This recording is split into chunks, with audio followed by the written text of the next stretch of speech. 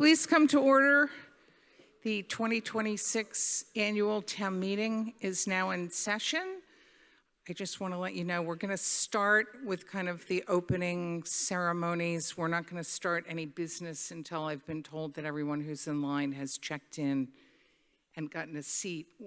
This room is currently full, so people are now going to the gym. And while I have your attention about that, Chief Cranston, the fire chief, asked me to ask you to please look around at where you're sitting and identify what the closest exit is, just so that you're aware of your surroundings in the event that we have to leave here. The closest exit isn't always the one that you can see. It may be behind you or next to you, so please take a moment and just know where you're headed if we have to get out of here. No one other than sound people are allowed up on the second tier in the back. There is plenty of room back there for people who like to stand. I know there are a lot of people with back issues and things that like to mill around back there. That's fine. Just please be sure, no matter where you are, that you're not blocking either an exit or an aisle or anything like that, and that you're being mindful of your fellow voters and people in wheelchairs and other mobility disabilities. Okay, so if you would all please rise, the Scouts will present the colors.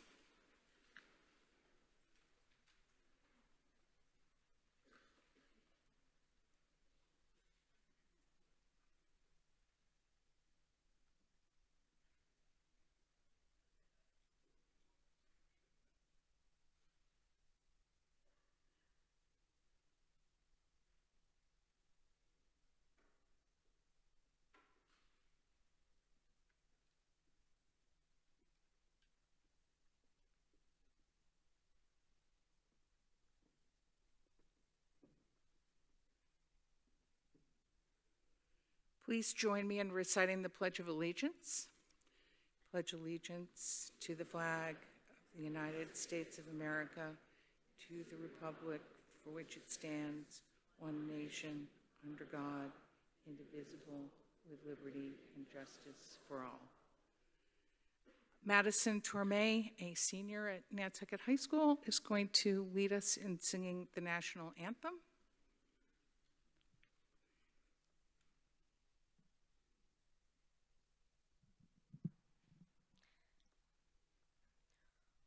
Oh, say, can you see by the dawn's early light what so proudly we hailed at the twilight's last gleaming, whose broad stripes and bright stars through the perilous fight o'er the ramparts we watched were so gallantly streaming, and the rocket's red glares, the bombs bursting in air,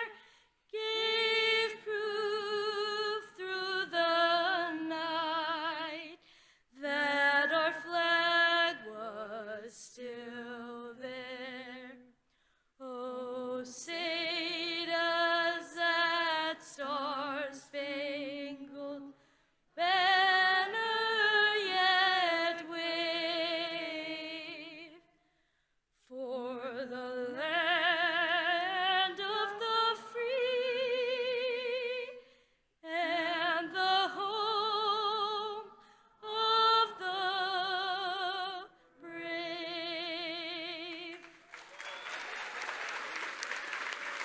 Thank you, Madison. The Scouts will now post the colors.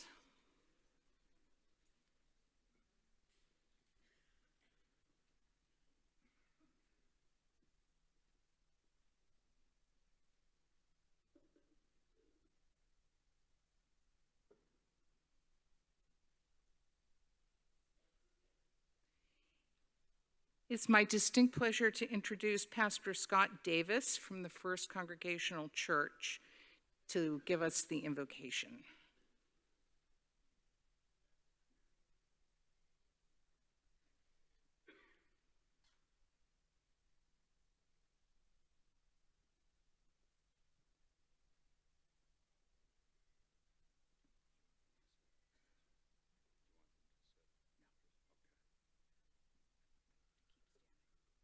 Good afternoon. Please join me in prayer. Lord, we thank you for this evening when we can gather and we can reason with one another. We ask you, O Lord, to send your Spirit to be here among us.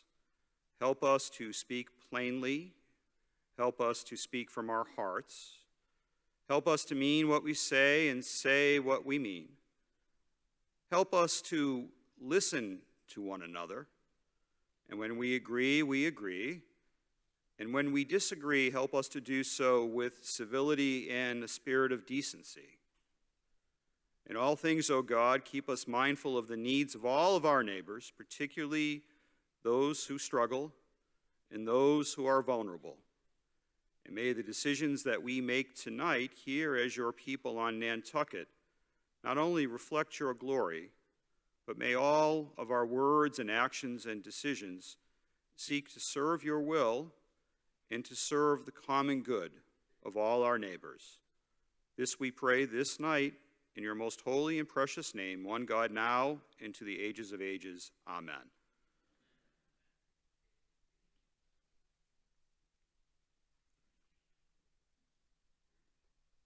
Thank you, Pastor Davis. Please remain standing and join me in observing a moment of silence in memory of those in our community who passed away since our last annual town meeting, and in particular, those who dedicated their special talents and service to the town. Well, I'm going to read it. Frank Saradellis, Gerald Jerry Eldridge, Martha Page Roth-Martineau, Janet Coffin, Lionel J. Starr, Sue Henning, Jeanette Topham, Mary Beth Splain, Hilliard Wood, Sandy Gillies, Dave Fredericks, Norman Chalecki, Gary Beller.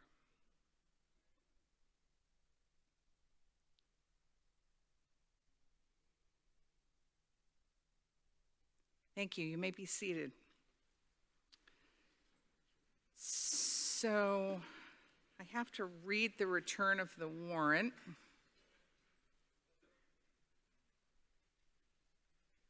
Oh, it's small, isn't it? Okay. Hereof fail not, and make due return of the warrant with your doings thereon to the town clerk at the time and place of meeting and election aforesaid, given under our hands this 21st, thank you, day of January in the year 2026. Donnie Hill, Chair, Matthew G. Fee, Vice Chair, Thomas M. Dixon, Malcolm M. McNabb, Brooke Moore, Select Board of Nantucket, Mass. Pursuant to Chapter 39, Section 10 of the General Laws of the Commonwealth and the warrant of January 21st, 2026, I have notified and warned the inhabitants of the town of Nantucket qualified to vote in town affairs to appear at the time and place and for the purposes within mentioned by posting said notification on February 4, 2026 at the Stop and Shop on Pleasant Street, the Town and County Building at 16 Broad Street, and upon the bulletin board at the corner of Main and Federal Streets and Siasconset Square, sworn to under pains and penalties of perjury, James Perlman, Constable.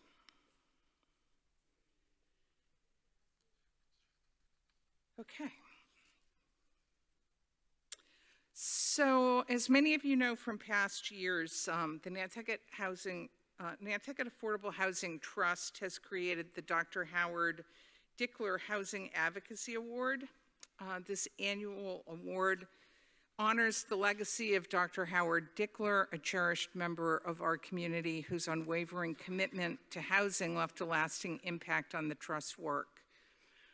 A regular presence at public meetings and a member of the Neighborhood First Advisory Committee, Dr. Dickler helped shape efforts to expand affordable housing and maintain the town's Chapter 40B safe harbor status. This year, the Nantucket Affordable Housing Trust is honored to announce Jerry Keneally and Joe Grouse as the 2026 recipients of the Dr. Howard Dickler Citizen Award. Jerry and Joe are recognized for their decades of exceptional leadership with Habitat for Humanity. As president, Jerry guided Habitat through a period of significant growth and the acceleration of their development processes. Joe, as a member of the board, executive committee, and former president, played a key role in strengthening the organization's impact. Together, they helped make Habitat a cornerstone of the island's housing efforts, advancing partnerships, securing SHI compliance, and creating lasting solutions for the community. As the 2026 honorees, Mr. Keneally and Mr. Grouse will have the opportunity to designate a housing organization to receive an honorarium. Congratulations, Jerry and Joe. Thank you for your continued commitment to Nantucket.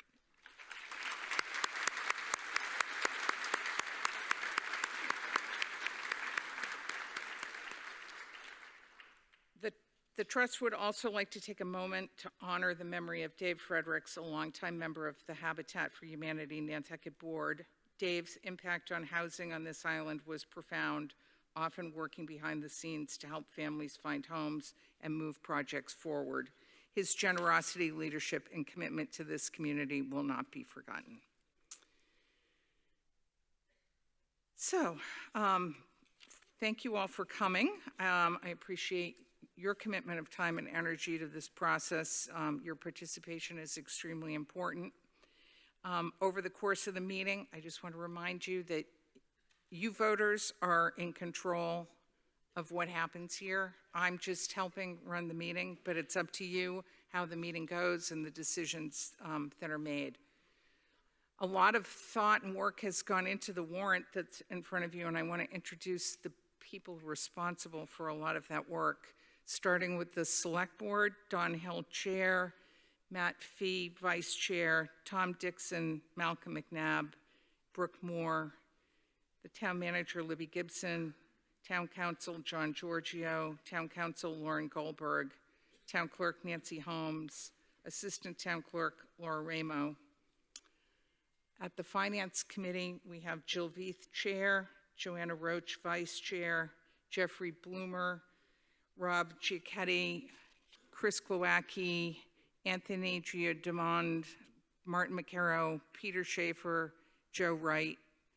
Planning Board, Dave Iverson, Chair, Nat Lowell, Vice Chair, Hillary Hedges Rayport, Joe Topham. In the gym is my assistant moderator, Shanta Blas Murphy.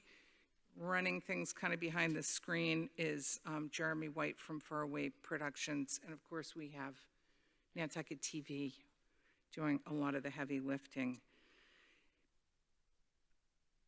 I want to say thank you and goodbye to two members of our Select Board. First, Tom Dixon somehow feels compelled to move to California, but made the mistake of staying for tonight's meeting. Thank you, Tom.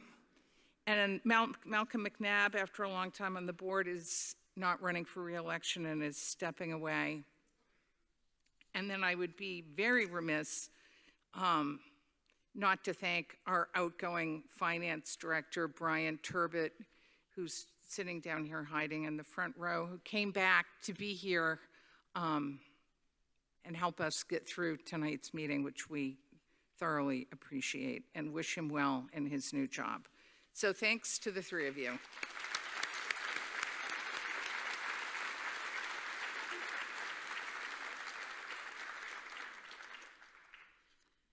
Okay, I hope you all got a copy of Nantucket Town Meeting Traditions and Procedures on your way in here. If you didn't and you want one, raise your hands and a teller will get you one. This is a handbook that basically, under the charter, our rules of order are this little blue book called, looks like this now, they keep redoing it, but it's quite lovely. This is the 4th edition, Town Meeting Time. But Nantucket, of course, has a lot of its own special traditions, and those are set forth in the handbook, Town Meeting Traditions and Procedures. This is something that was written by my predecessor, Mark Arnold. Oh, we know his name is Mark. And he wrote it in 1991. I've been updating it over time. I think I did with Mary Longacre's help, did an update in 2025. So I'd ask for your unanimous consent to adopt that as additional rules of the meeting. Thank you. You should all also have a copy of the warrant with the recommendations of the Finance Committee and Planning Board, and in at least one case, the CPC and the Select Board. Please keep your copy and bring it with you when you come back for subsequent nights. You should, I know, sorry, I mean, it's got to be said. You should also have a copy of the town report and, one per family on those, please. Our basic rules, remember that we make formal positive motions so that when you're voting, a yes vote, unless I've really messed up, which has certainly happened more than once, a yes vote is adopting the motion and a no vote is defeating the motion. So just always keep that in mind.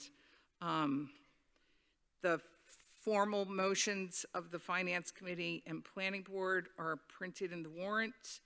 If you plan to bring forward for consideration an article that had a not favorable recommendation, then you're responsible for coming up with a positive motion, and you can see me or town council, preferably town council, who will help you put something together.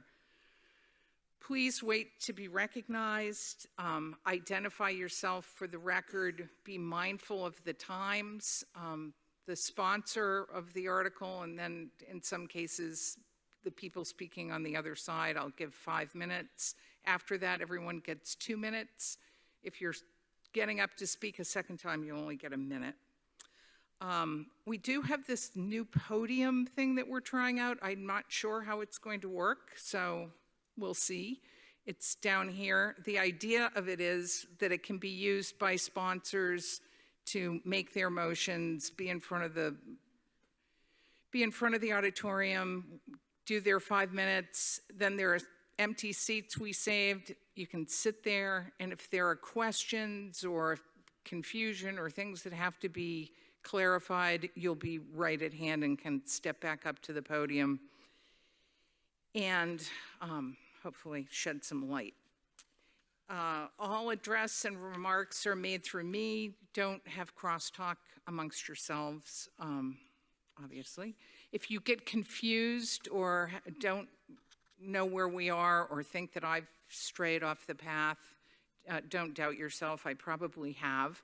The thing to do is to raise to a point of order and just say, Madam Moderator, point of order, and I'll recognize you and we can get to the bottom of it. Please limit your remarks to the subject under discussion. Try not to engage in personal attacks or anything like that. Motions to move the question, always very controversial. So a motion to move the question ends debate. It does require a 2/3 vote. So generally speaking, if on a motion to move the question, you can get a 2/3 vote, it means that most of the people in the room were already done listening and talking, and that's just the way it goes. I know it's not ideal, but that's what happens. Please silence your cell phones. I would really appreciate it if hats were removed when addressing the auditorium.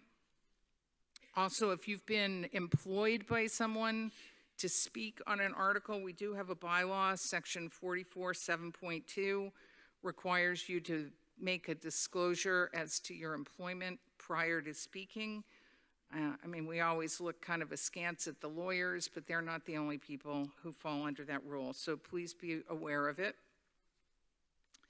We have a number, and I do mean a number, of non-voters who are here. They're all congregated down here in the front section in front of the town clerk. Of course, they can't vote because we didn't give them a voting device. But I would like your unanimous consent to hear from them as necessary when we get to them. I'm going to tell you who they are. I know their names, but I can't really tell you exactly who they are. You'll find out when they talk, I guess. Frank Ayotte, Michelle Cadavid, Susan Carmel, Jack Dankirk, Elizabeth Denley. I think those are mostly consultants for our Island Home and other projects. We have Town Council, John Giorgio and Lauren Goldberg. I have 3 students who are here who would like to be heard on Article 12, and that's Grace Hanlon, Ellie McIver, and Madden Myers. Let's see, Michael Koulis, Stephen LaRosa, John Lemieux, Christopher Lowe, Meredith Moldenhauer, John McMeeking, Paul Murphy, our building commissioner, Craig Piper, Billy Sod also works at Plus, Dan Shahan, Warren Smith, and Dick Webb. Thank you. And then, under the town charter, section 2.6 of Article 2, we have 1 spokesperson from the, I always get this wrong, Advisory Committee of Non-Voting Taxpayers, and that is Kathy Baird, and she is here too, I think, somewhere. Okay, electronic voting. I feel like we've done this a lot, but this is the handset. Keep it with you. You absolutely cannot give it to another voter and have somebody voting for you. You have to personally be voting. If we find that you've given your device to someone who's voting, you're in big trouble. Keep it with you, so don't leave it at your seat. If you don't want to take it into the facilities with you, you can leave it out at the desk. At the end of the night, please drop it in the boxes that we have for that. And when we get to voting, it's always 1 for yes, 2 for no. If you make a mistake, you hit clear and you can vote again. The last vote on your handset is the vote that's counted. If you have any issues with your handset whatsoever or questions about the voting, you can go to the electronic help desk, which is over here. But for the most part, your device should be on. And when you vote, we'll give, I think we usually start with what? 30 seconds? 20 to 30 seconds. We'll see how it goes. Sometimes it feels like a really long time.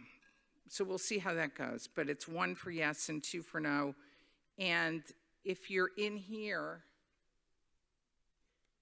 you should have either white,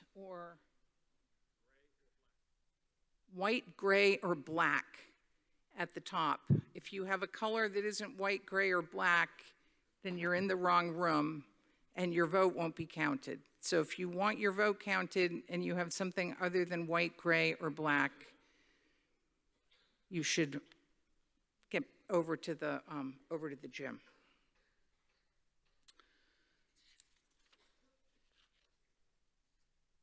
Okay. Do you think I need to do a sample vote? Okay. All right, so we're going to do just 1 sample vote just to get the idea. Now, I should have thought about this ahead. Man, all the sports news is just so bleak. Okay, how many people think, do you, I have to do yes or no? Okay, do you think that the Red Sox can pull it together and have a halfway decent season? It's 1 for yes and 2 for no. And voting is now open. When the green light comes on, voting is open, so you can vote, you can change your vote, you can go back and forth until that green light goes out.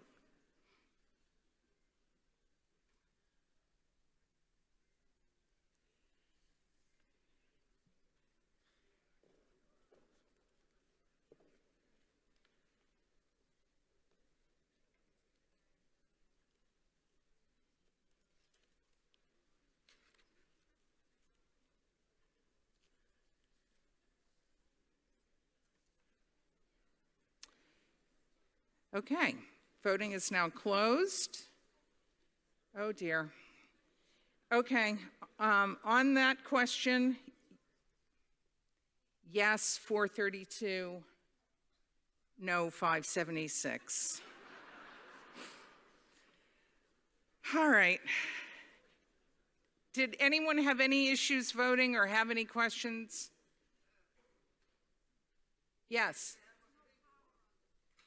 Excuse me? You have a pink, you're in the wrong room. Well, I know. You need a, let's put it this way. You've been given a bad handset. So you should go out and either get a different handset or go into the gym.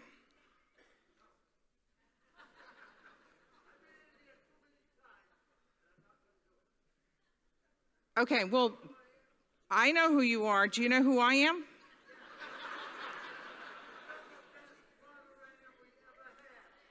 Thank you.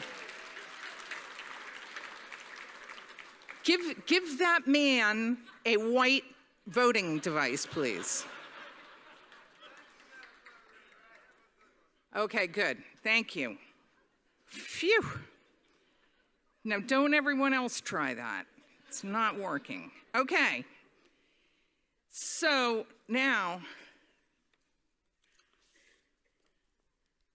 I'm going to read into the record some last-minute changes to the Finance Committee and Planning Board recommendations. These are either typos that we discovered, bad math, meetings that took place after the warrant was published, all kinds of things. Sometimes we don't have any. This year we have a few. The first is on Article 2, appropriation of unpaid bills. We're adding $400. Okay, page number, good question. That would, Article 2 starts on page 1, the motion goes on to page 2. Start on page 1. That $1,000 right near the end, we're going to change from $1,000 to $1,400. And then in the chart, under Community Preservation Committee, Nantucket Radio LLC, we're increasing the amount from $1,000 to $1,400.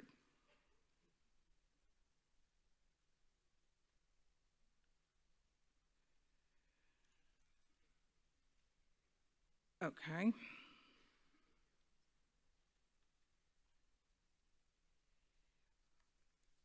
Article 4 on page 5 goes on to page 6. We're adding in a revolving fund that was unintentionally left off the list. It's the short-term rental revolving fund, I know. Short-term rental registry, authority to spend is town manager with approval of Board of Health.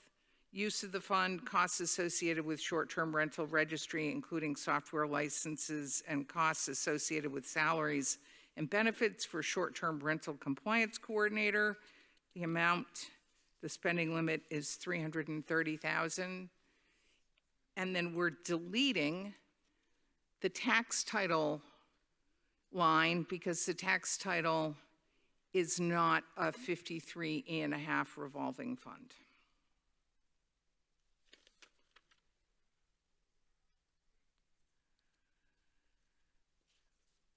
Okay.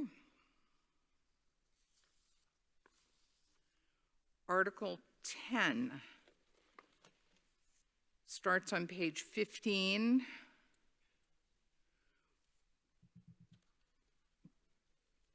Continues on.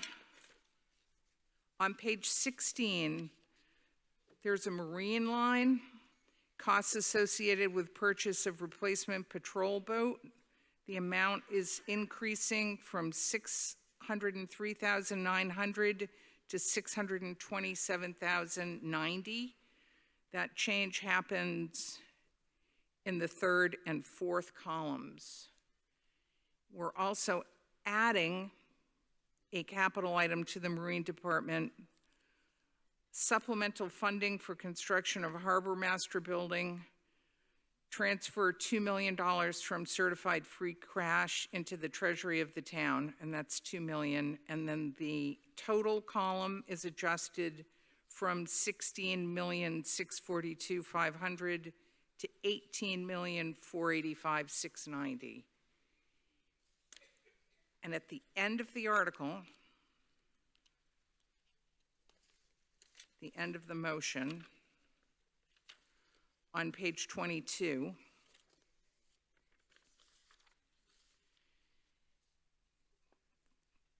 the $6,971,400 is changing to $8,971,400, so that's up $2 million.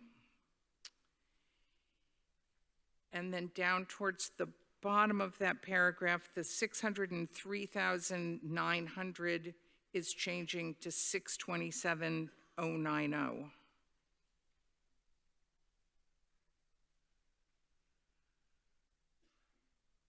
And all of these sources at the bottom total $18,485,690.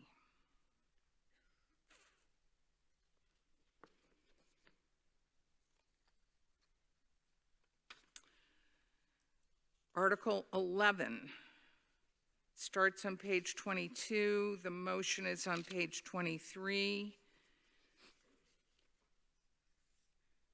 The select board motion moved to appropriate the sum of, we're changing the $1,126,000 to $128,810,307.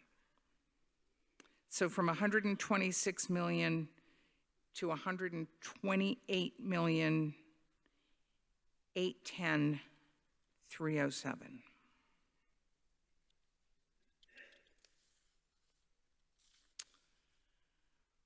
Article 13.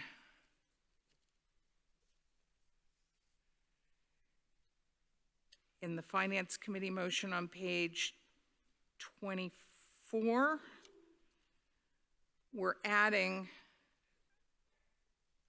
this approval, that to meet the appropriation, the treasurer, with the approval of the select board, is hereby authorized to borrow said sum and to issue bonds and notes of the town, therefore, pursuant to General Laws, Chapter 44, Section 7 or 8, or any other enabling authority.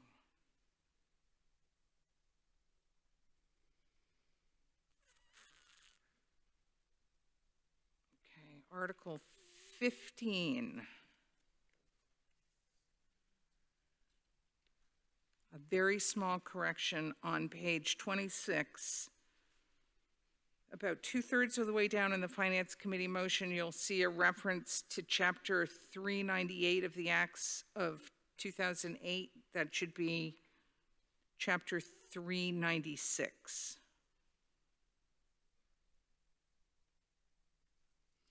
Chapter 396 of the Acts of 2008.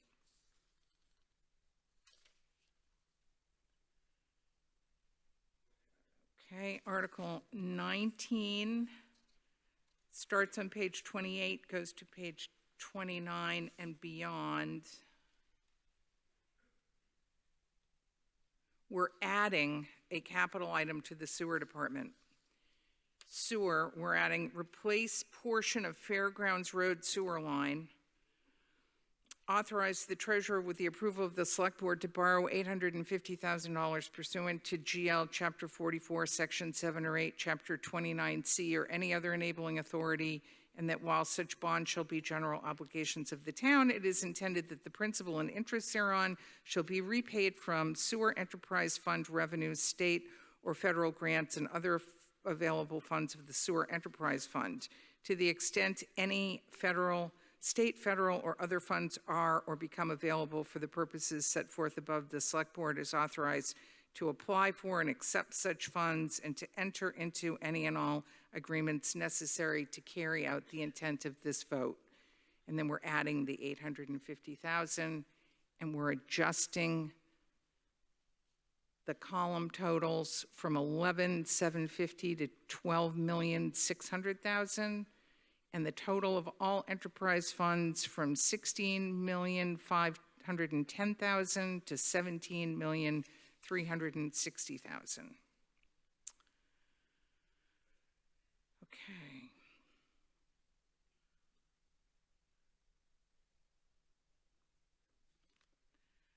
Okay, Article 34 on page 45 had a move to take no action, but we have a motion from the CPC that we're going to add, which is, can you bring it up?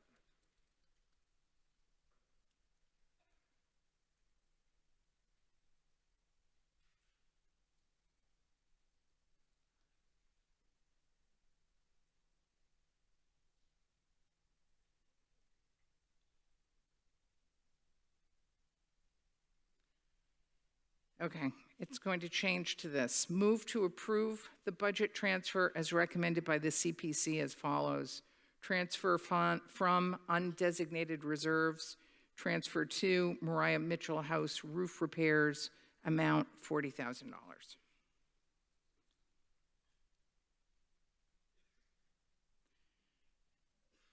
Okay. Article 36.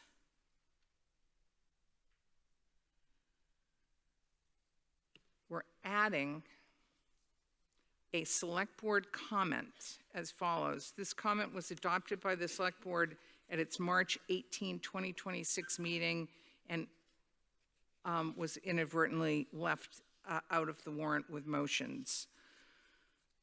So,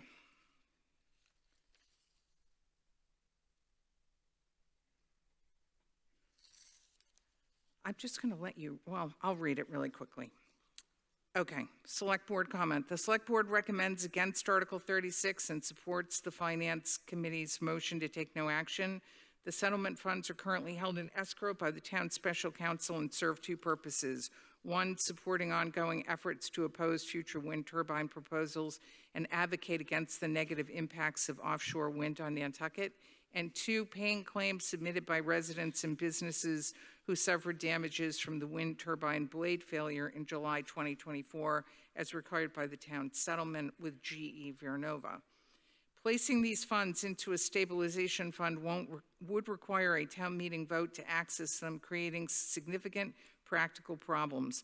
First, it would impair the town's ability to engage professional services quickly in response to the fast-moving landscape of offshore wind development, including specific permitting actions and evolving state and federal policies.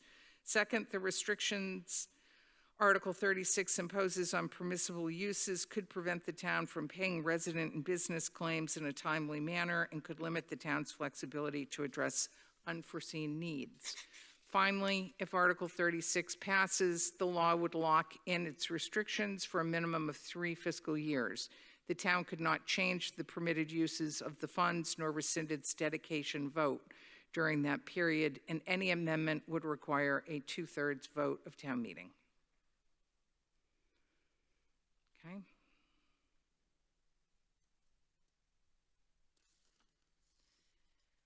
Article 63.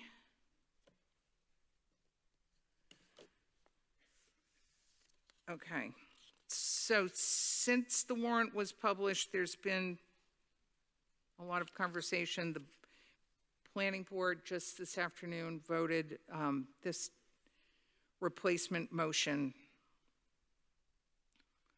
which I will attempt to read.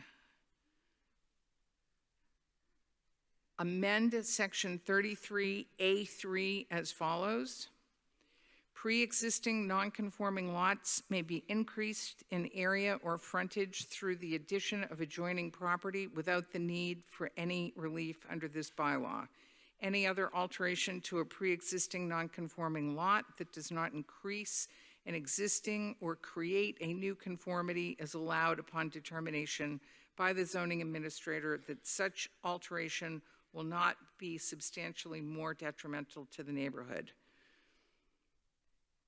Language is struck out and it continues. Lots created pursuant to MGL Chapter 41, Section 81P, based upon the exception in the clause of MGL Chapter 41, Section 81L for division of lots containing 2 or more structures that predate the adoption of subdivision control in the town into multiple lots, upon each of which at least one such structure remains standing, shall constitute valid lots for zoning purposes, notwithstanding any dimensional nonconformities of such lots or the structures thereon. Structures upon such lots may be altered or expanded by increasing any nonconformity with regard to setbacks and height by a special permit. However, the aggregate total number of dwelling units on the lots created by any plan endorsed pursuant to this exception, considered together, shall not exceed the greater of A, the number of dwelling units lawfully existing upon the original lot at the time of such endorsement, or B, the number of dwelling units that were permitted to be constructed on the original lot under all applicable zoning requirements at the time of such endorsement. Nothing herein shall be deemed to prohibit a protected use ADU pursuant to Mass General Law, Chapter 40A, Section 3, and 760 CMR 71, if applicable. Notwithstanding any existing nonconformity, the aggregate total ground cover upon the lots created by any plan so endorsed, considered together, shall never exceed the greater of A, the total ground cover of the structures existing upon the original lot at the time of endorsement, or B, the total ground cover which would be permitted upon the original lot if it had remained as a single lot. The removal of structures to facilitate an alteration or change to an existing structure, the relocation of the structure upon the lot, or the construction of a new structure shall not cause the lot to be merged with an abutting lot in common ownership, provided that the lot remains vacant for less than 1 year.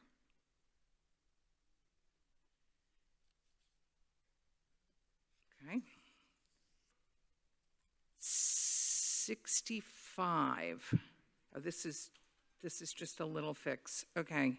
So in the Finance Committee motion on page 98, it looks like it says Chapter 59, Section 50, but it isn't. It's Chapter 59, Section 5O, the letter O, not a 0. So move that the provisions of Mass General Law, Chapter 59, Section 5O are hereby accepted effective fiscal year 2027. And Article 70 starts on page 103. The motion is on page 104.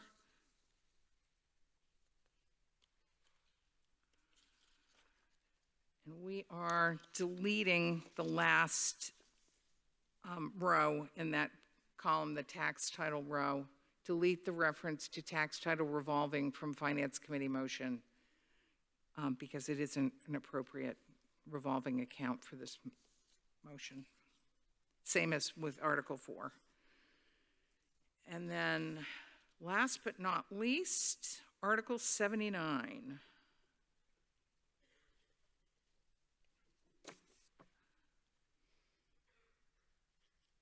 Okay.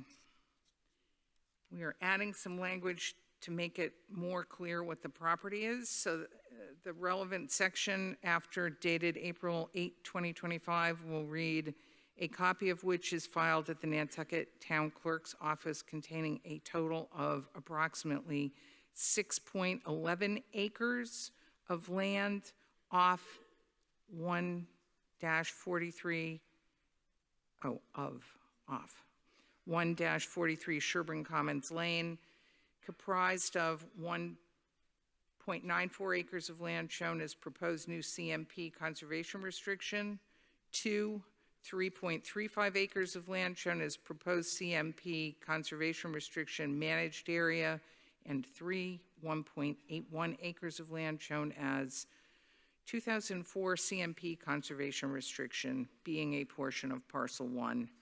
And it's a total of 19.949 acres, not square feet, of land. And those are the changes. So when we get to those articles and we're voting on them, the motions will be with those technical amendments in them already. We don't have to make them, they'll just be there already.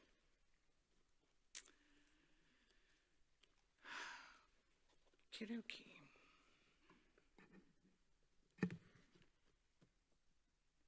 Madam Clerk, can you confirm that everyone's been checked in who wanted to be checked in and seated? We don't have lines or anything? Okay, good. So now we can proceed to call the articles. For those of you who don't know, our practice is to form what's kind of known as a consent agenda, I think, where we go through and we identify out of these, however many articles there are, 84 articles, the ones that we want to talk about. And that's whether you don't agree with the recommendation of the Finance Committee or the Planning Board and you want to come up with your own motion, or there's been a take no action and you want to come up with a motion of your own. If you agree with the motion of the Finance Committee or Planning Board as printed in the warrant, then you don't have to call the article. We're going to vote all of those articles in accordance with their recommendations. So only call things that you think need to be discussed. I'll go through 1 through 84 once, then I'll do it again. I'll make sure we get them all. All you have to do when I get to the article you're interested in is just call out Article 7 and your name, or just so I can write down who you are so that I know to go to you when we get to the article. So we'll go through it once. If there are questions, we'll definitely go through it twice. So, okay.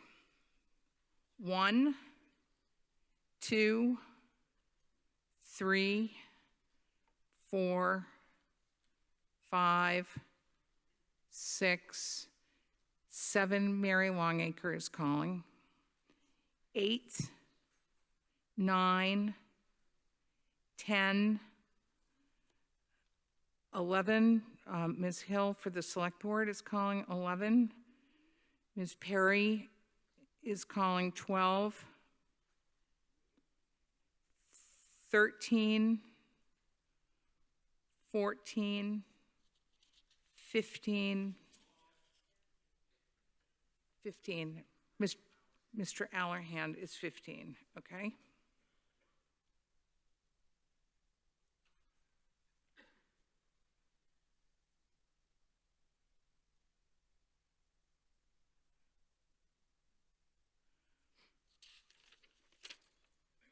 (16, 17, 18, Oh, Mr. Evans, 18. 19, Mr. Evans. 20, 21, 22, 23, 24, 25, 26, 27, 28, 29, 30, 31, 32, 33, 34, 35, I believe Walter Flaherty. 36. Can I get your name? Val? Val Oliver, 36. 37, Mr. Williams. 38, 39, 40.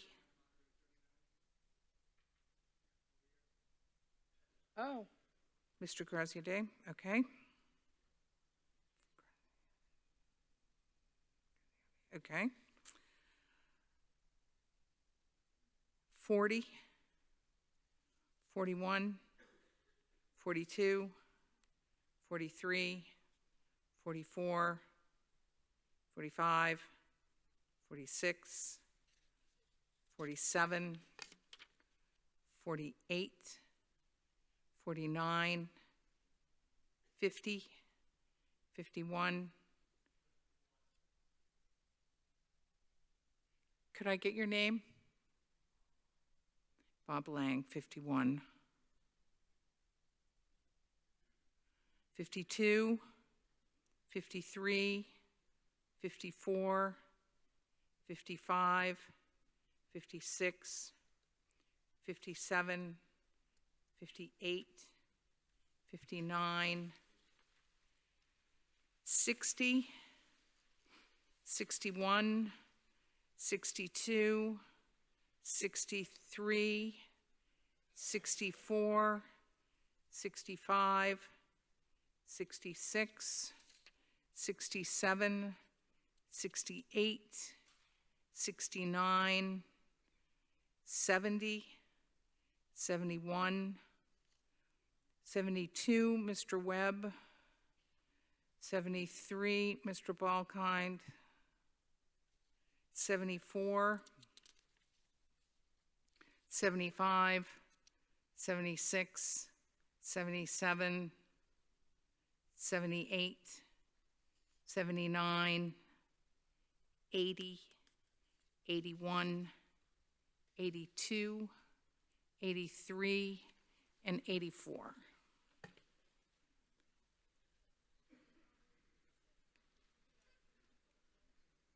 Which? Who's that? Okay, so from the gym, which ones? Who is it?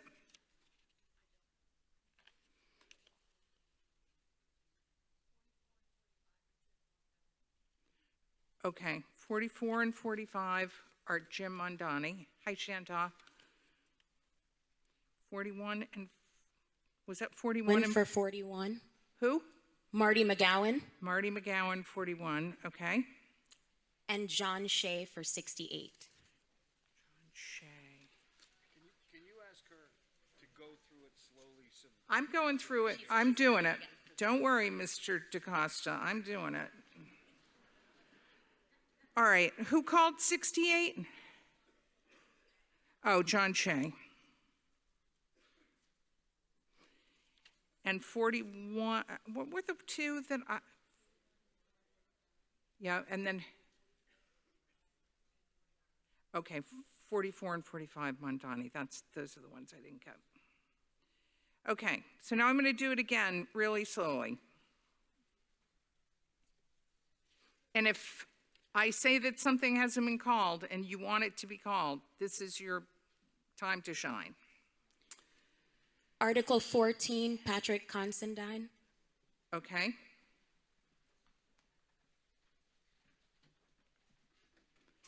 All right, so 1, not called. 2, not called. 3, not called. 4, 5, and 6, not called. 7, Mary Longacre.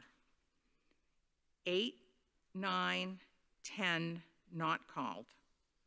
11, Ms. Hill. 12, Ms. Perry. 13, not called. Yes?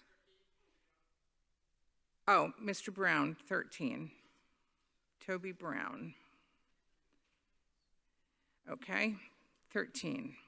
14, Considine. 15, Mr. Allerhand. Not called, 16 and 17. Called by Mr. Evans, 18 and 19. Not called, 20, 21, 22, 23, 24, 25, 26, 27. 28, 29, 30, 31, 32, 33, 34. 35 is called by Mr. Flaherty. 36 by Ms. Oliver. 37, Mr. Williams. 38, not called. 39, Mr. Graziadei. 40, not called. 41, Mr. McGowan. 42 and 43, not called. 44 and 45, Mr. Mondani. 46, 47, not called. 48, 49, and 50, not called. 51, Mr. Lang, not called. 52, 53, 54, 55, 56, 57, 58, 59,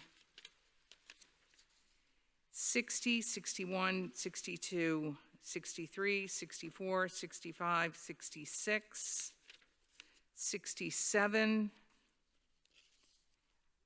68 is called by Mr. Shea. 69, not called. 70, not called. 71, not called. 72, Mr. Webb. 73, Mr. Balkind. 74, not called. 75, 76, 77, 78, 79, 80, 81, 82, 83, and 84, not called. Okay, so here are the articles that are called. Just the called articles. 7, 11, 12, 13, 14, 15, 18, 19, 35,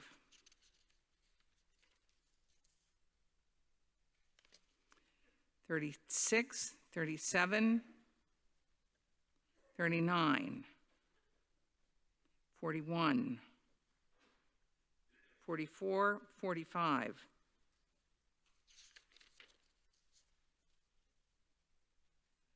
51,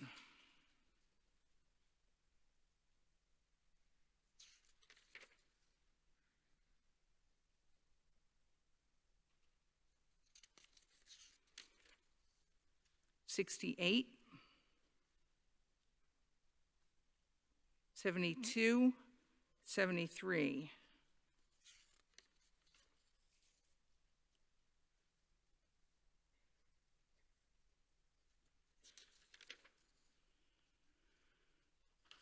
'Okay.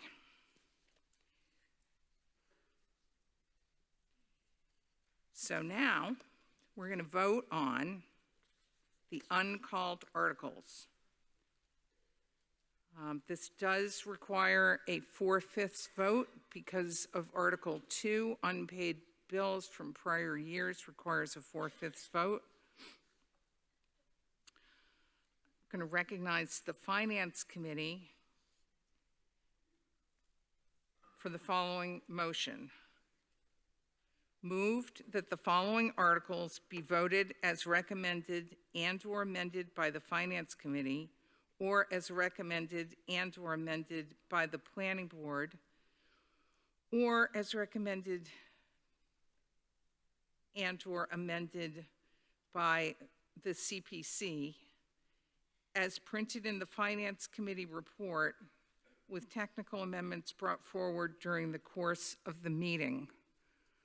Articles 1, 2, 3, 4, 5, 6, 8, 9, 10, 16, 17, 20, 21, 22, 23, 24, 25, 26, 27, 28, 29, 30, 31, 32, 33, 34, 39, 40, 42, 43. Oh, I skipped 38. Sorry, 38, 40, 42, 43, 44, 40, whoops, not 44, 43, 46, 47, 48, 49, 50, 52, 53, 54, 55, 56, 57, 58, 59, 60, 61, 62, 63, 64, 65, 66, 67, 69, 70, 71, 74, 75, 76, 77, 78, 79, 80, 81, 82, 83, 84. Is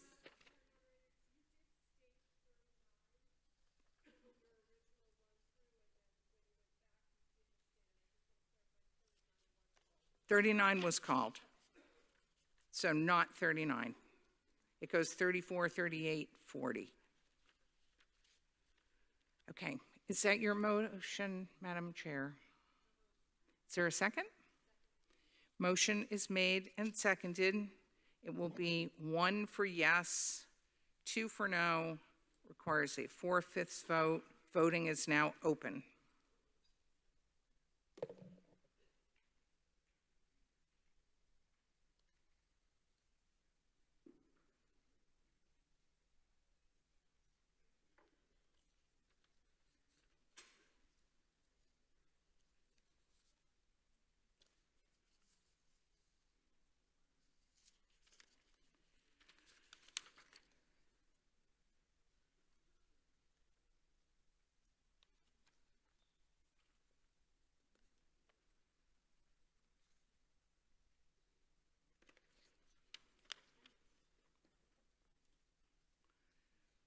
Voting is now closed.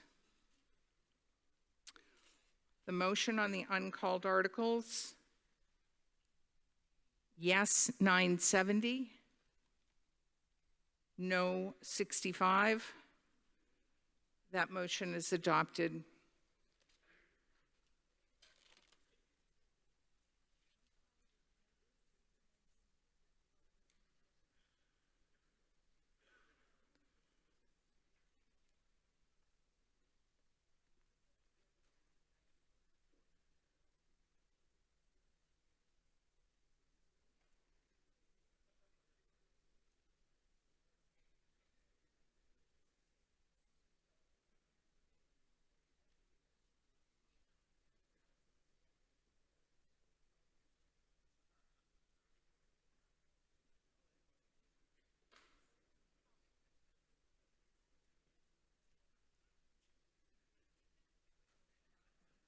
Okay, so we're going to now get started. Our first article is Article 7. Before we do that, I just want to point out, when you want to speak, you should go to one of the microphones set up for that purpose. So there's one over here. There's this microphone down here plus the podium. There's a microphone back in that center aisle, and then there's another one over there. And if for any reason you have any sort of a mobility issue and you cannot get to a microphone, please let the tellers know, and they will bring a microphone to you. I think we have at least one person who falls in that category. So I want to be sure that everyone who wants to speak can speak. If you're in the gym and you wish to speak, you should also line up at the microphones in the gym. And then we're going to be going back and forth, people in the gym and people in this room. Does anyone, before we get started, have any questions at all? Okay, so we're going to start with Article 7. Article 7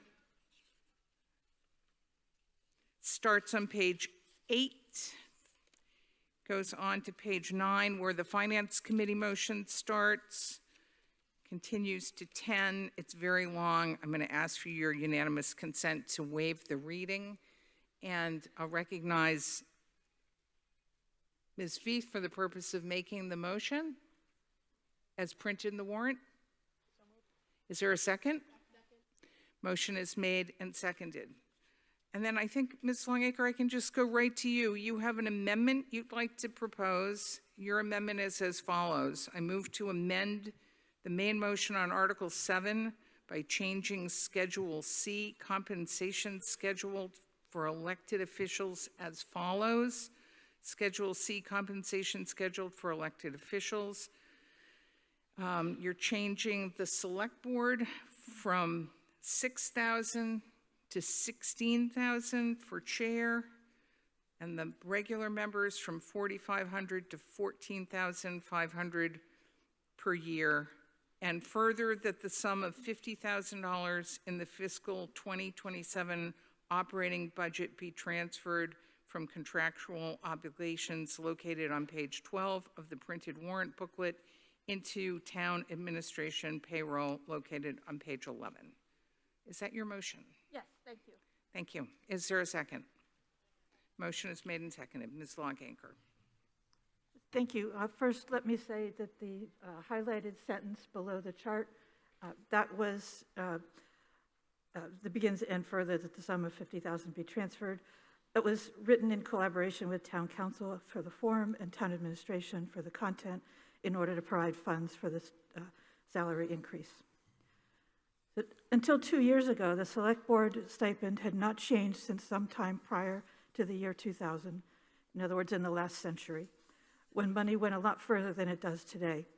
Increasing the stipend was proposed in 2023 at the Select Board's October Strategic Planning Retreat by Brooke Moore, who said that she wanted to, quote, pay the Select Board a lot more money so that we open the possibility of people who are currently excluded from thinking about running, making the compensation at a level that makes it more accessible for people to be able to afford to serve as Select Board members.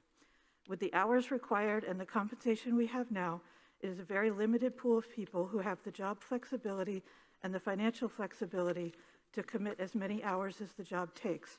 I would propose a very significant increase because I want a person who couldn't possibly think about running to be able to think about running and to make it financially viable for them and their family for them to serve in this capacity, end quote. Don Hill said, quote, it makes total sense, end quote, and suggested putting it on the warrant for fiscal year 2024. Don pointed out that if in the future we change to a town council form of government, councilors would be paid a real salary. Town administration put just a modest increase of $1,000 on the 2024 annual town meeting warrant, which passed. At the FinCom hearing for the 2024 budget, Chair Denise Kronow suggested to Curtis Barnes that the $1,000 amount proposed could be increased by bringing an amendment to the floor of town meeting. That is what I'm doing today. At the moment, we have 3 declared candidates for 2 open select board seats, but there were 3 other candidates that pulled papers and subsequently decided their schedules and obligations could not be made to fit with a desire to serve on the select board. That motivated me to propose this significant change to the select board stipend in the hope that future candidates would feel able to balance family care, work obligations, and financial needs with the increasing amount of time and devotion that navigating complex issues, contracts, and meetings for both the Select Board and the other committees on which they serve demands. Matt Fee said, quote, "If you do the job well, you put in a ton of hours," end quote. Tom Dixon said that being a Select Board member is equivalent to a part-time job. At $14,500 per year, the new stipend would be equivalent to just under 20 hours a week at $15 an hour. Hopefully that's enough for someone to give up their third job or hire childcare in order to have time to enter public service. The current stipend of $4,500 isn't even enough to pay for health insurance for a couple, even with the town contributing 90% of the premium. One of the concerns of the past was that it was awkward for the Select Board members to propose an increase in their own salaries. I can assure you I have no intention of running for Select Board. Please support this amendment, helping to expand the opportunity for our community to achieve robust representation on the Select Board. Thank you. Thank you.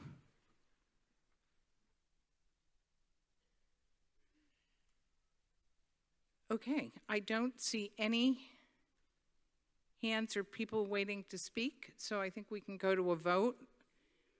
A yes vote. Now we're just voting on the amendment on Article 7. It requires a majority vote. If adopted, it would adopt Ms. Longacre's amendment. If defeated, it would defeat the amendment. We'd go back to discussing Article 7. So on the amendment only, 1 for yes, 2 for no. Voting is now open.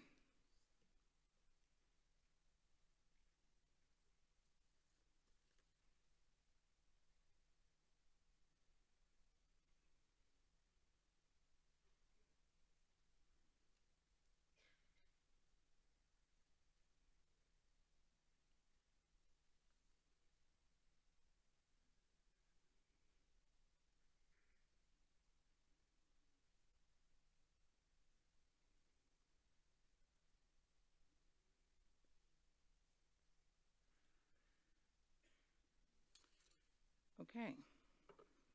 Voting is now closed. On the amendment,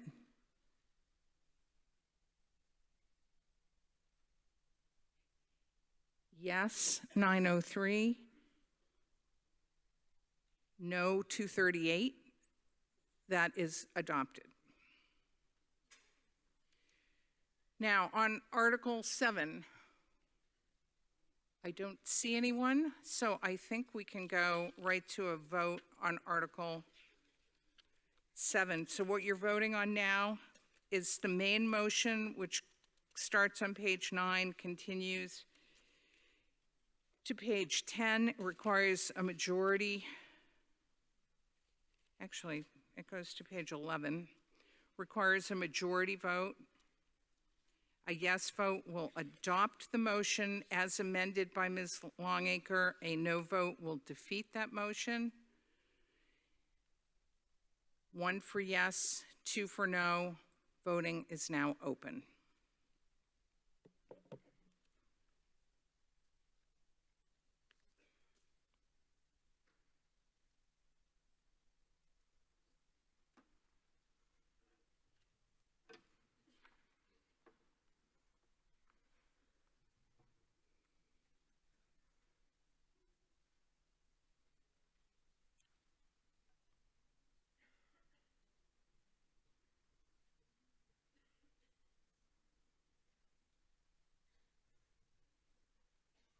Voting is now closed.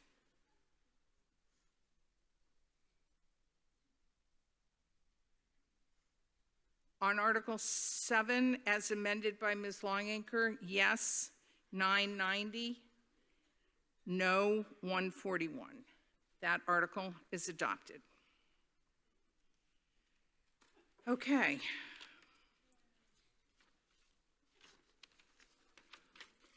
Article 11.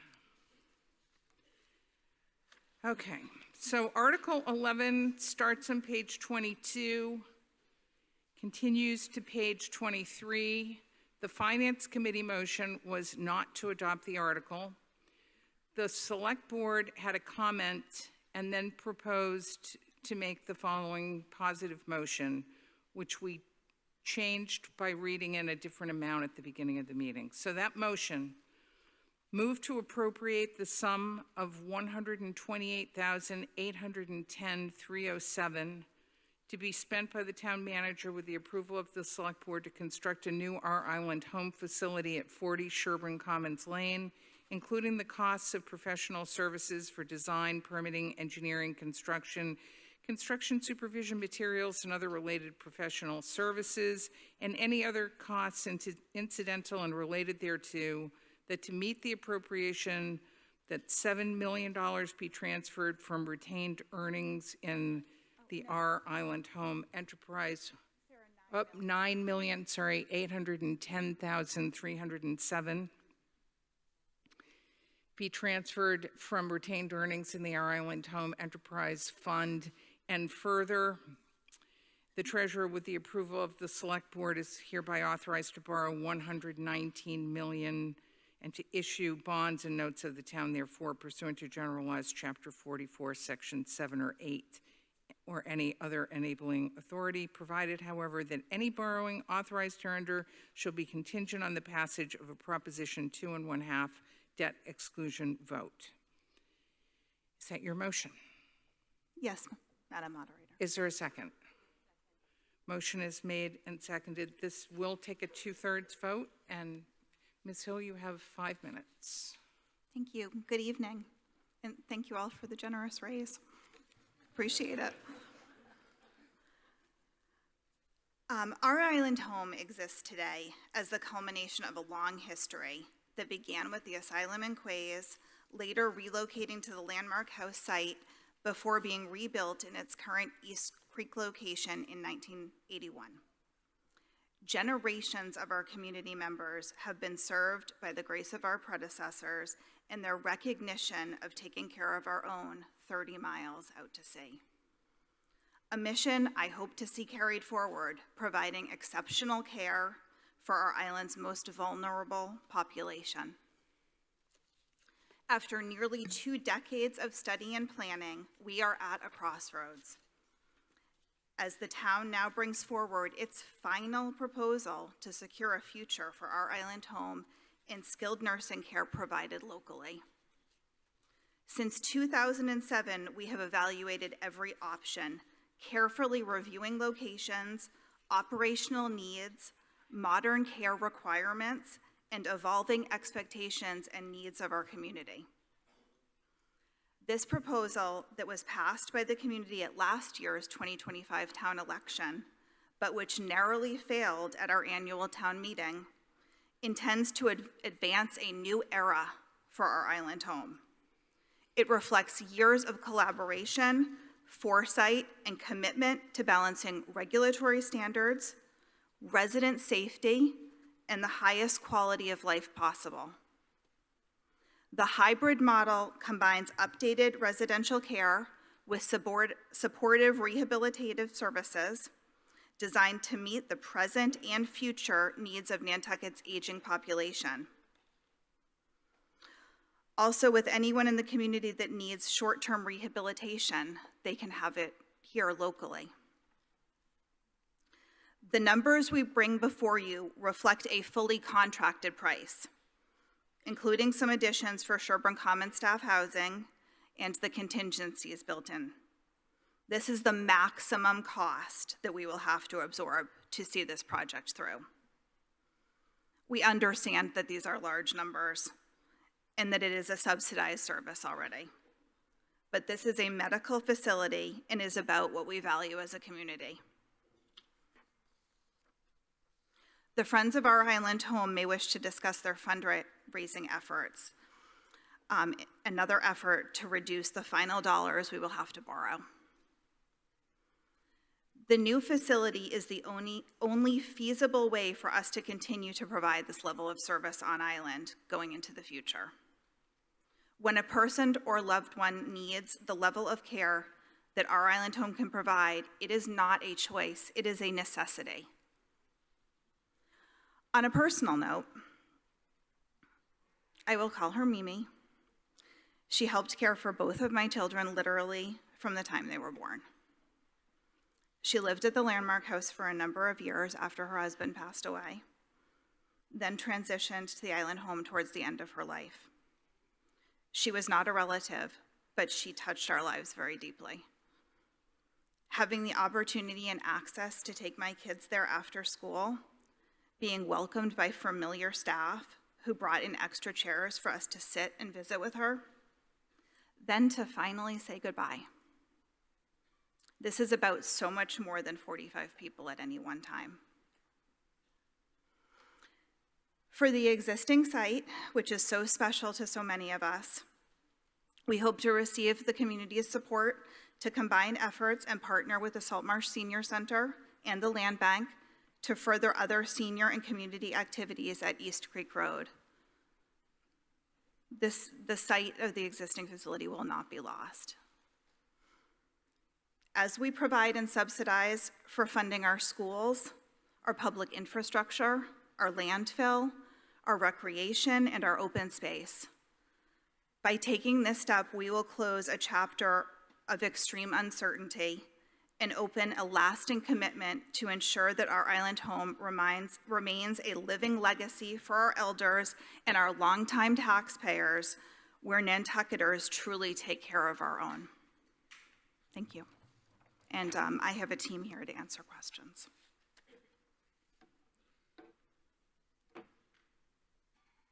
Thank you.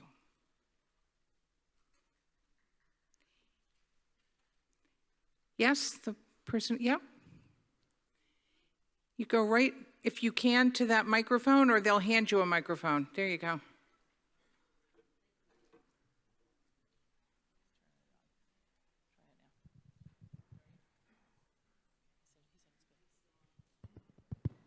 Thank you, Mr. Moderator.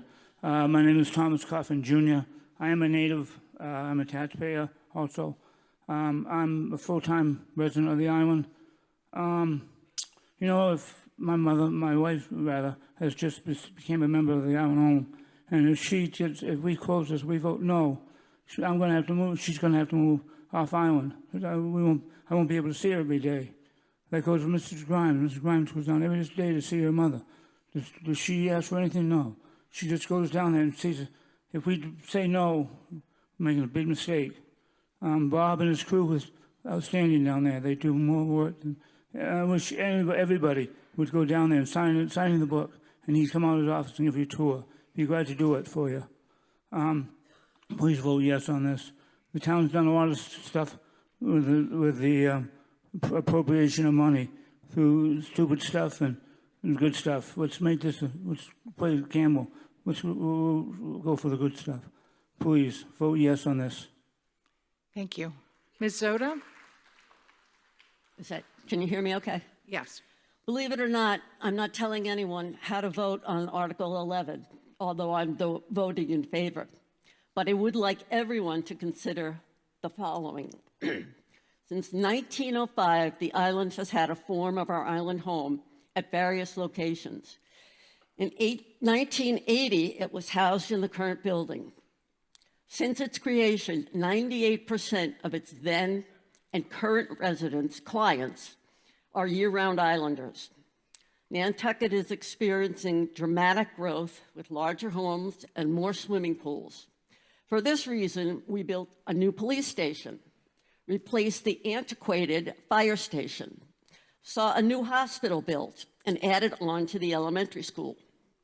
For a number of years, the town has under-budgeted the current building, leaving it in its current state of disrepair and outdated services, despite an excellent and dedicated staff. The current building cannot be renovated. The price for the project has gone up as we procrastinate and debate the issue. Certain island facilities that are crucial to our community as we care for our citizens, young and old. The town currently has allowed private, nonprofit agencies like A Safe Place, Fair Winds, the Children's House, Addiction Solutions, and the Fuel and Food Organization to supply some vital services. The town does grant them partial funding, but for the most part, these organizations have provided for us, not the town. You really want elderly and infirm citizens to be off island, away from family and friends, and remove current clients if this does not pass. We have a choice to pay for what we need with some tax increases or lose this vital service. In closing, I would like to ask the town manager, the Board of Selectmen, and the Finance Committee, if this article is passed, to commit to a realistic, proper annual budget so that we don't find ourselves in this position again. 30 miles out to sea, it's not the federal government or the state that will come to our rescue. Thank you. I'm almost done. Okay, I got one more page. I should know this by heart. Nantucket has always taken care of their own, and I hope that they will do it again and pass Article 11. Thank you. Thank you. The gentleman up in the back. Yes, hi, my name is Andrew Tapley. I work for a company that finances and sells seniors housing product, including skilled nursing facilities. I stood last year, and first let me say I am in full support of a skilled nursing facility on island, but I said last year, and it hasn't changed, these numbers are, it's insanity. To build a cost $3 million per bed, the best of these facilities sell for $500,000 a bed. So what we're saying is we're going to spend $137 million on a project that's going to be worth 22, somewhere around there. I equate it to housing. We talk about housing on Nantucket. If you had to build let's say you had to build a $10 million house, but you knew that once you built that asset, it was worth $2 million, and you'd have to spend hundreds of thousands of dollars annually to maintain it, no one in this room is going to make that financial decision. And if you are, come talk to me because I have a bridge I want to sell you.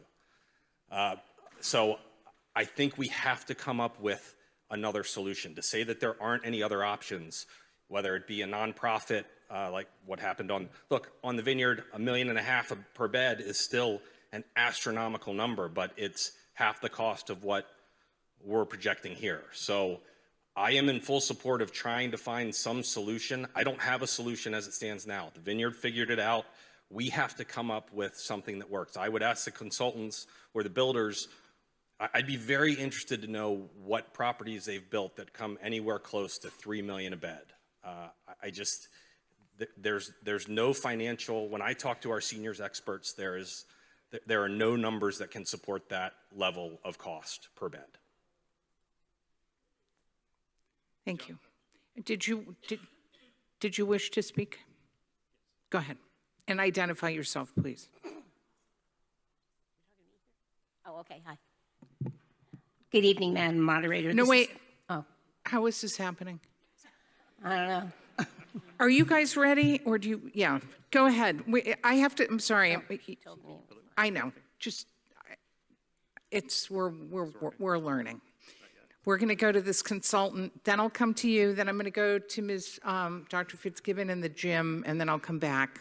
So go ahead, if you could identify yourself, please. Good evening, John Lemieux, the Vertex Company's owner's project manager for this project. I don't disagree. It is very expensive. I will tell you, this is the second time this project has gone out to bid. This project went out to bid, and we received bids from 108 separate subcontractors. It is very hard to equate a public project on Nantucket that has to be completed using prevailing wages, that has to, everything is 30 miles out to sea, with anything in the private market. Okay, the state tells us what we have to pay for wages. And then everybody that's going to build this building, as any of you all know, most of the time your labor, equipment, materials doesn't come from here. And if it comes here, then it has to be fed, and you have to pay for them to sleep, and all of those things.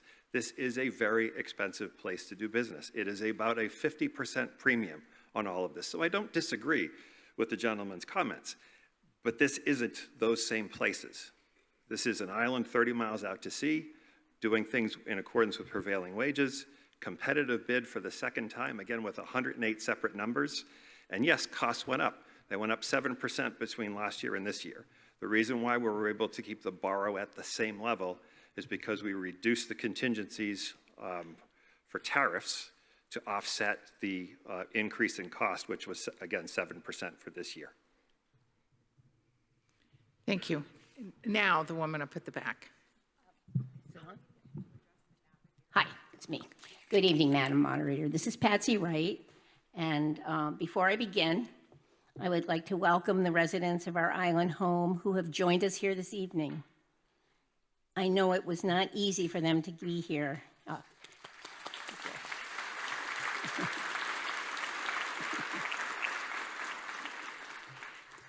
I know it was not easy for them to be here, and we are honored that they are. Island home residents are people who have served this community in so many ways, too numerous to list. They are past members of the Select Board, the Finance Committee, the Planning Board, the HDC.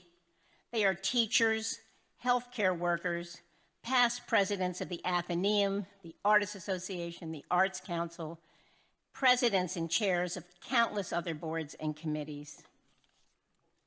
So I ask you plainly, do we really want to take away their home? Do we want to displace these people? These are the very people who have helped us build our community. Thank you. Thank you. Ms. Hill, did you have another consultant? Yes. Yes, go ahead. Good afternoon, Madam Chairman. Bob Eisenstein, Administrator, our Island Home. Mr. Tapley, I just have some figures, and I would like to sort of refute some numbers that have been thrown around. We've heard this from others, and that is the comparison between the Martha's Vineyard Navigator Project and our Island Home. So first of all, we have to compare apples to apples. Their figure was based on 2022 and 23 numbers, and they built their 66-bed facility for $68 to $70 million. So the price, we got to be specific on this. I know, want to be clear. That comes out to be a little over $1 million per bed, 1.06 to be exact. Our facility, you have to compare the construction costs. That's not 119, that's $94 million for construction costs. Our built as is 57 beds. If you do that math, that comes out to be about 1.6 million. If you factor in inflation from 2023 till today, you're probably looking at a comparison of 1.3 to 1.6. There are also multiple other differences between the two facilities that go beyond cost.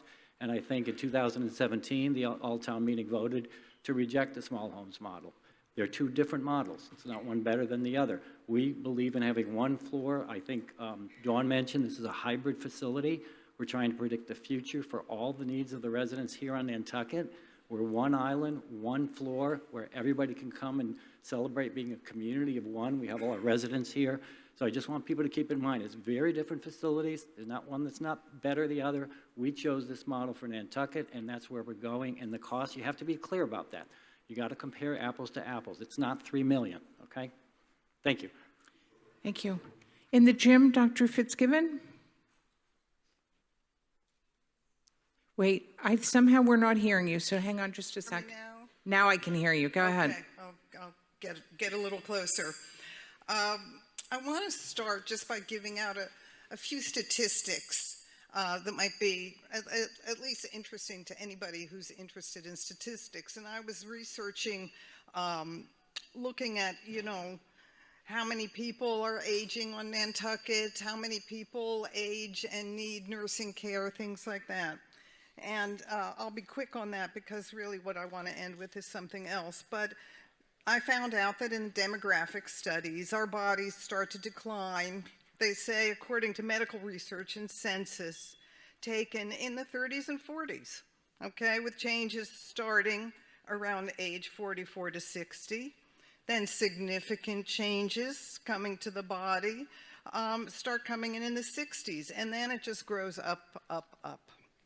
Okay, another demographic census says that Nantucket's elderly population now makes up 17% of the total population. This was taken and studied between 2024 and 2025. This population, however, is aging with projections suggesting a 56% increase in year-round residents 65 and over by 2035. Okay. According to the Nielsberg research people, the statewide census people, they say that between the ages of 40 and 80, okay, that will total 57% of Nantucket's population. These are just some things to think about. But the most important piece here is that really this is not a financial issue. I mean, I know it's a hefty price tag, there's no question, but this is a human issue. This is about caring for each other. This is about caring for your partners, your mates, your neighbors. This is about trying and help lift the burden of care off of our year-round residents who desperately need what our island home can provide. I have been a caregiver for the last 14 years, and I have spent countless, over thousands of hours at our island home, trying to comfort patients, helping with families. I've been there, you know, it's been my home away from home for the last 14 years. And it's not just a place where people come to die, as a lot of people think. It is a place where people come for short stays, intermediate stays, respite stays, swing bed stays, rehab after surgeries, to give families a break who are trying to care for their loved ones at home. Our island home is much, much more than just caring for somebody in their 80s and 90s who are getting ready to die. Thank you. Please vote yes on Article 11. Thank you. Thank you. Yes, up in the... Ms. Hazelgrove? Madam Moderator, this is Carrie Hazelgrove, and I live in Sconset. You sure do. I do, right on. So I can't stand up very well, so I'm going to sit down so you all, here's my hand. I fell off my motor scooter and fractured my femur on August 25th. I had surgery at Mass General, and by September 2nd, I was given the go-ahead to start my, my departure. And I was given a 6-page readout of places to rehab between Cape Cod and Boston. I was bruised, I was swollen, and I was very concerned when I looked at this list because not one of them made any sense to me. I didn't even know half the towns that these places were in. My husband, Andy Bullington, died of ALS in 2020. My daughter, Virginia, lives abroad, and I had nothing to say about any of these places. But I turned to page 6, and there was our island home, and I was shocked because I had no idea that Island Home offered facilities for people to rehab. So I came here, went into my room, and I broke into tears because the facility was so shabby. I did not think there was any way I could heal here. Well, within a few minutes, I looked around and I noticed that there were people in the staff and residents that I had grown old with on this island, and they were my friends and my loved ones. So we have lost a lot on Nantucket. We have lost the shoreline, we have lost the land, we have lost innumerable people that call Nantucket. We've lost innumerable people. So what we have not lost is the year-round community, and we care for each other. So in times of need, we step up, and this is a time of need. If we vote yes, we will give our island home another chapter, like the police and fire departments, like the school, like the sewer. If we vote no, we will lose our island home forever. It will be gone. And this institution has served Nantucket since 1823, when it started as a Quays Asylum. So I encourage all of you to join me in voting yes to give our island home a new chapter. Thank you. Thank you. Thank you. Up at the next podium. Thank you. My name is Natalie Simonero, and I think we all can appreciate the gravity of tonight's decision. So just to clear up a couple details, I'm hoping that a few of my questions can be answered / clarified for anyone here who still needs some clarification. So we've heard a little bit already mentioned this evening about the facility on Martha's Vineyard, their newly completed nursing home. So while less expensive than the proposed project here, that there are rumors that they have operational costs, and there are rumored reduced care due to their new building design. So of the people that are here who can answer the questions, one, can any of you enlighten us about these rumors? Two, is the design that we have in front of us really the best option? And three, and this has been touched on a little bit earlier, has Nantucket considered alternative design options that would cost less? I think those are some answers that we need to really have some clarification on. And to be clear for the record, I am in favor of voting yes, and I would hope that all of you give whoever's going to answer my questions the time to clarify. Thank you. Thank you. Madam Moderator, Bob Eisenstein again, Administrator. Thank you for those questions. We have received... Hold on, your mic's not on yet. Try it now. Hello? Hello? Now? Now. Okay, thank you, Madam Moderator. Bob Eisenstein again. Please excuse me while I... Oh, wait. I'm trying to get this consultant. You can stay right there, though. I'll try to answer the first two, and then I may defer to my architect friend for the cost design. But there is a lot of question about the difference between these two models. What you may be referring to, the Martha's Vineyard model uses what's called a universal worker model, where they may not be a skilled level, but they try to save money on operations by having someone do, for example, housekeeping, laundry, food service kind of combined. We don't believe in that. We believe in having more of a skilled worker workforce, which we currently have, and has been very successful. So their model, too, has 5 separate homes. So we're hearing some of the same concerns where a nurse, for example, has to come out of house 1 and go all the way down to house number 5. We have 1 floor with a nursing station that's going to have an open floor plan. So the nurse from the nursing station can observe all those wings all on 1 floor. So our costs are expected to be less. You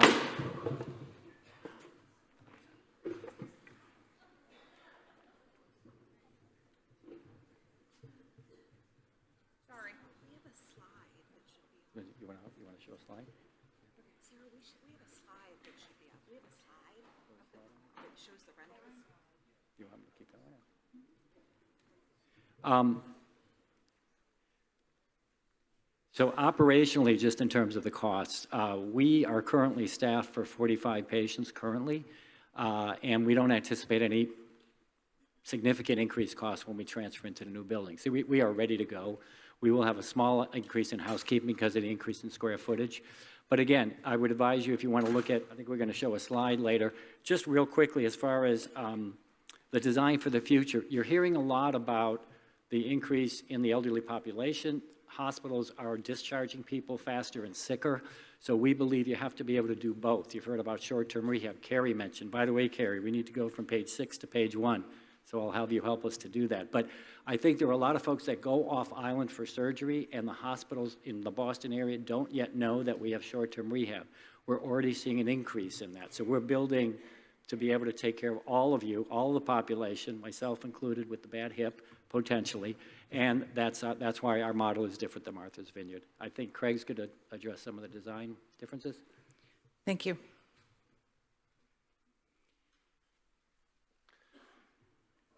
Thank you. Craig Piper, architect with SMRT.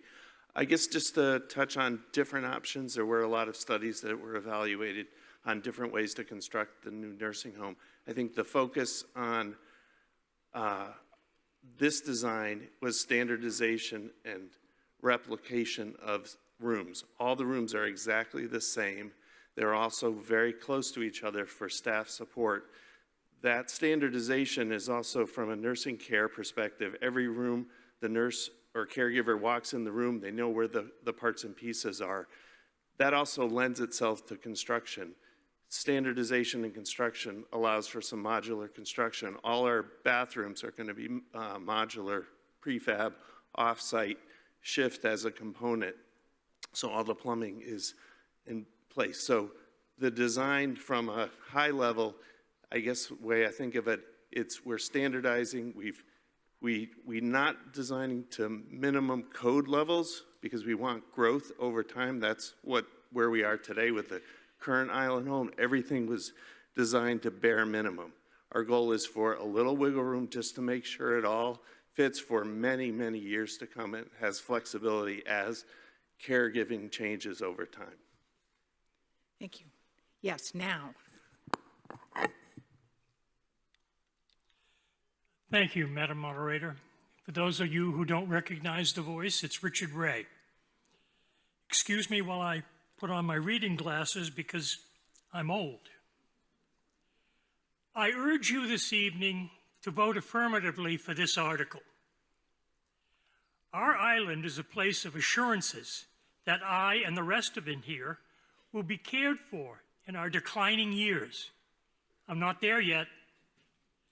It stands as a reminder to all of us who have given this island life that it still cares for us. I have children who may be able to care for me, but that's a large burden to place on our kids. Prior to my passing, and I'm not there yet either, I sincerely hope and pray that I will have a place to go on island for my extended care if needed. I have indeed endured months and months of rehab on the Cape, not able to see my children on a daily basis. In fact, I saw them about once every 3 to 4 weeks. It was not a way I wanted to finish. I sincerely hope we are capable of building this structure. And yes, I understand that it's going to be additional money on our tax bills. But as far as I'm concerned, I think I'm just paying rent in advance. Thank you. Okay, up here. All right. Diana Graves. I'm on the board of Friends of Our Island Home. I volunteer at our island home, and I'm a daughter of a resident. I cared for my mom during COVID. It got to the point in our lives where I could no longer provide that care myself. She needed skilled nursing. She has lived in 3 different nursing homes. She's moved 4 times. One of those moves was to New England Home for the Deaf. My mother is deaf, and we use American Sign Language to communicate. So we thought that would be the best setting for her. It was not. We moved back to our island home. My mom does not want to move again. Neither do I want her to. What sets our island home apart is the staff. Yes, we have a tired, antiquated building, but the staff is beyond what I have experienced anywhere else. Please don't do that. It just makes it slower. Social interactions, which is one of the highest quality of life measurements, is also exceptional. Residents interact with each other. All of the staff, whether they're maintenance, cleaning, kitchen, etc., even administration comes out of their office. They know the people by name.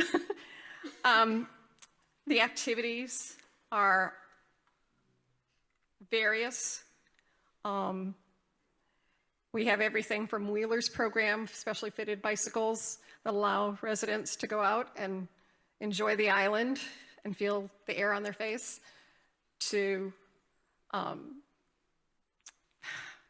cookouts, etc. Anyways, it's intergenerational. We have island kids coming. We have high schoolers that come, spend time there, doing different activities, Girl Scouts, and adults of all ages. There's numerous community connections from the Whaling Museum to et cetera. You don't find this anywhere else. Thank The you. skilled, If you could wrap up. yeah, okay. I have a few questions. What happens if Article 11 fails? If it closes, when would it close, and what would happen to the residents? Okay, thank you. Ms. Hill? The very tough answer is that if this article fails, we will make a closure plan. And the projection is that we will close the facility within 3 to 5 years. So that will look like a plan to find, for people who do need to be moved, it will be to find beds somewhere else in Massachusetts. It may not even be on the Cape. There's a shortage of beds. It's not what we want. That's why we've brought this before you. And having this run by the town of Nantucket ensures that it will be here for a long, long time if we rebuild it. Thank you. The gentleman up in the back? My name is Marshall Keys, and I'm 81 years old, and I'm here by a whole virtue of a lot of artificial parts that are holding me together. I believe that we do need in our island home. I don't like the business model, and I don't believe it's sustainable for the town to own it. The gentleman who spoke earlier, who works in the business, I remember his very words from last year. He was sitting down there, and he said, "This is crazy. I could build a 145-bed general hospital for what you're talking about for a 40-bed nursing home." I have family members who are also in the hospital and healthcare business. They buy them, they sell them, they facilitate building them. And I brought his comment. I said, "What do you think about this budget?" And the person I spoke to in my family said, his exact words, "This is crazy. I could build a 145-bed general hospital for the money that they want to put into 40 beds. There are people talking to you today who have commitments politically. There are people talking to you who have economic commitments. They've given advice to the town. It's black eye on them if that advice was not good advice. But I think that this is something that would be very, very dangerous for the town to approve, however valuable it is to us as people. Thank you very much. Thank you. Go ahead. Oh, all right. Go ahead, Mr. Bartlett. Thank you. I guess I'm one of the few that's fortunate to vote on 2 island homes. I spent 30 years on the Finance Committee, some of them good, some of them bad. But when I look at this room tonight, I wish the hell I was back there. Because one thing happened when I was back there. We had a vote on different things. But as one person who quoted me, Johnny Sunbeam, anybody know who Johnny Sunbeam was? Of course. John McLaughlin. We had a philosophy, or I had, and it was true, that I think my committee carried it out. You take care of the kids and you take care of the old people. Thank you. Thank you. Down here. Madam Moderator and boards, members of Nantucket. I didn't want to get up and speak tonight, but I have to, because I really pray we get this new island home. The facility is going to be wonderful. It's going to be separate rooms for these people. When you go to the island home, maybe some of you people have never been in there, but you should go visit. It's really nice with the people, but you always have another person in your room. And if you have your last hours and you've got somebody else in there with you, it's very, very embarrassing. I don't know how else to put it, because we've been through this. I have. And all I say is, these will be private rooms, private bathrooms. These people get sometimes a shower once a week. How would you like that? And sometimes it was cold water. My sister was there. And right now, this is going to be a brand new facility. We've got a brand new police station and a fire station. And how about taking care of our own people that have raised us? And I really want you to vote yes on this. Thank you. Thank you. Yep, Mr. Lowell. Thank you, Madam Moderator. Andy Lowell, I've been following this since the beginning, and I'd just like to address the elephant in the room, the elephant in the article. I don't think a person in this room or a person on this island wants to lose our island home. So the slogan, "Save Our Island Home," in this instance has no contingency. What is the track record at the polls on May 19th? What has it been so far?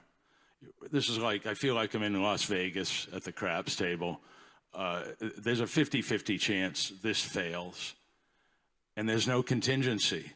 Nobody likes to have their back up against the wall, vote yes or lose it. How about going back to the drawing board if this doesn't pass? How about having a contingency in this article that we go back to the drawing board? There's a lot of people out there that are not happy with the way this has gone. The number just grew by 3 million in the last half hour. People vote with their pocketbooks at the ballot. It's very different than being in this room. All the passion in this room tonight has no effect on the ballot. So we need an amendment to this article that if it fails at the ballot, we go back to the drawing board, sharpen our pencils, and work with what we have. Every single negative thing said about the building that's there tonight, which people voted 3 years in a row for, to keep and to reuse. Nothing is impossible. That building is rebuildable. There's enough land there to expand it. It's a well-built building. It's not poorly built. Every single negative thing I've heard about that building can be debunked. Please, I propose an amendment to have a contingency if this passes. If this does not pass at the ballot, we need to keep working on it. This can't be your back's up against the wall, vote yes or lose it. Is that doing service to our elders? Thank you. Ms. Hill, did you want to? I would just like to point out that this passed the ballot last year, is one main point. And we have gone back to the drawing board numerous times. This was voted down in 2017 for a small house model to be built at Sherburne Commons. And we did do a significant analysis of the existing site and how to renovate and add. And frankly, the existing site isn't large enough. What we need is a one-story building at this size, and it takes up 3 acres of land, which the existing site doesn't have. And that's if it was completely cleared and rebuilt all at once, which is not possible while maintaining residency. And we're not going to move people off the island and then move them back. That would be I don't think anyone would enjoy that endeavor. So I just wanted to make those points. Thank you. I'll go up to this microphone. Hi, I'm Jennifer Costanzo, 3 Packanoket Lane.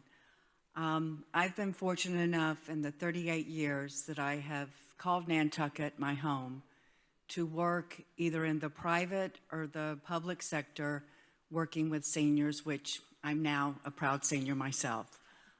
But I stand before you today not representing any entity which I have been employed for or are currently employed with, but more importantly, as a concerned taxpayer of Nantucket.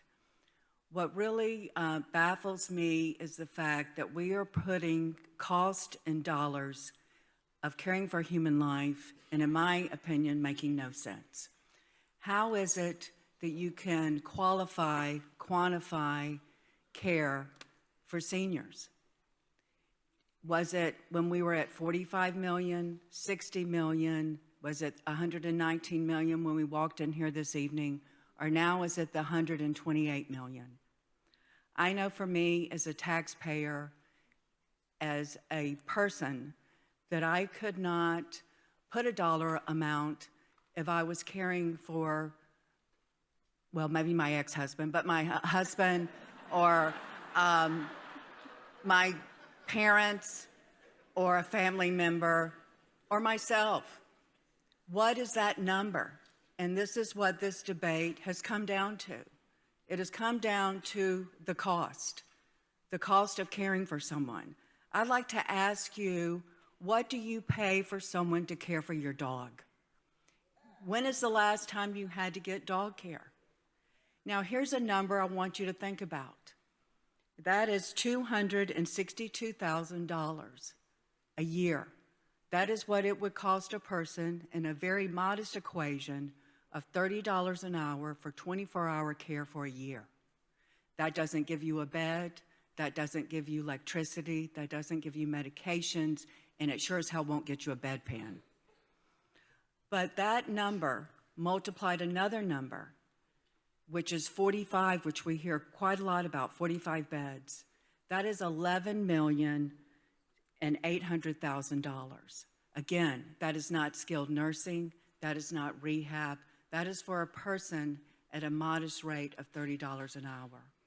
So when you are considering the numbers, consider the real numbers, and I'll end with the saying is, you don't know what you have till it's gone. Please vote yes. Thank you. Ms. Hill, go ahead. Just one point of clarification. We are asking for $119 million borrowing. We are not asking for $128 million borrowing. We are taking $9,810,307 out of retained earnings for our island home. And the $119 million is the maximum amount that we are going to ask you to borrow. There is going to be a fundraising effort, and there are contingencies built in, as well as some housing options that were negotiated with Sherburne Commons that may not be exercised, which come to between $4.5 and $5 million. So this, in all likelihood, and we will work towards this number will be less. Thank you. The gentleman in the gym? Hi, Roland Voyages, just calling the vote. Oh, you're calling the question. Okay, no, don't do that. That was very popular in the gym. So calling the question, that takes a 2/3 vote. That was not an amendment, and it wasn't appropriate. It wasn't in writing. It's not an appropriate amendment for this article, which is an appropriation article. If the select board wants to take a contingent action, if this fails, they certainly are able to do that. Well, maybe they're saying they don't want to do it, but nobody's. Thank you. So the motion to move the question ends debate.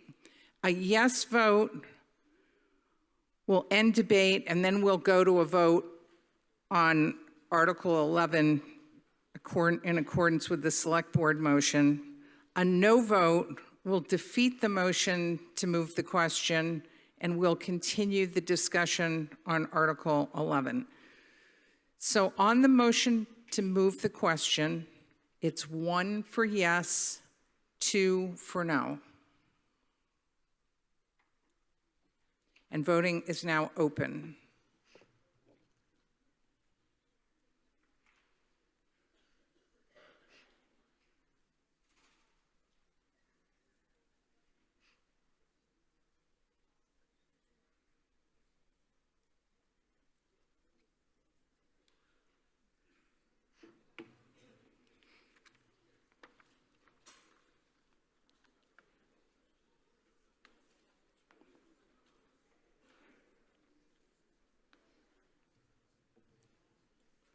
Voting is closed.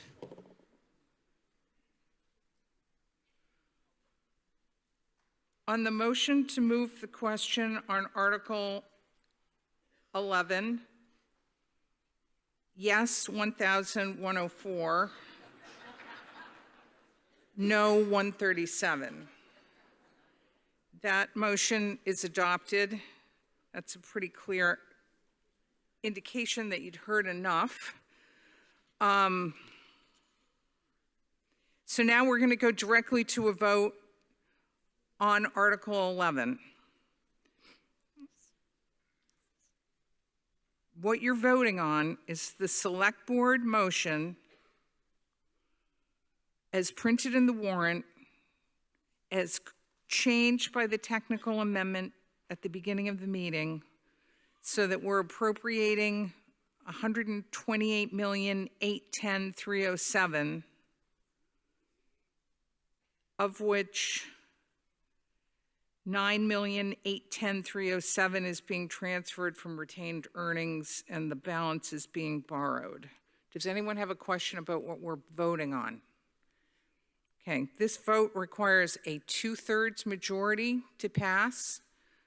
A yes vote, 1 will adopt the motion. A no vote, 2 will defeat the motion. Voting is open.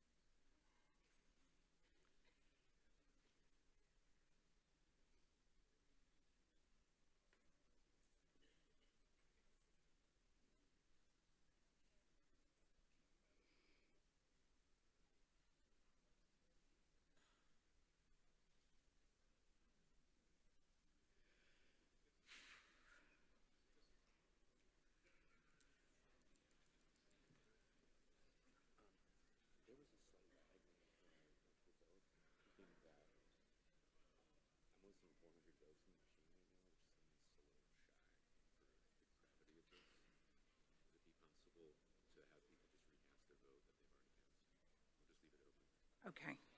You want me to have everybody recount? Okay. If everyone could please recast their vote. This is why you don't leave. There's a bit of a we're having like a lag. So it's 1 for yes, 2 for no. We just want to make sure that there's not an issue with the voting.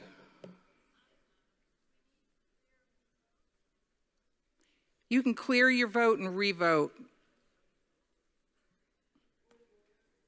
Yes? Either way. If your vote's already been cleared, re-vote. If your vote hasn't been cleared, clear it and re-vote.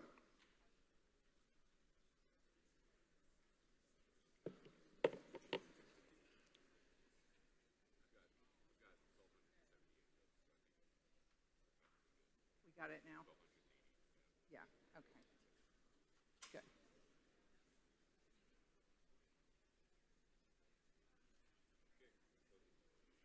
Okay, voting is closed.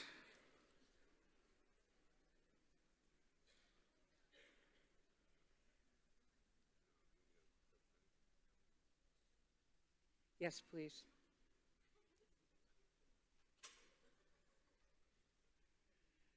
Okay. On Article 11, yes, 900. no, 312. That's 70% yes, 70.2% yes, 24.3% no. That is adopted.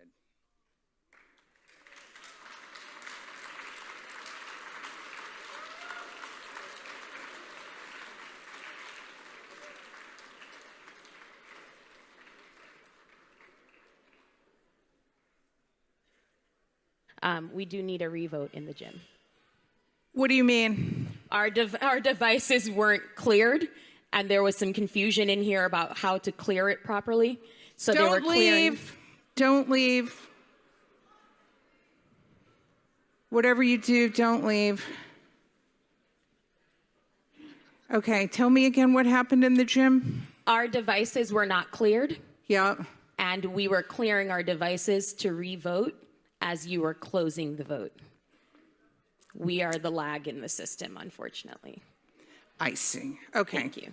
All right. So talk amongst yourselves for a second, but don't leave because we're going to have to probably redo this vote.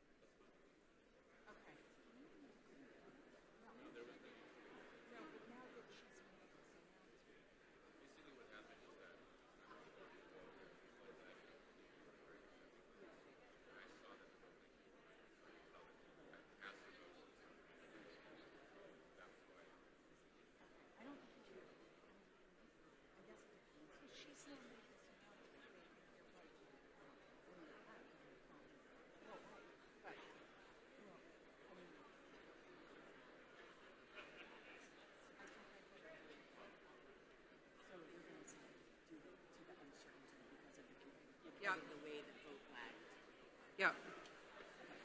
Okay. Due to the uncertainty in the gym and the fact that we had this lag, we're going to do it again with feeling. Okay, so everybody look at your device.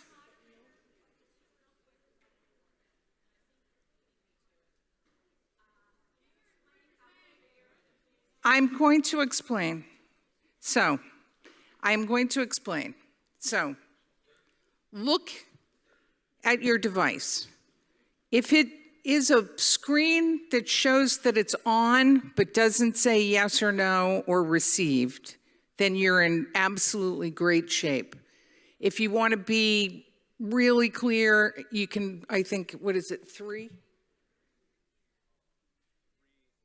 3 will clear it if you hit 3.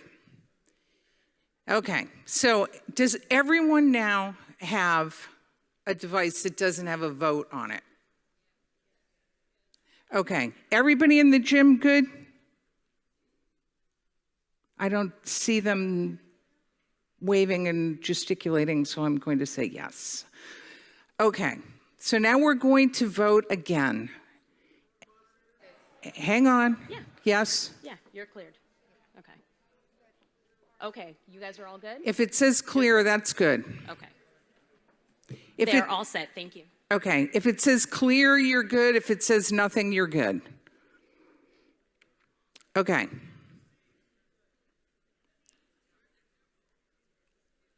So now, we're going to vote on the main motion on Article 11. And that is the motion that's printed in the warrant with the technical changes that I read in at the beginning of the meeting.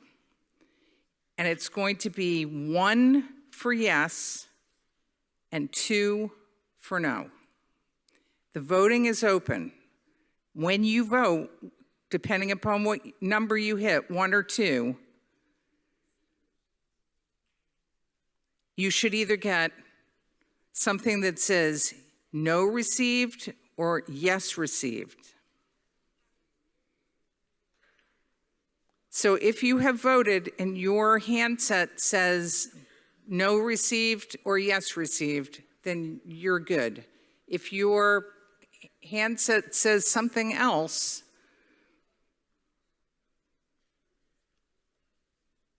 then you have an issue.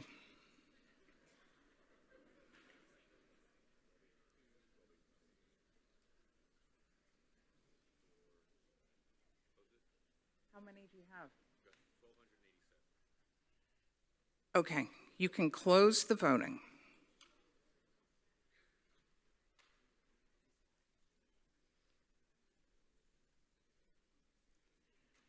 Okay, so, yes, 959. No, 321. That is 74.4% yes, 24.9% no. There are some, that is adopted.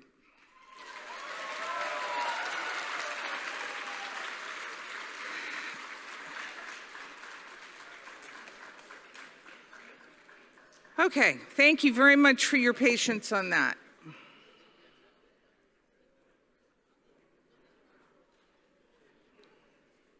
We're going to go right into Article 12. Article 12 is on page 23 and 24 of the warrant. The Finance Committee motion is on page 24. I'm going to ask for your unanimous consent to move the reading. I'm going to recognize the Finance Committee Chair for the purpose of making the motion as printed in the warrant. Is there a second? Motion is made and seconded. Now, does somebody, go ahead. Please state your name for the record. Yes. And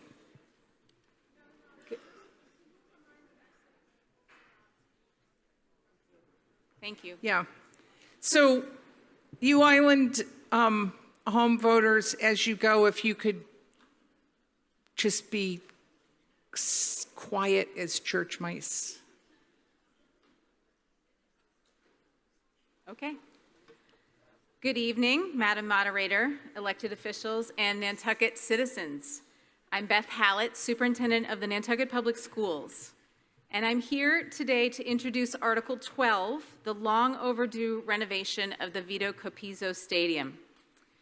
This project has been part of our community conversation for more than a decade as part of a broader Nantucket Public Schools campus-wide master plan. The need to upgrade our stadium has only become more urgent due to increased student enrollment and participation in athletics. The current project before you has been thoroughly debated, vetted, and approved by the elected school committee with multiple opportunities for public input. I'd like to provide some details on the project. So first, let's discuss the field. We are including a multi-use synthetic turf system.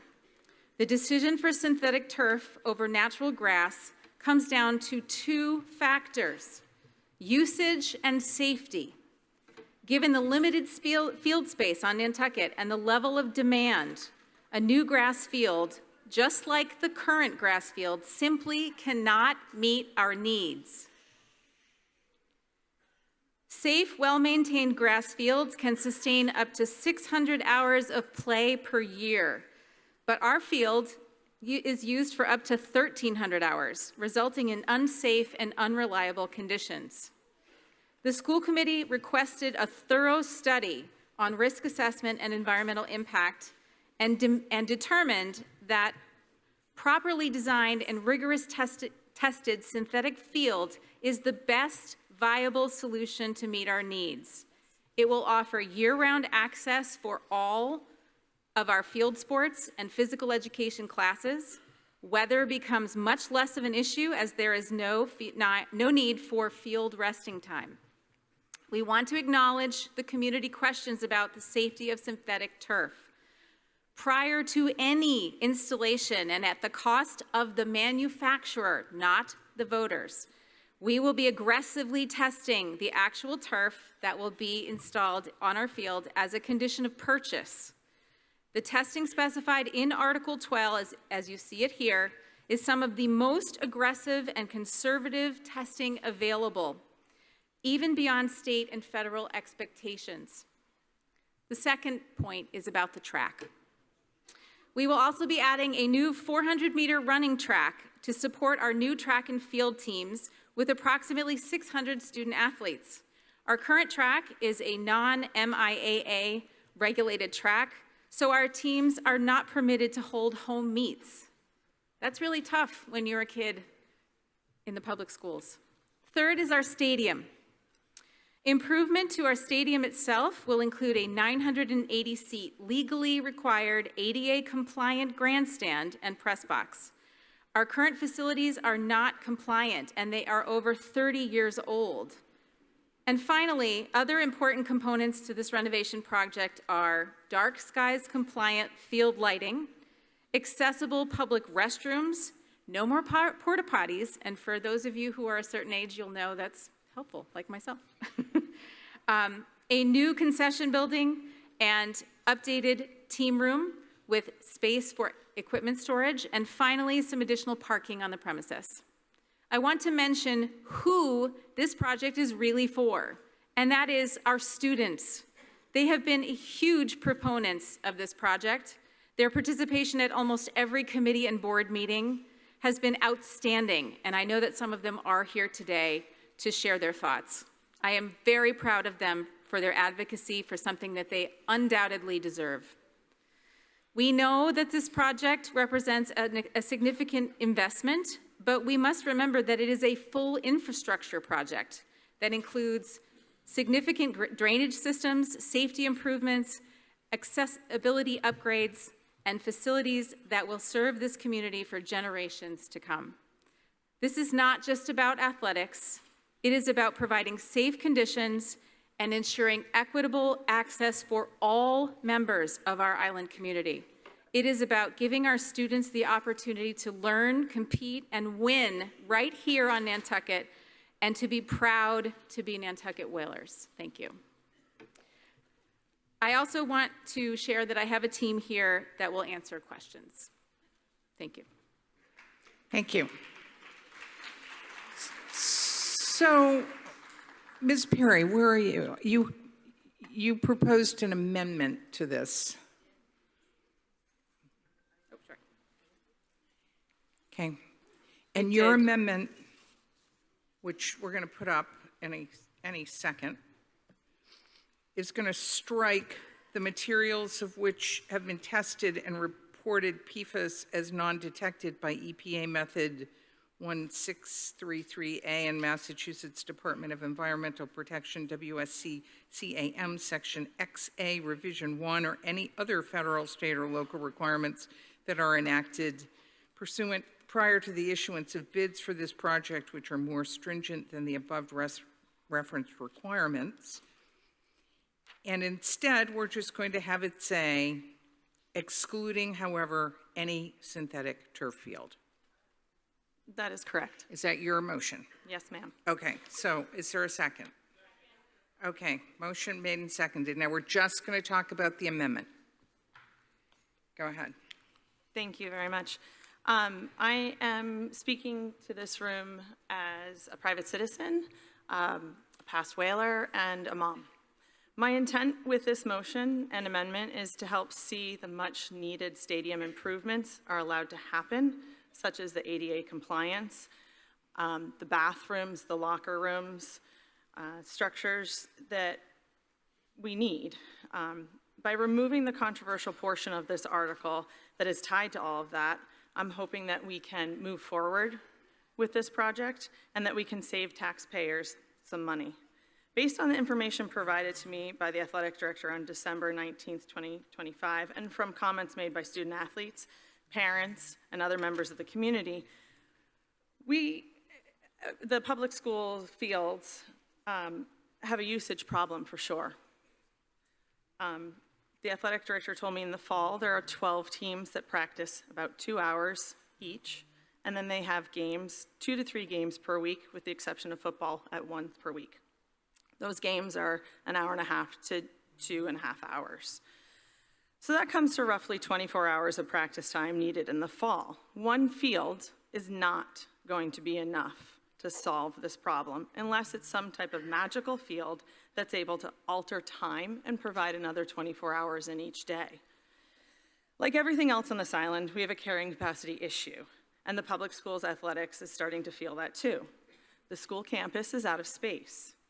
One solution to the space and usage issue can come from a collaboration between the Nantucket Land Bank, the Nantucket Public Schools, and the Town of Nantucket. Recreation for public use falls well within the Nantucket Land Bank charter and mission, and it wouldn't cost the taxpayers any more. I think we all read the joint statement that was put out by the Nantucket Land Bank, the Nantucket Public Schools, and the Town of Nantucket that they are working on this type of collaboration. The Nantucket Land Bank has the land, the ability to maintain a multi-use recreational facility, and it would all take a vote of their board to start the process, and it would be a collaboration similar to like the deer processing plant that we have, or the open space provided at Wiggles Way by the Land Bank. If this amendment passes, it would require a vote at the ballot. That's not anything different than if it didn't.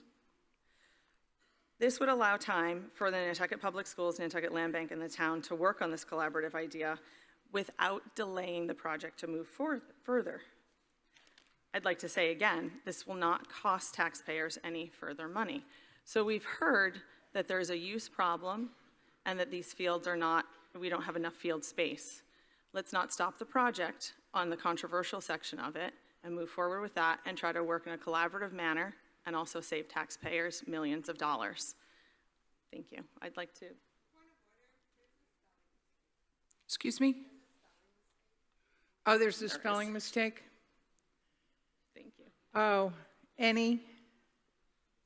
Yeah, that A is crossed out. I don't think you can see it, but it's crossed out. Okay. Yeah. No. No. Go ahead, Ms. Perry, are you done at the moment? Okay, thank you. So I just want to go to the gentleman in the gym, and then I'll come back down to you. Yes, in the gym? Thank you, Madam Moderator. My name is Brandon Jellison, and better known as the husband of Ugna Aleknaita, and I've been asked to share some remarks for her. She's a nurse practitioner, a doctoral candidate, and a former associate scientist at a Green Chemistry Institute. She's the mom to a 7 and a 12-year-old, and for nearly 10 years, she has served this community as an oncology nurse practitioner, sitting with families during the hardest days of their lives. She supports Article 12. First, we want to underscore a couple of things that we all agree on. We all want our children to be healthy and happy. We all don't want cancer. However, cancer will touch 4 in 10 of us. If we want real impact, we need to follow the data. Smoking drives nearly 20% of all cancer deaths. Obesity, alcohol, and physical inactivity drive another 15 to 22%. PFAS is a real legitimate area of scientific concern.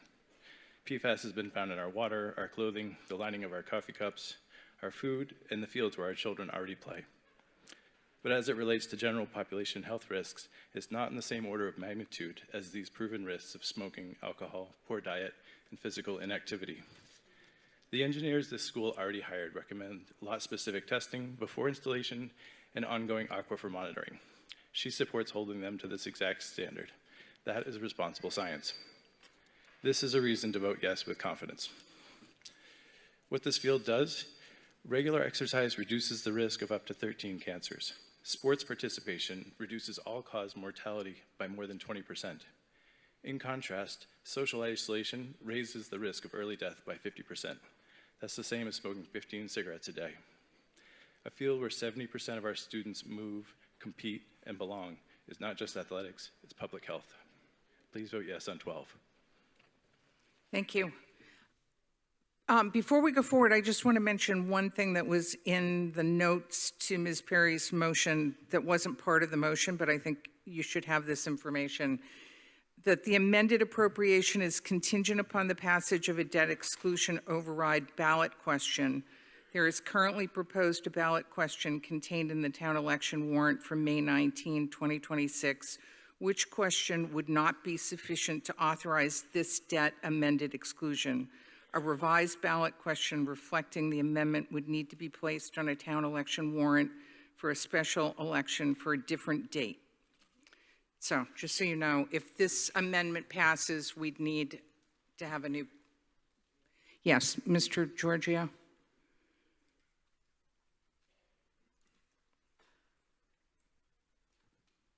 Madam Moderator, just a clarification.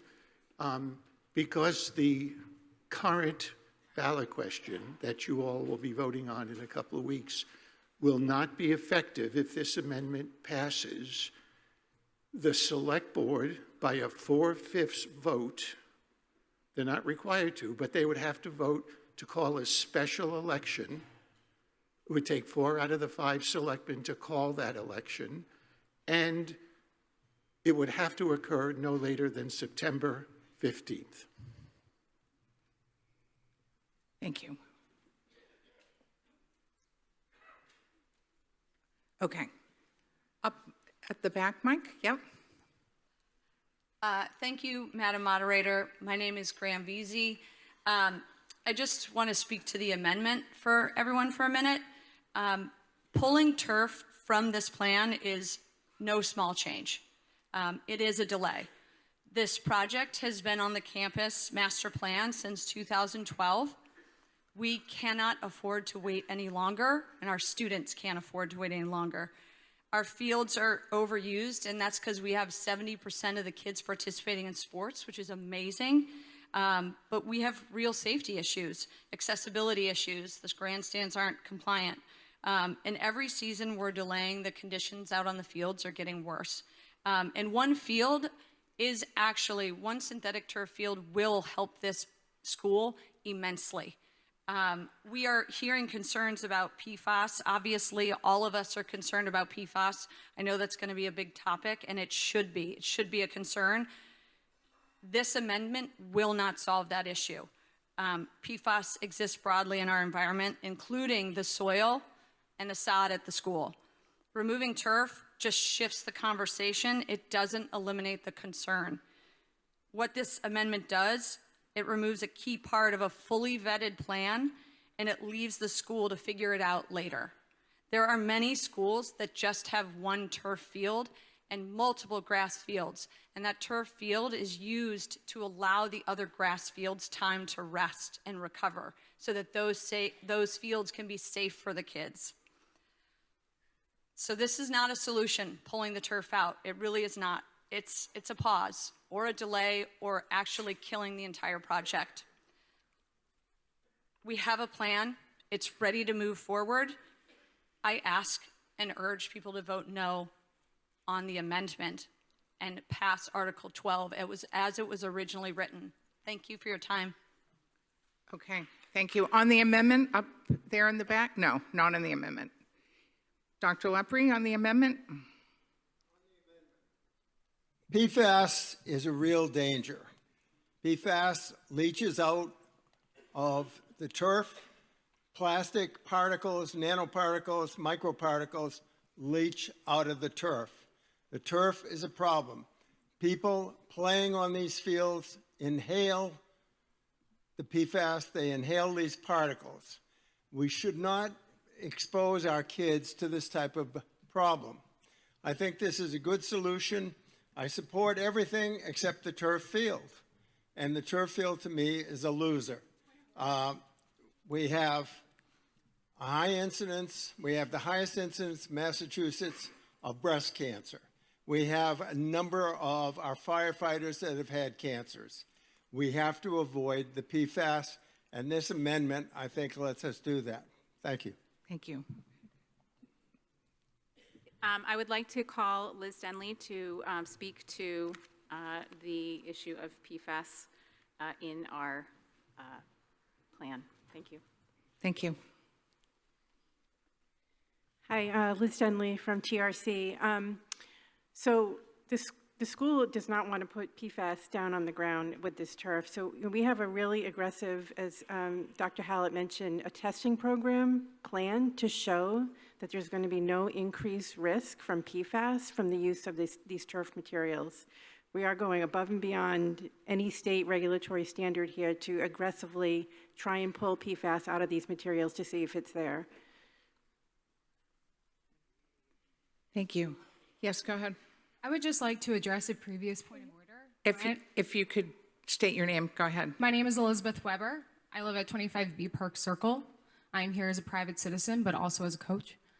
Regarding that point of order, my understanding was that that comment was supposed to be in regard to the amendment, and I do not see anything regarding PFAS. The only place I see PFAS on that amendment exactly is crossed out. And I'd just like to remind everyone, we're here to discuss approving Article 12 tonight, not the research on PFAS. That's independent research we can do on our own, not whether or not this project should be approved. Thank you. Thank you. So I'm going to go to the woman in the gym. There you go. Hi, my name is Aisha Khan. I'm a mother of 2 boys at Nantucket Public School and founding member of PFAS Action Group. I want to start by saying I support an amendment that includes a natural grass field. I do not feel we have enough information to support Article 12 with an artificial turf field. We are being asked to vote before full testing analysis are complete. We don't have any VOCs testing or heavy metals. We actually have less information than we did last time around when we looked at this in 2022. It feels like I'm being asked to sign a prenup without knowing all the information.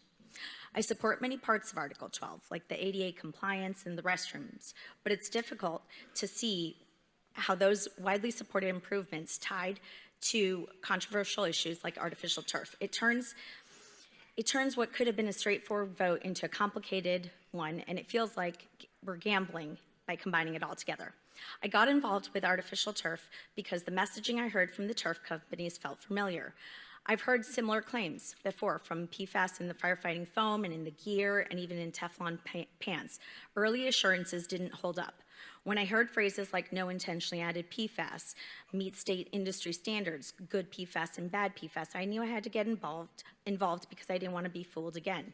Environmental health, there's an established approach with chemicals that are persistent and widespread, chemicals like PFAS and microplastics.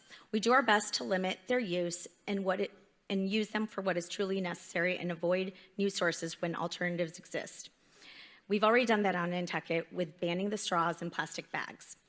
We've been told turf is the only solution, but alternatives haven't been fully explored. Only recently was the land bank brought into the conversation. I understand the work group and Article 12 are separate. The land bank is not the sole solution, but it is a resource that we funded, and it could help meet the usage needs and save taxpayers millions. That warrants considerations, and we are so fortunate to have resources like that to explore. Thank you. Thank you. Yep, up at the back, Mike. Thank you, Madam Moderator. Kate Garrett speaking to the amendment specifically.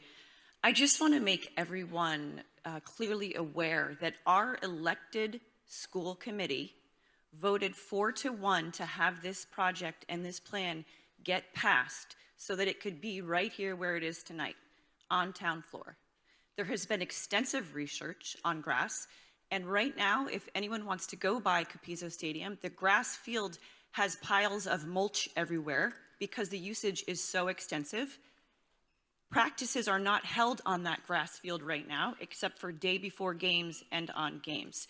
Kicking this to grass kicks this project down the lane, kicks the can down the curb. So let's all really try to understand that.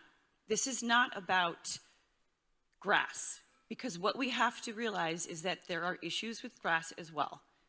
I am a nurse. There is peer-reviewed research that shows the fertilizer that we use, 2,000 pounds of fertilizer is placed on Capizzo Field every year, 500 a season. There is peer-reviewed evidence and research that shows that leaches into our groundwater. However, the school committee, to help them vet this project, hired Weston and Sampson, which our town uses, to vet the project, and they voted 4-1. That means something. they showed the turf as non-detect in PFAS. So if something is non-detect, how does it leach? That's a very valuable question to ask yourself.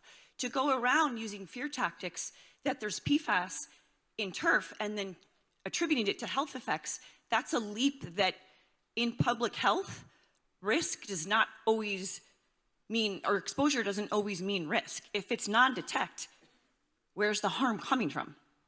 There is 2,000 pounds of fertilizer going into our groundwater from one grass field. And right now it's piles of mulch for our students. The sign of any healthy community takes care of its elders and its young people. We have to show up for the young people. This has been discussed since 2012. It is time. The time is now. Keep this project as is. Say no to any amendment. Thank you. On the amendment, up in the back, Ms. Benz? Thank you, Madam Moderator.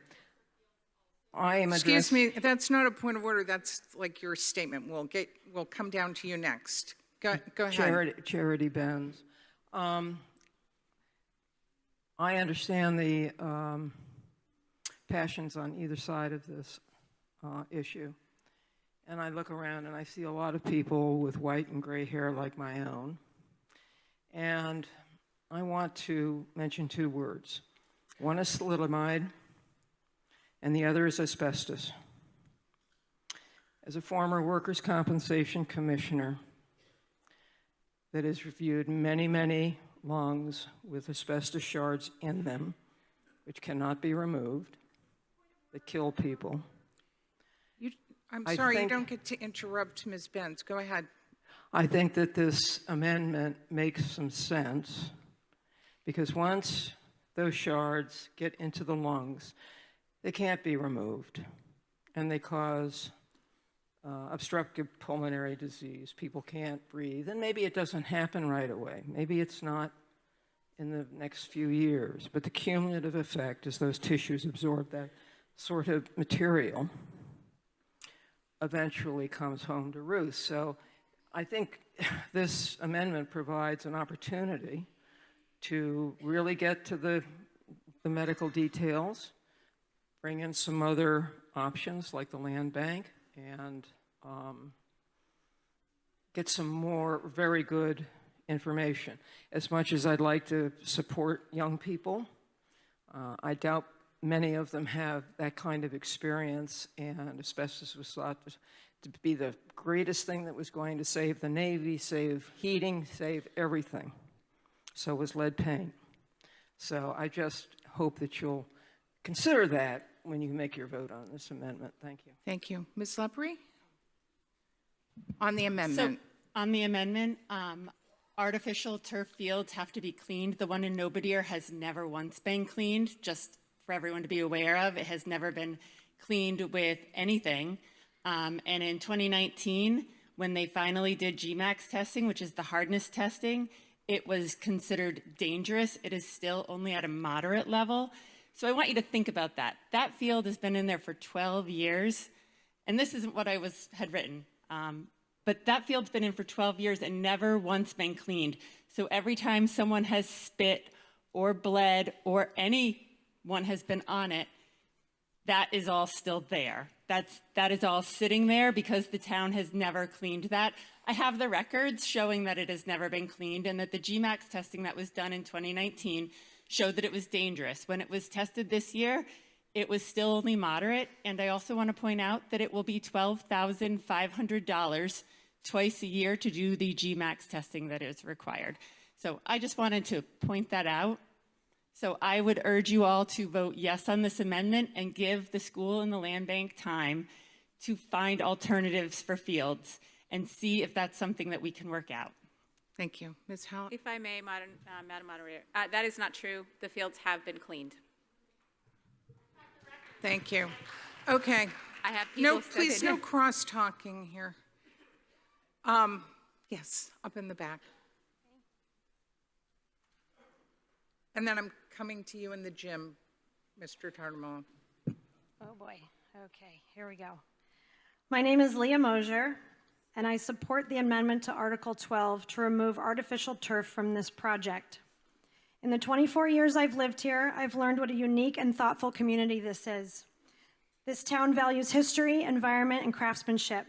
It does not allow plastic on homes or on business signs. The HDC weighs in on everything from new fences to paint colors. It's a very Nantucket thing and something we take pride in. We are here tonight being asked to put all of those values aside when it comes to artificial turf, all in the name of children. The same ones who will inherit this land and water and every decision we have made about them. I'm here because our doctors, health board, and Land and Water Council raised the alarm about this project, and when they speak up, I listen. Artificial turf was already voted down once by this town, and despite bans and lawsuits across Massachusetts and the country, despite state representatives pushing for moratoriums, and despite hospitals, doctors, professional athletes are still all walking away from it. My partner said it best. If towns are banning them, there's a reason. I've heard again and again the community wants real grass and more fields and a stadium they can be proud of. I agree.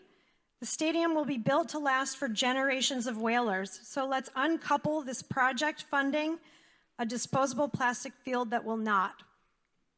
If we set this precedent today and not support Ms. Perry's amendment, where do the plastic projects end? On what grounds do you tell the next project that wants to pave over our living soil no?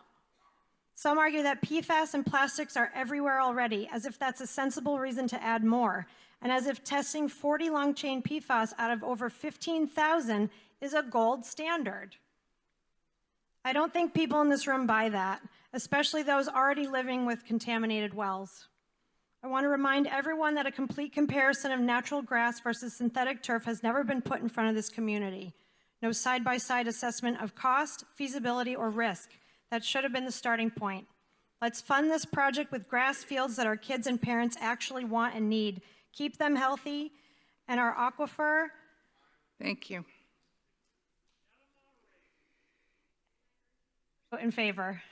Okay. What did you do to Mr. Tartamella? Okay, we're going to the man in the gym. I don't know. It's gotten ugly out in there. I'm not sure what's happening. My name is Tom Hanlon. A typical grass field can only sustain about 600 hours of use annually. Our current grass field is getting over 900 hours a year, and that's with an effort to keep usage down because the other fields on campus are already seeing upwards of 1,200 hours annually to help offset the main field. That means we can only use the main field for games, no practices, and it limits us to just football and lacrosse. Sports like soccer and field hockey, which were intended for this space, can't be played there. A turf field would solve this problem. Otherwise, we need a second field in addition to the main field. And not only would that add millions of dollars to the project, it would also add additional risk. Let's talk about what approving a project with grass instead of turf actually means. One grass field requires 1.7 million gallons of water per year to stay in playing condition. Two fields that would be needed to solve the usage problem. That's 3.4 million gallons annually.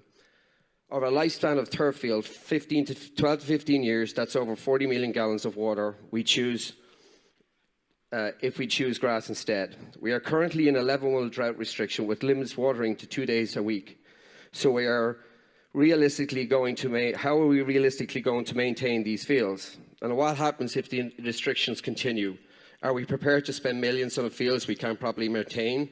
Or worse, are we contributing to the depletion of the island's water supply? Now let's talk about fertilizer.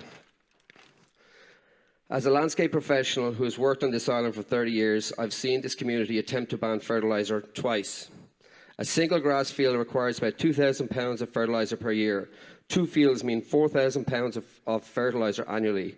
So on one hand, we say we want to reduce fertilizer use, and on the other hand, we're willing to apply thousands of pounds of it to the fields that our kids are playing on. Does that make sense? These are real numbers. These are real impacts. And these are decisions that affect not just our kids, but our aquifer and our future. Thank you. I urge you to vote yes. Thank you. Thank you. Mr. Murphy? Can you hear me okay? Yes. I'm Vince Murphy. I'm on the school committee. We looked at this. It ended up as a 4-to-1 vote to move forward with turf fields. And the reasons were basic. It was usage, usage, usage. We need to have these fields available for more hours of use. We're only getting one field this time in this design. The previous designs had more. We just don't have that in the budget this time. What we have is one field for one set to make this capacity work. We had a massive stirring and outcry from the student body who asked us to reconsider and look at this. We did. The school committee went back, looked at the science, looked at how this new technology that does not contain any intentionally added PFAS, essentially no PFAS, and we looked at how can this work. It was debated ad nauseum. It went on, and we then looked at it. We did the clever and obvious thing. We balanced the new known science for a new technology with the policy need, with the needs of the kids to create a new policy, and we approved it. So we collectively decided at the school committee that that was the way to move forward. It then got debated by other committees in another attempt to alter this. So we do not need grass. We absolutely need a AstroTurf field in order to make the usage we need. Continuing to use an argument for a chemical that we cannot detect is the equivalent of chasing fairies and leprechauns. Thank you. Down here.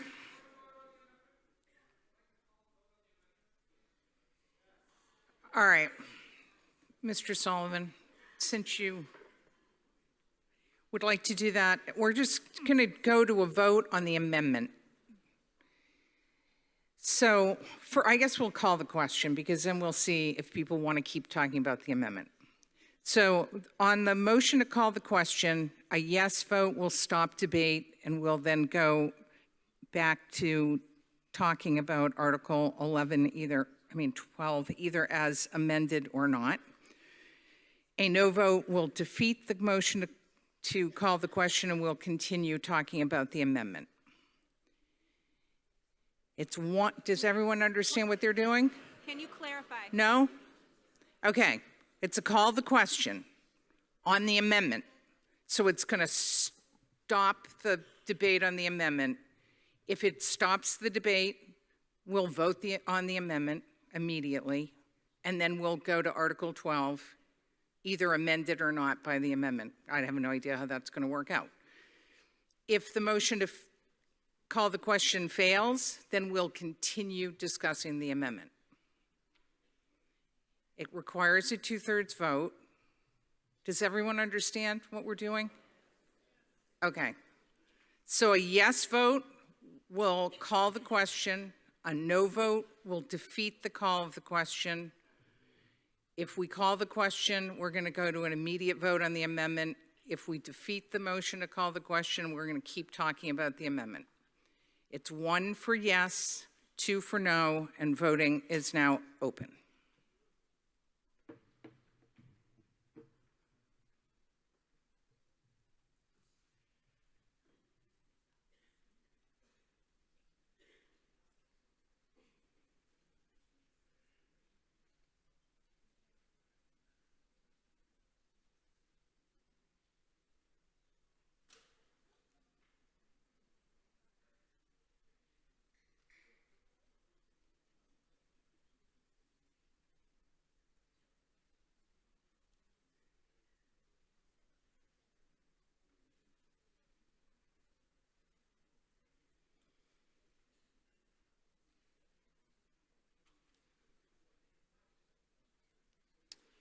Okay, voting is now closed on the motion to call the question on the amendment.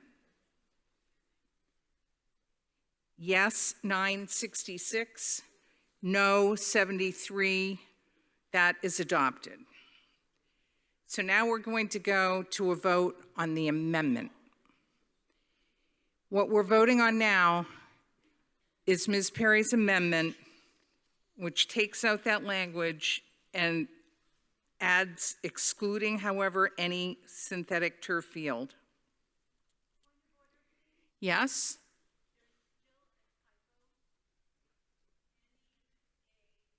That A is crossed out. You just can't see the cross out. I can see it from here, but it is crossed out. It's just, the cross out is subtle.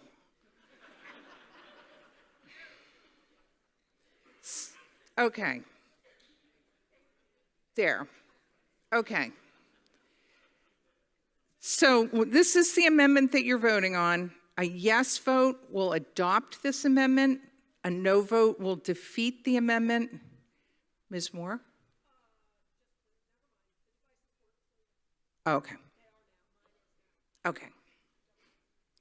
If anyone has an issue with their voting device, let me know. But it's 1 for yes, 2 for no. This is a majority vote on the amendment. And voting is now open.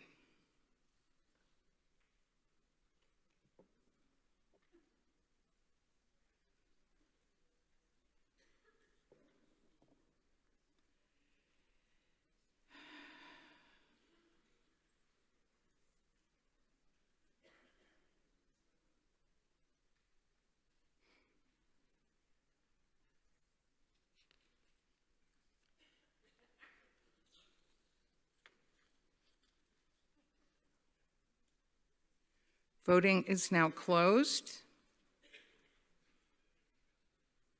On the amendment, yes, 404, no, 636.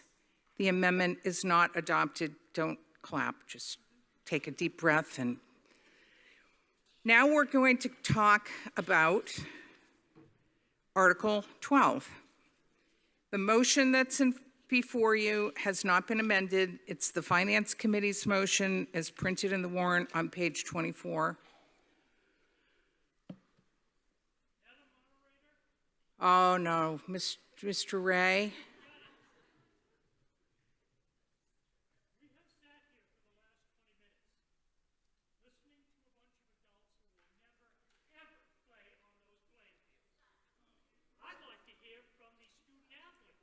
Okay. Well, we're getting there. They just happen to be right at the front of the microphone lines. So, please, go ahead. Thank you. If you give your name first. My name is Grace Hanlon, and I'm currently a junior at Nantucket High School. I'm a 3-sport student athlete participating in cross country, track, and lacrosse. Because of this, I spend a significant amount of time training and competing on our school's track and athletic fields. I'm here today to speak about why the current condition of these facilities is not only insufficient, but unsafe, and why it is so important that we make a change. First, I want to talk about the track. For as long as I can remember, the track has remained the same, a gravel, uneven, and unmaintained surface. This is not just outdated, it's dangerous. The loose rocks create a constant risk for injury. Many athletes, including myself, have experienced rolled ankles and painful falls because of unstable footing. As runners, we depend on consistency and support from the surface beneath us, and right now, we simply do not have that. Beyond immediate injuries, the long-term effects are just as concerning. The uneven, hard surface increases the impact on our bodies every time we take a step. This forces our muscles to work harder to stabilize, leading to faster fatigue, inflammation, and added stress on our bones. Over time, this can contribute to injuries like shin splints, which can take athletes out of their seasons entirely. No athlete should have to risk their health just to train. Now I want to address the field. As a current lacrosse player, I've seen firsthand how the poor field conditions are affecting athletes. The middle of the field and the areas around the goals are worn down to dirt and covered in small pebbles. In a sport like lacrosse, falling is part of the game. It's unavoidable, but the condition of our field makes those falls much worse than they should be. I've personally experienced falling on this field and walking away with cuts and scrapes from the rocks embedded in the ground. What's even more frustrating is that I've played on turf fields this season and fallen in similar ways, but didn't experience the same injuries. That contrast makes it clear our current field is part of the problem. Another major issue is durability. Our field simply cannot withstand the level of use it gets. Despite being left mostly untouched over the summer, it only takes about a week of preseason for it to return to its damaged state.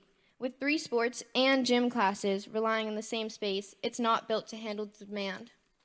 This isn't just about convenience, it's about safety, fairness, and opportunity. As you consider this decision, I ask you to think about the students, not those one of us here now, but the students, the future student athletes who will come through Nantucket High School, the ones who show up daily, who push themselves, and who take pride in representing this school. Investing in these facilities is investing in them. Thank you. Thank you. Go ahead.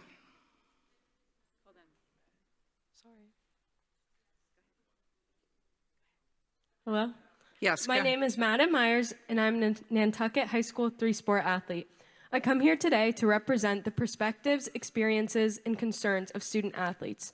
Earlier this year, 300 student signatures were gathered in support of installation of a turf field. The student body isn't involved because we are entitled and want nicer fields. We are fighting because our current field conditions put the health of our athletic community at risk. Our field conditions are primarily shaped by the unique constraints of living on an island.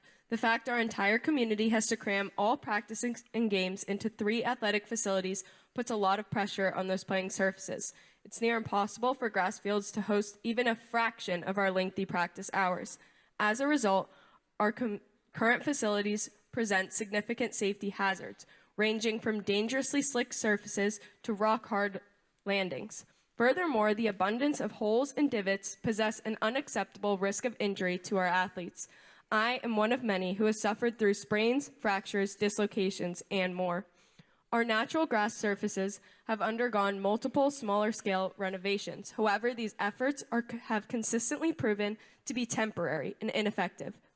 Turf, on the other hand, delivers durable, high-performance, and sustained athletic surface designed for long-term reliability, rain or shine, and player safety despite prolonged use.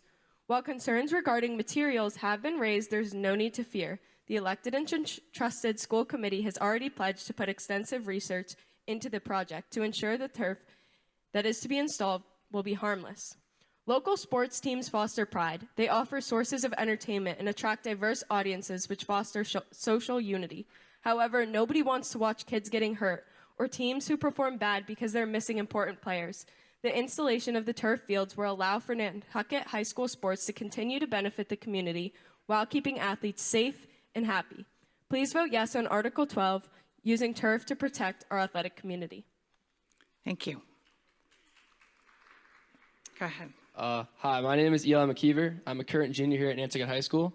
I'm a 3-sport athlete playing football in the fall. I'm a captain of the swim team and captain of the baseball team. I'm speaking today on behalf of the need for new renovations of Utica Stadium, track and field. As a football player who practices on our field every day, I have personally noticed a growing number of issues and safety risks that it poses to our athletes. At the start of the football season, our field was in great condition with no dirt patches and a level, reliable playing surface. However, only 2 weeks into the season, the condition of the field significantly declined. Uneven areas, worn down patches, and inconsistent ground not only creates a less effective practice environment, but also poses a serious risk of injury for our athletes. As a football player, my job as receiver is to watch for and catch the ball. That is very difficult to do when I have to focus on the ground to make sure I don't step in a hole and twist my ankle. The current surface struggles to withstand constant use, changing weather conditions, leading to more holes, slippery spots, and hard, uneven sections that increase the likelihood of sprains and more serious injuries.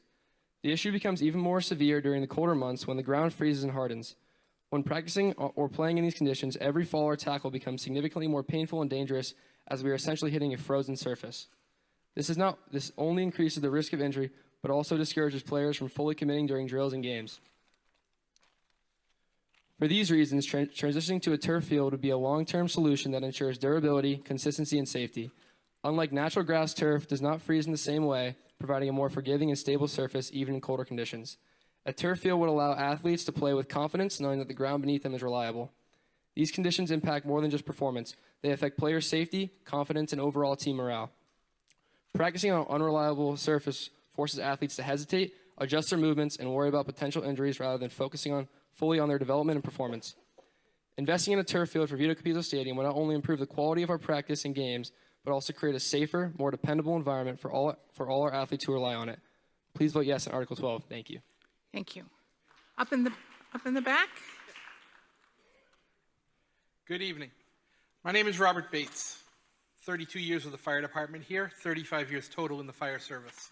I was exposed to PFAS every day of my career, from the protective gear that we wore to the foam that we used that polluted the water that some of the people here on the island drink. Consider that. Below reportable levels and non-detectable levels that are associated with PFAS are not true. Not intentionally added, below reportable levels and non-detectable levels are not true statements. Everything we're involved with has PFAS in it. Remember, there are no safe levels of PFAS, whether it's detectable or not. Upon retiring, I tested positive for elevated levels of PFAS. Now, that means I wait to see what happens as I age. Let me ask this question. How is it that the coaches, parents, and athletes here on Nantucket are smarter than the NFL Players Association?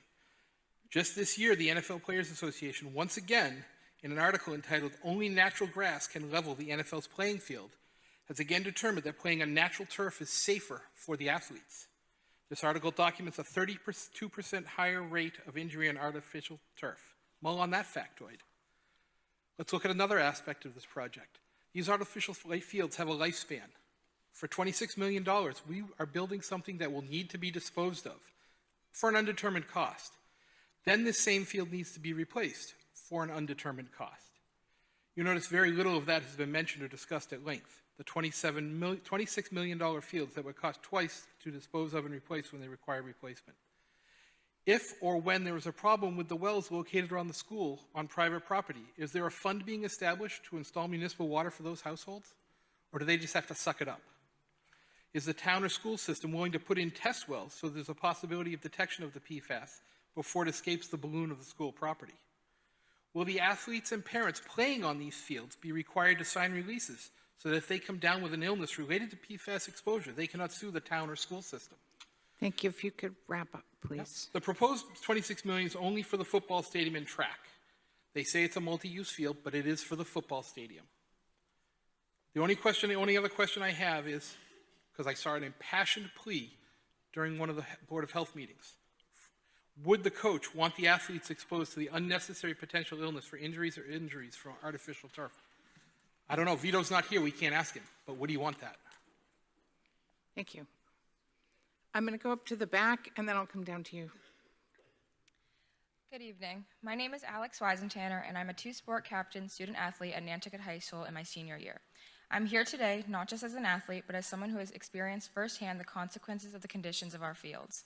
During my freshman year, I tore my ACL, MCL, and LCL while playing on a grass field that wasn't even our home field. That injury changed everything for me, physically, mentally, and emotionally. But what made it even harder was what came after. My return to play wasn't just about the recovery. It was about trying to trust the same kind of field conditions that contributed to my injury in the first place. Uneven surfaces, overused grass, and inconsistent footing made that process incredibly difficult and honestly scary. And I know I'm not the only one that feels this. Research from organizations like Mass General Brigham show that poorly maintained grass fields can become uneven, unpredictable, increasing risk of injury, especially when they're overused. And that is exactly what's happening here. Our fields are pushed beyond what they are designed for, and the quality is suffering because of it. This isn't just about sports, it's about safety. Modern turf fields offer more consistent and reliable surface, one that can handle significantly more use without breaking down. Studies show that overall injury rates between turf and grass are comparable, but what really increases the risk is poor field conditions, not just the type of surface itself. Right now, the issue isn't grass, it's overuse and deterioration. This is about giving athletes the surface that they can trust, because when you step onto a field, your focus should be on the game, not whether or not the ground beneath you might cause another injury. I've worked incredibly hard to come back from mine, but no student athlete should have to go through something that is preventable. Article 12 is about addressing a real and immediate need in this community. It's about protecting athletes, it's about supporting youth programs, and it's about making sure Nantucket provides safe, reliable spaces for everyone who uses the fields. I'm asking for your support for Article 12, not just for me, but for every student athlete who steps onto the field after me. Thank you. Thank you. Thank you. I would just like to clarify to everyone, please, that I think I was clear in saying that before any of the turf comes to Nantucket, We will be doing rigorous tests at the cost of the manufacturer. We will not be bringing any turf onto our fields that has any PFAS that is above levels that are put out by EPA and by Mass DEP. I want to make that very clear.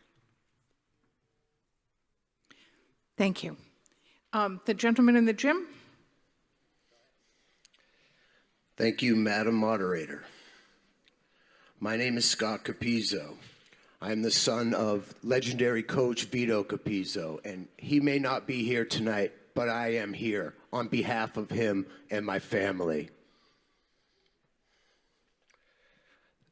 The stadium we are discussing tonight was named in honor of my father, Vito Capizzo, and the values he stood for. I know he would have wanted me to stand up here today in full support of this project.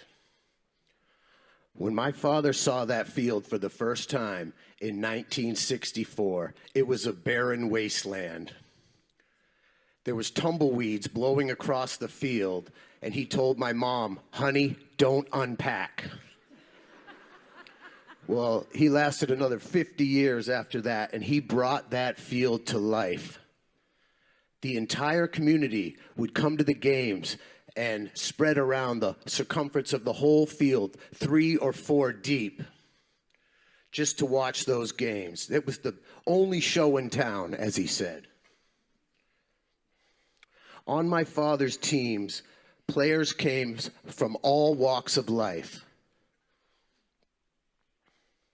But on that field, they play as one. No one is bigger than the team. That is Whaler pride. This project ensures that more children will have that opportunity to have that same experience. This is exactly what our kids need today. Those values that are learned on that field will last a lifetime. So I don't want to hear any more about the naysayers and all the people talking about this and that, because that is just fear-mongering. I like what Brandon talked about, mental health of these kids. That's what they need more. Beyond football, this plan provides our track and field athletes with an amazing facility and ensures that all parents and fans can watch their children play in a safe, accessible environment. Thank you. Almost. Okay. Thank you. The school committee has done the hard work to ensure this project meets our community's needs. Let's honor the past by investing in the future. Coach Vito would approve. Vote yes on Article 12. Thank you very much. Thank you. Follow that. Yeah, now I'm screwed. Thank you, Madam Moderator. Nikki Drew, I'm a resident, but also I am Vice Chair of Parks and Rec Commission, and I do just want to say that Parks and Rec do support this unanimously when we had a vote 2 weeks ago. So we do support this. So I know many people here are still undecided about the high school stadium. That's reasonable. This is an important decision, and it deserves careful thought rather than a narrow focus on any single concern. There's been significant attention on environmental and health considerations. These issues have been taken seriously throughout the planning process. Testing and review of the existing facilities have been thorough and transparent, and what they show is that our current 30-year-old field presents greater concerns than a modern replacement. Keeping aging infrastructure in place does not reduce risk, it prolongs it. Moving forward allows the town to replace outdated materials with modern, better regulated systems and oversight. But this proposal is about far more than the field itself. The new stadium addresses long-standing gaps in facilities that affect safety, accessibility, and basic functionality. It includes ADA accessible seating, allowing community members of all abilities to attend school events comfortably and safely. It replaces portable toilets with permanent modern bathroom facilities, a long overdue improvement for students, families, and visitors. The project also includes new locker rooms, providing students with safe, appropriate spaces that meet current standards, something that many schools already take for granted. Additionally, it creates a permanent home for the school's fundraising and booster club, giving volunteers and supporters a functional space to operate and continue the vital work they do to support our student programs. The stadium will also feature a night sky compliant lighting, allowing for year-round use while protecting our environment and respecting surrounding neighborhoods. We also need to talk about the track, and I know that the students have talked about that also. The current track is dirt, deteriorating, and uneven. It presents safety concerns and prevents our school from hosting track meets. Our students train hard, yet they're denied opportunities that most schools consider basic. This is not a reflection of their commitment, but of facilities that have simply fallen too far behind. I'm nearly there. Thank you. Beyond facilities, there is a broader issue at stake: student well-being. Athletics and extracurricular activities provide structure, connection, and a healthy outlet during critical years of development. When students do not have safe, functional spaces to participate, they disengage. Too often that leads to increased isolation on social media or exposure to unhealthy behaviors, including alcohol and drugs. We know that too well. Supporting school athletics and activities is an investment in mental health and community connections. And finally, the outcome of this vote sends a message to our young people. Students have shown up today, and they have for every single meeting. They have spoken clearly about what they need and why it matters to them. If this proposal fails, the message they receive may be that their voices don't matter. That engaging does make a difference. Approving this project shows students that when they advocate and participate, their community listens. A yes vote does not mean ignoring concerns. It means weighing them carefully while still choosing to move forward responsibly. This decision is not about extravagance. It's about safety, accessibility, mental health. Please don't do that. Thank you. Thank you. Up in the back. Go ahead. Lisa Weisentanner. Before the Nantucket High School facilities were named the Vito Capizzo Stadium, they existed under a different name. The current track was built in or around 1961 through a generous donation by Dr. Burnham Dell and his wife in honor of their son, Burnham Dell Jr., who passed away at just 3 years old. At the time, it supported a full track and field program, including events like pole vault, high jump, long jump, javelin, and shot put. Today's facilities offer none of those. Our track team had more opportunities 65 years ago than it does today. Imagine that everything on the island that we depend upon, hospital, fire department, police stations, schools, grocery stores, and gas stations, were exactly as they were in 1961 with no upgrades. If we were here tonight to vote on upgrades for those facilities, would we hesitate, or would it be an obvious yes? And in regard to the PFAS, imagine you walk into a bar and every drink is lined up from the highest alcohol content to its lowest. At the top, you have the hard liquor, then wine, then beer, and at the very bottom, you have the non-alcoholic beer. Non-alcoholic beer still contains trace amounts of ethanol, but at levels that we understand is negligible compared to everything else on the shelf.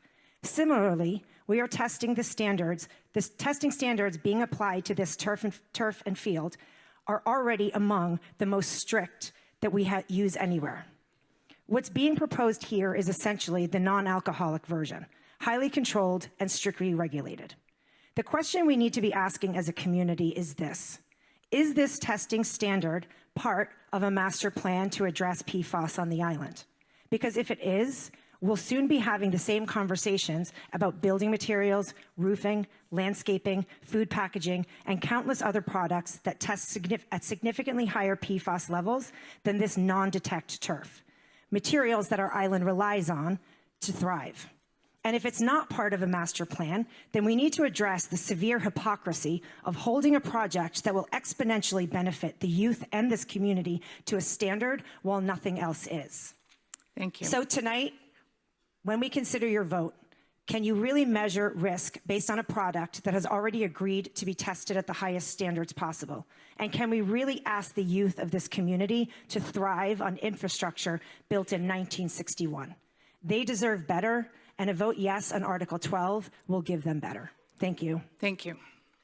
Okay, I think you're ready for a vote on this.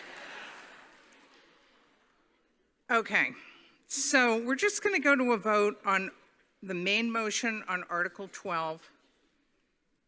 A yes vote will adopt the motion. A no vote will defeat the motion. The motion is as printed in the warrant on page 24. It requires a 2/3 vote. Does anyone have any questions about what we're voting on? We're voting on the actual article. Okay. 1 for yes, 2 for no. Voting is now open.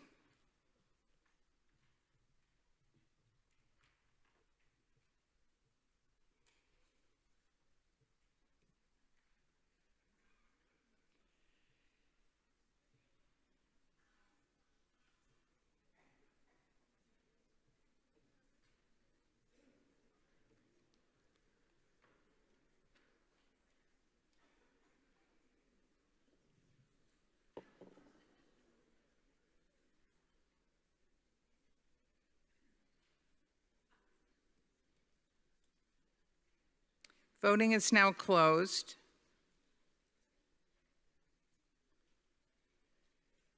Okay, yes, 719, no, 281.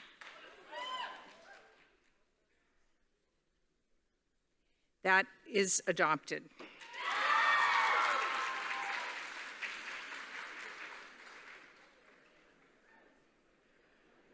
Okay, Article 13.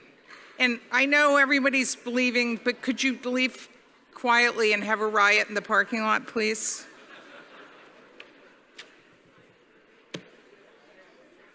Article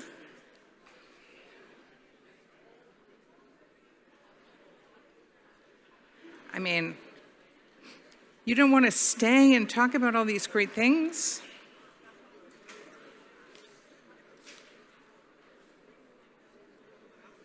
Okay, Article 13 appears on page 24 and 25 of the warrant.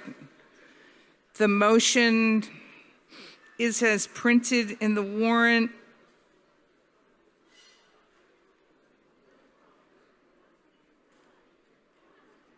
I'll recognize the vice chair of the Finance Committee for the purpose of making that motion. Thank you. Is there a second? Motion is made and seconded. Ms. Ferrantella, did you want to address Article 13? Yeah. Okay, have at it. The slide gonna go up? Okay, perfect. Thank you. Good evening, and thank you, Madam Moderator. I'm Christy Ferrantella, the Housing Director, and I'm here to talk about Article 13. Hey, you people leaving, please, please, please be quiet. This is housing for OIH nurses if you want to stay and vote. I want to start with the full picture. This is a phased municipal housing development designed to support our workforce and maintain essential town services. At full build-out, as you can see on the screen, it's going to be 6 apartment buildings, creating 18 apartments and delivering 24 bedrooms of stable housing for teachers and town employees, all on town-owned land on Waite Drive. And importantly, this project is not just conceptual anymore. It already has HDC approval, is fully designed, and is ready to move forward. Now, Bobby DaCosta in the gym, we heard you last year. You asked for a better plan, and you asked for real numbers. So we went back to the drawing board. We brought an architectural firm and completely redesigned the site. So while it's the same parcel, we have a brand new concept. We're starting with more practical units, an improved parking layout, and a design based directly on feedback from town employees and the Finance Committee. And then we took it one step further. We went out to bid. So what we're presenting tonight is not an estimate. It's based on real construction bids in hand that guarantee the pricing. So what are we asking for? Tonight, we're asking for $7 million to fund Phase 1. This includes the construction of the first 2 buildings. This is a quadplex and a duplex. This would create 9 bedrooms across 6 apartments.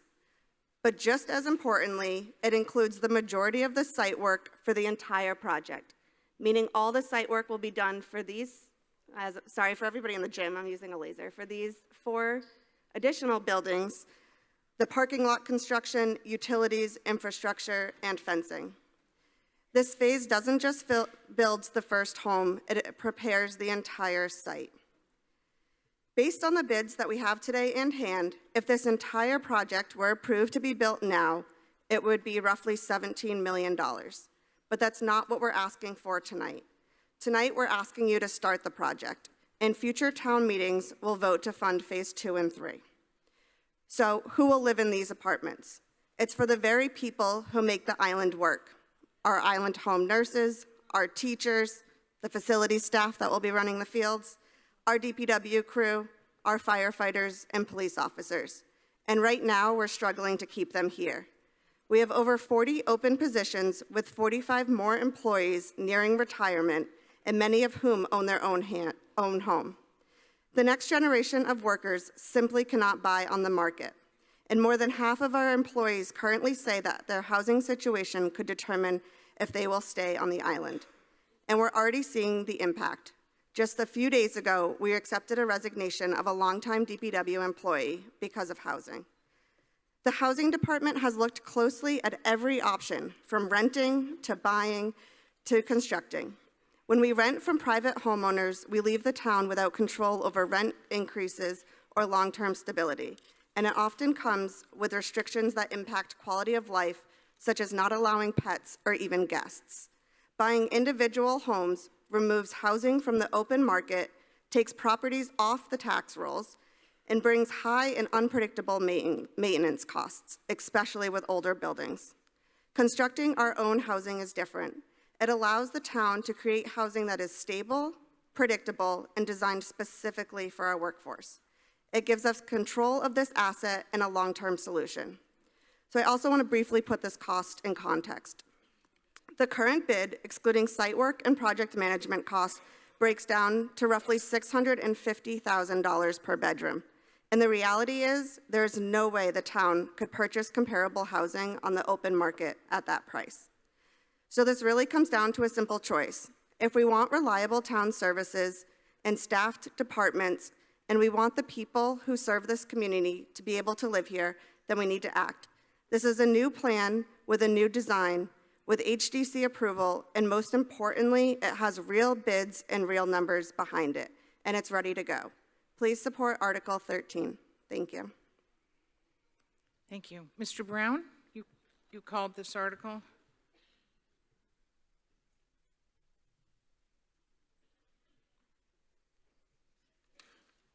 Hi, Toby Brown. I called this article. I guess, as you know, I'm up here.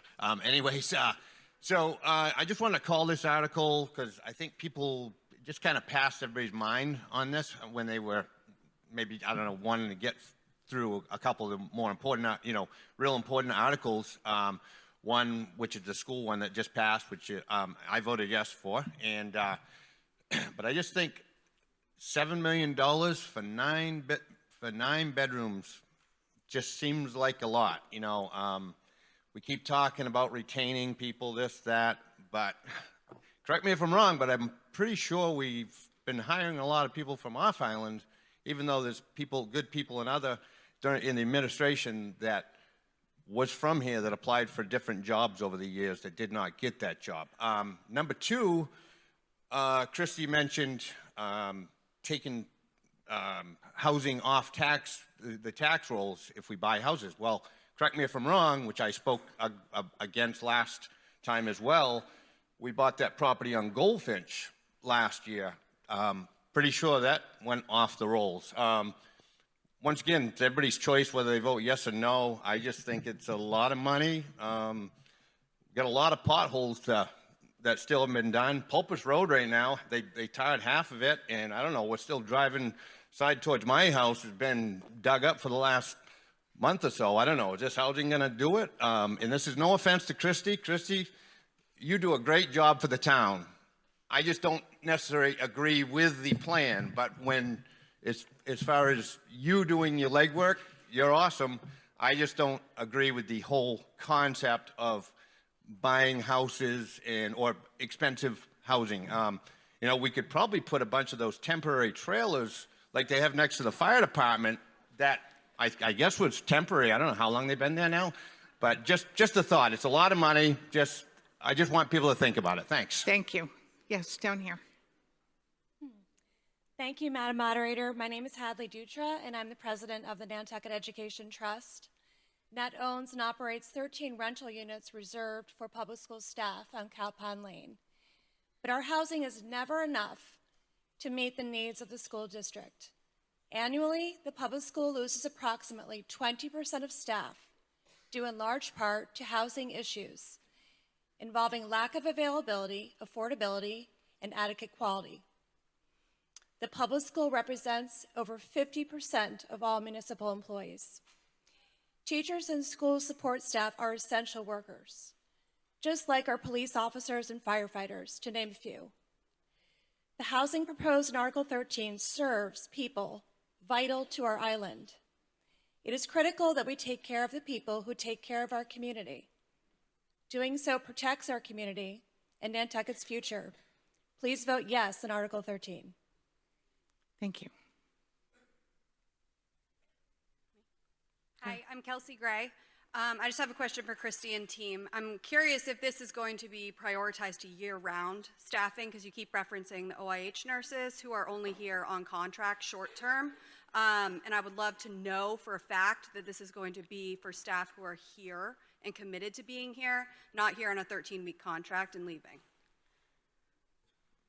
Thank you. Yes, thank you, Madam Moderator. Yes, these would be for year-round. This would be an extension of what the Municipal Housing Department is already managing, where we typically are renting from private homeowners, and this would be swapped out for things that we own instead of rent, and this would just be adding to our inventory.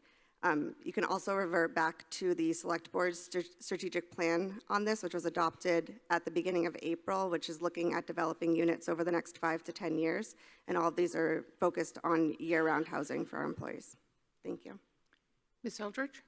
Amy Eldridge. I want to know how this is going to work out. I mean, we've seen this in the past with Cow Pond Lane, and that is a disaster. How many teachers are living in Cow Pond Lane? How many teachers moved out of those facilities because they couldn't afford the teacher housing? And now there are people living over there that are not part of the school system.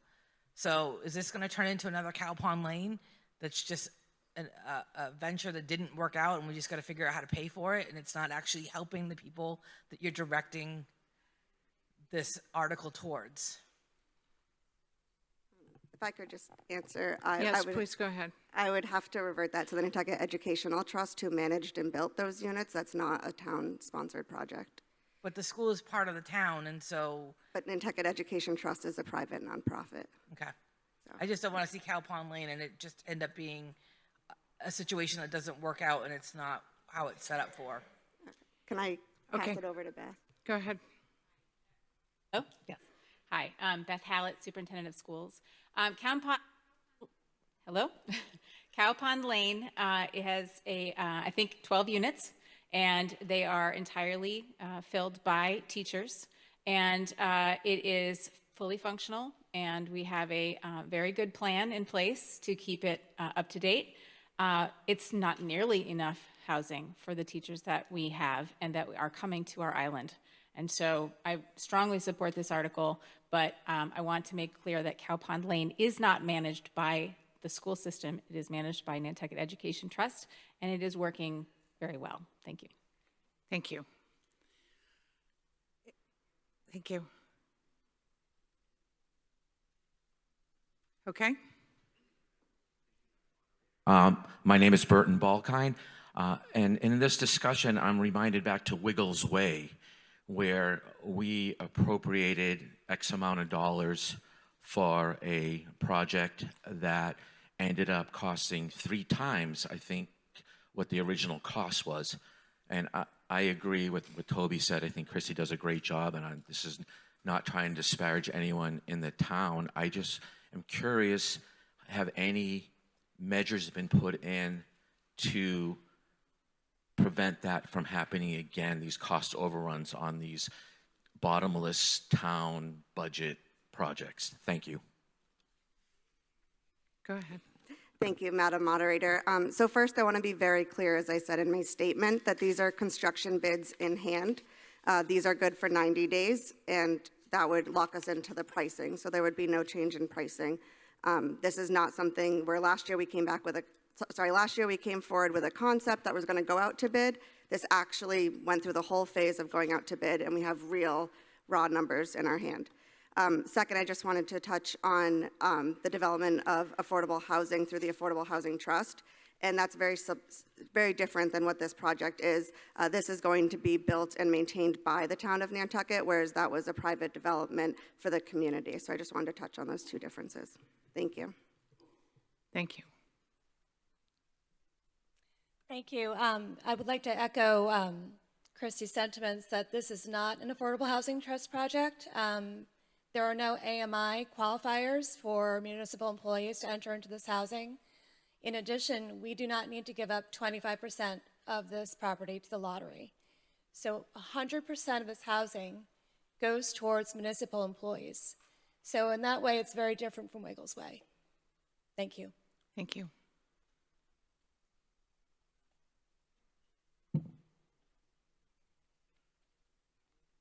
Oh, okay. So are you going to the microphone? Oh, I think we can just go to a vote because I don't see anyone else. So this vote on Article 13, it does require a 2/3 vote. A yes vote will adopt the motion. A no vote will defeat the motion. The motion is as printed in the warrant with the technical amendment adding the borrowing authority that I read in at the beginning, that's shown in yellow. So a yes vote will adopt that motion. A no vote will defeat the motion. It requires a 2/3 vote. It's 1 for yes, 2 for no. Voting is now open.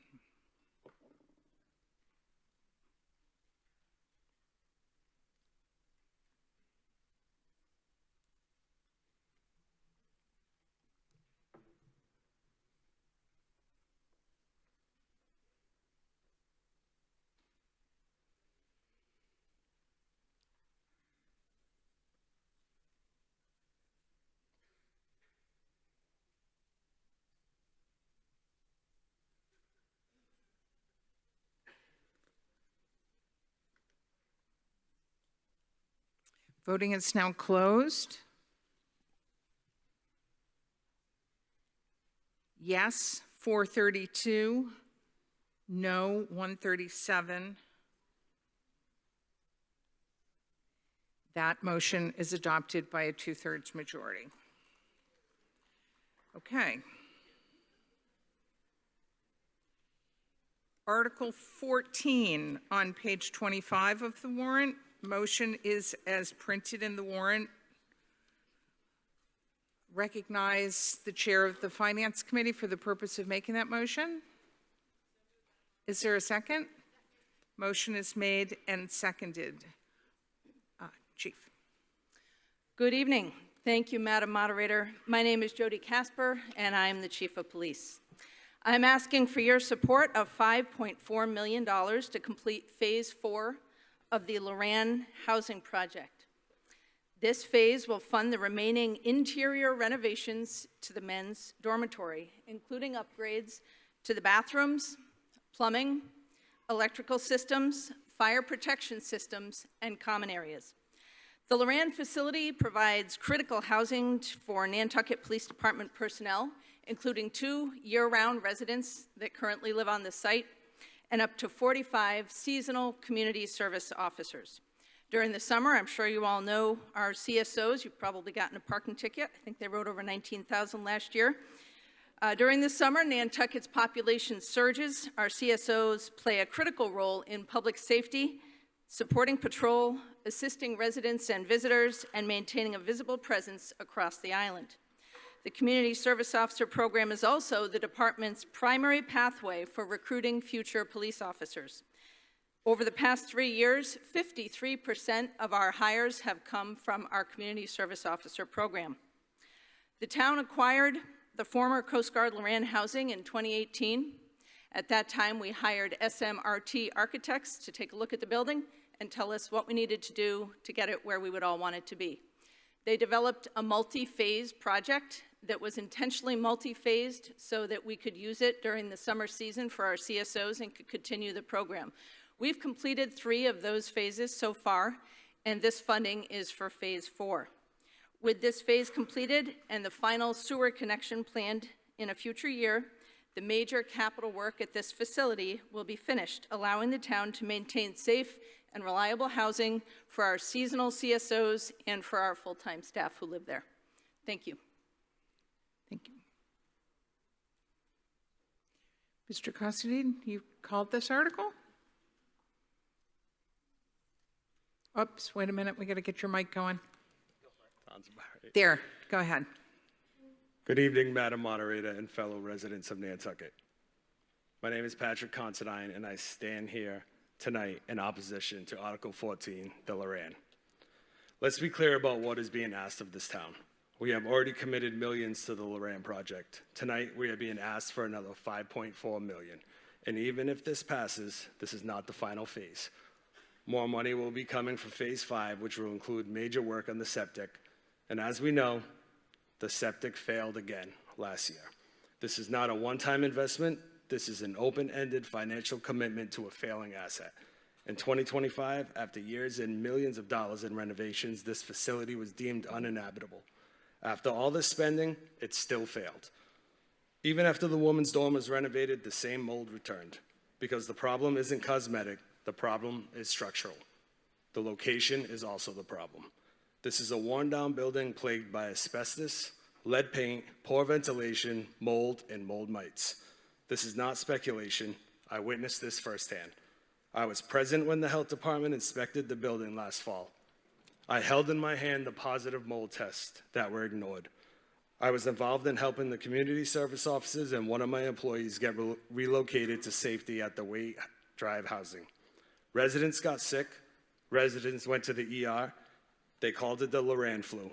They lost their belongings, not because they were careless, but because their possessions were contaminated with mold, mold mites, and filth. I am in possession of a message from the NPD administration blaming the residents for their conditions of the Luran. At the end, they referenced bags of trash in the hallway. Let me be clear, that wasn't trash. That was everything they owned being thrown away because it was destroyed. And still, many were afraid to speak up. I think we all understand why. But not all of them stayed silent. Erin Sullivan, who is currently fighting stage 4 cancer and who had previously resided at the Luran as a CSO, bravely spoke out publicly, referencing the living conditions of the Luran as a possible link to her cancer, and stated, "This is heavy and extremely serious accusation. While I am not saying that it caused my cancer, I am also not saying that it did not. That should stop every one of us in our tracks. We cannot ignore that. So I ask this town, why are we continuing to pour millions into a building that continues to fail? Why are we accepting a plan that won't be completed until at least 2028, will likely cost even more money, and in the meantime, will continue to house 75 to 100 seasonal employees over that time each summer in substandard conditions? Nantucket, we need to wake up. This is not just about money. This is about health, safety, and accountability. Thank you. We are being asked to fund another phase of a project that has already proven it cannot deliver safe living conditions. I urge this town to vote no on the Luran and to demand a real solution, not another phase of the same failed approach. Because at some point, continuing down this path is not just a mistake, it's negligence. Thank you. Thank you. Thank you, Madam Moderator. Those are great questions, and certainly some questions that if I were you that was going to vote on this, I would want to know some answers to those things. There were some concerns brought up last summer that many of you may know about regarding mold mites. You may have seen pictures online. So we wanted to be very aggressive in dealing with this concern. So we moved everyone out of the Luran. We had it cleaned. We had health inspectors come in. We have put 2 people in there living full-time who are building managers who now do weekly and in the summertime bi-weekly checks. We've purchased air conditioners for all the room windows. And then further, we've partnered with the housing department as well. We've worked a lot on rules inside the facility, and we really need to educate some of our CSOs who are coming from off-island who may not be familiar with living near the ocean just about the humidity in the air out there. So there's no pointing fingers on any residents. We just need to understand that this is a humid environment, and all of these different efforts that we have made, we hope will make an improvement. And the second thing I would want to add is I would love to build a new dorm. I'm sure we'd all love to give all of our residents new buildings and dorms, but I've been in here with all of you in this room this evening listening to these very significant projects that you're being asked to vote on that are ultimately going to be coming out of your taxes, right? And so I'm mindful of that. This is a project that if we do this phase, it'll be this $5.4 million. We have an additional phase next year hooking up to the sewer, which we anticipate to be about 1.5. And then I can assure you, I hope to not come back and stand before you and ask you for any more money related to the Luran. It's got a new roof, new exterior. This is really the big final phase other than the sewer hookup. I just didn't want to bring before you a $25 million new building that wouldn't be made for a number of years and that we don't have land for. Thank you. Thank you. Yes.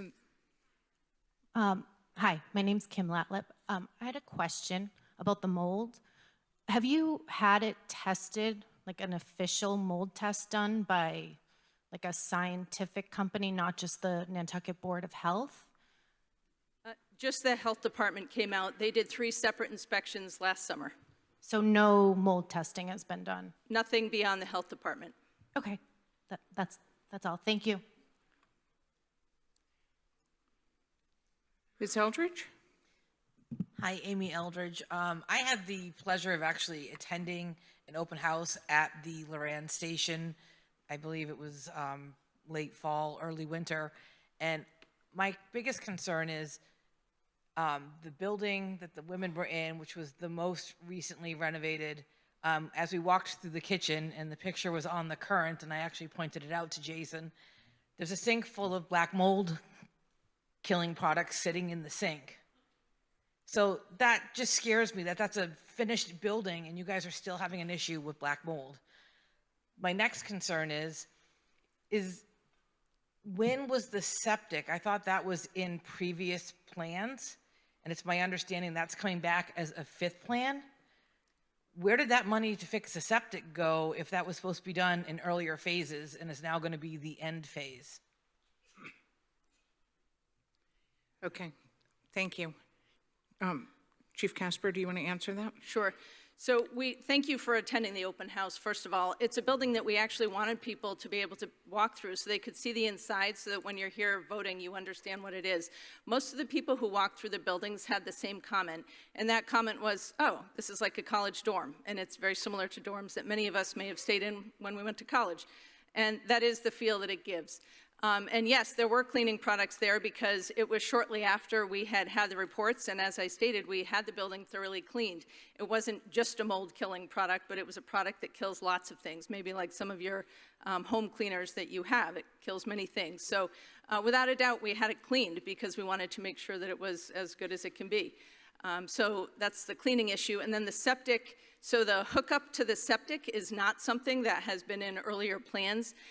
You may have heard some comments about the septic. We actually, ironically, have the company coming out tomorrow to do the final repair to the septic. It hasn't failed, it's just slow to drain, so we are remedying that. And that's the status of the septic. But it certainly will be very helpful next year if we have your approval to hook up to town sewer. Thank you. Ms. Mooney? Thank you, Erica Mooney. I also was able to go on that tour of the Luran last year. I grew up in Sconset, and that was the first time I had ever been in those buildings. So I thought it was actually really interesting. And I, for one, as I walked through both buildings, could see where our money has been spent. You could see the before and the after, and that was very evident to me. Yes, they're like dorms. We're putting college-age kids in there who work as CSOs. I mean, I don't know. I mean, when I was in college, that's the kind of places that we had available to us. But I just think it's money well spent, and we need to finalize this project and get it taken care of once and for all. Thank you. Thank you. Yep. Go. Okay. I'm Amy Baxter. I'm the licensing administrator for the police department, and I am one of the employees that lives out there now. One of the building managers and another colleague of mine is out there as well. So I've been there for about 2 months now. We're meeting tomorrow. Obviously, we're having a couple inspections tomorrow. I've been out there with the health department as well. I'll tell you, I would not be there if I had some concerns like this. These kids, they're not kids, young adults. I've worked with them for years, and they're very important to us. We could not do what we do in the summer without them. I know we talked about parking tickets, but they do other things. We couldn't have these events, all these events that we have that bring all this business out here. We have these events because they are able to supplement the police officers who have a lot of other things to do as well. So they're vital to that and vital to us being able to do these things. And I've seen great improvements out there. Again, I would not be there if I felt any concern, but I think they deserve to have some of these upgrades so they have a better place to come home to. They're working long, long hours, and would just love to see this support. And I promise, we are on it a couple days a week. We're doing inspections, and we've been testing it out, getting things fixed, making sure it's done. So we will be there and be on site. Should anything come up again, we will be the two adults out there. And the Town of Nantucket housing has been great. We have an ability to report these things quickly. So a lot of things have been done in the interim here to make it better for them, and I think they deserve this upgrade, so I hope you support it. Thank you. Thank you. Yes, Ms. Moore? Is this on? Yeah. Yes. I just want to reiterate a really important point that Jody made, Chief Casper made. We recruit most of our new recruits into the police force out of the CSOs. It's a huge pipeline for populating our police force with new officers. The quality of this housing is the first experience they have here, and it lends itself to them having a desire to come back to Nantucket. So I think this is a really important investment that we make in that experience, because it's really hard to recruit new police officers to come here, and having them have a good experience is really important. Thank you. Back to the gym. Did you have a further comment? Yeah, I think the important thing to bring up here is that, Ms. Baxter, you're living in the newly renovated apartment, whereas the remaining new and returning CSOs that will be coming back will still be in the same men's dorm, which are the conditions I just explained. The point is, if we approve this, the Luran, these people are still going to live in these conditions until 2028, which we know is really 2029.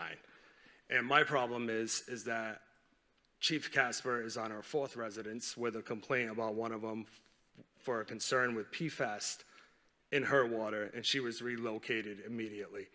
We had multiple people out there living in what was deemed uninhabitable, and there's no other way to look at it. I am in full support of the CSO program, but they should not be living there. No one should be living there now. Another 40 people should not be coming to live there this summer, if not more. And we do not need to give $5.4 million to another failed project. Thank you. Thank you. Peter Burke here as a private citizen, not representing any board. I'd like to call the question to vote. Okay. I think we can probably just go to a vote. I don't see anyone else. So this does require a 2/3 vote. A yes vote will adopt the motion as printed in the warrant. A no vote will defeat that motion. It's 1 for yes, 2 for no. Voting is now open.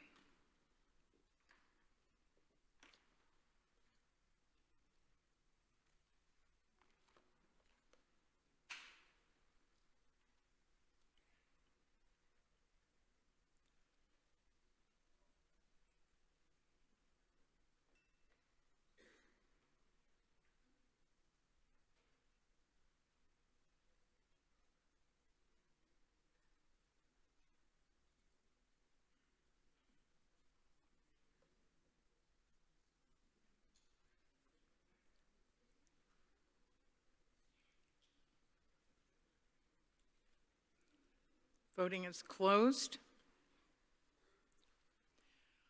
On the main motion on Article 14, yes, 324, no, 218. That motion is not adopted. Can you go back and give me the votes again?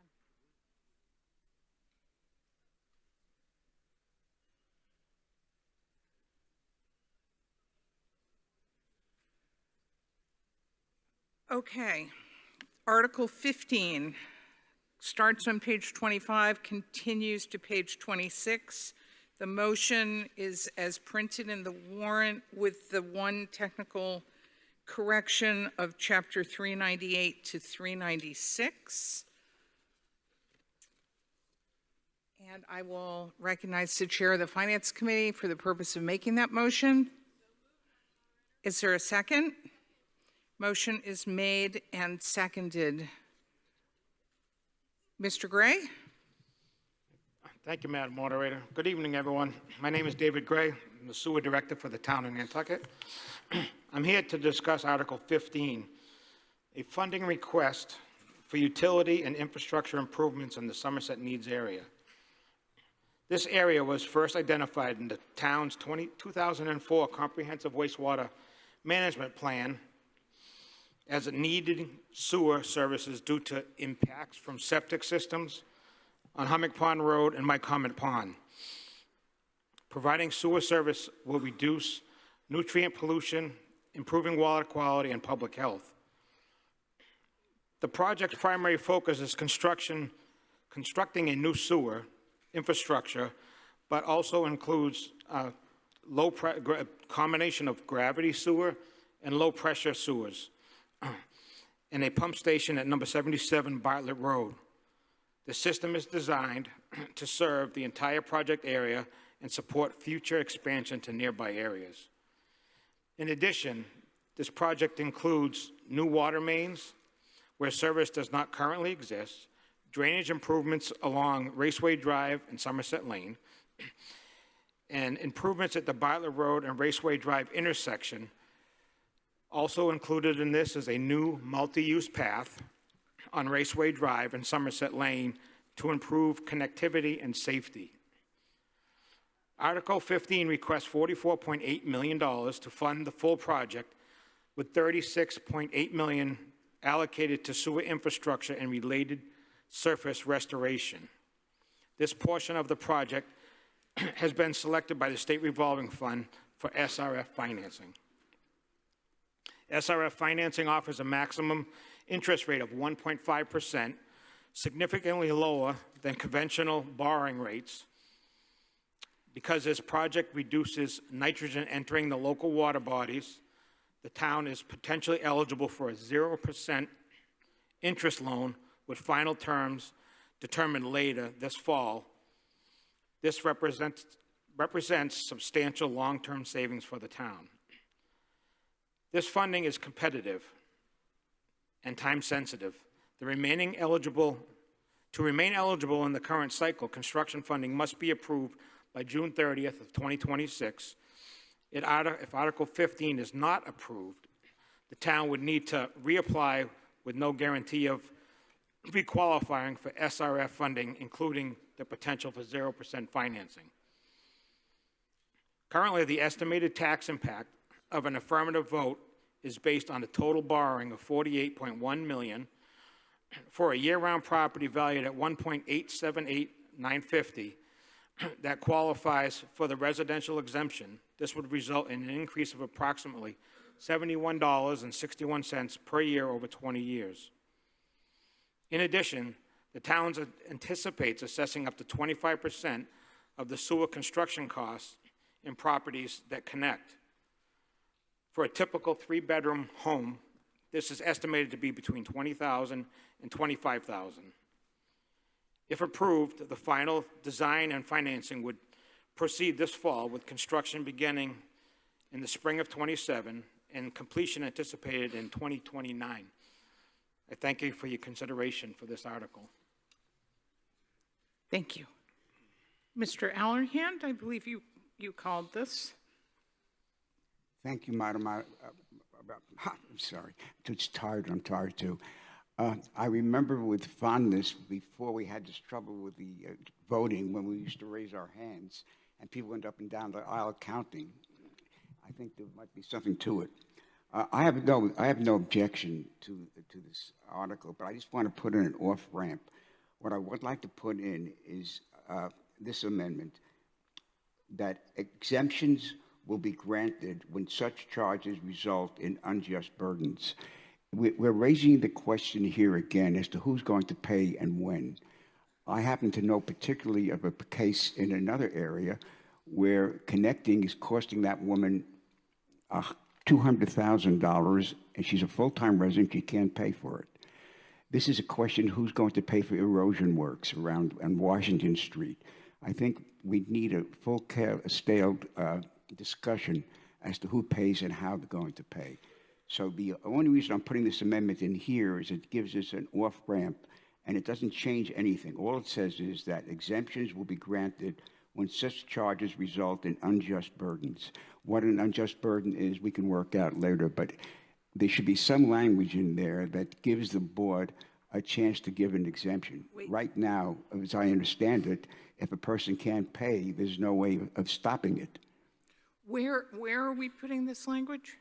Right up the seventh line from the bottom where it says after enabling authority. And before, and that the remaining balance? So I want to say provided that an exemption will be granted when such charges result in an unjust burden. It doesn't force anything, but it gives the people in charge a way of avoiding unjust situations, because I've run into a place where there was no way of avoiding it. They said there's no way of getting out of it. You must pay or leave.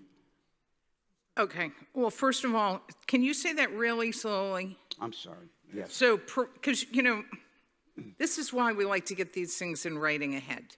Because I apologize. It's quite all right. I'm trying to do it on the fly, and I'm no good at that. So, provided that an exemption will be granted. Will be granted. All right, go slowly because Jeremy has to type it. Oh. Okay, go down, breathe. Yeah, right before that. Before that and, keep going, right there. When such charges All right, wait, provided that an exemption will be granted when such charges result in an unjust burden. Okay, so let's get that up, and then I'm going to go to town council. We're just in an unjust burden. Okay, so that's your motion. Is there a second? Okay, motion is made and seconded. You've already kind of said what you were going to say about it. Mr. Giorgio.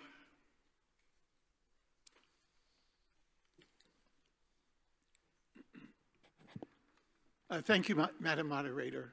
So the assessment of charges for sewer improvements are heavily regulated by the general laws, and there are provisions in the law that allow folks to seek basically an abatement if the charges, not so much that they're unjust, but they don't represent the actual improvement in the value to the property.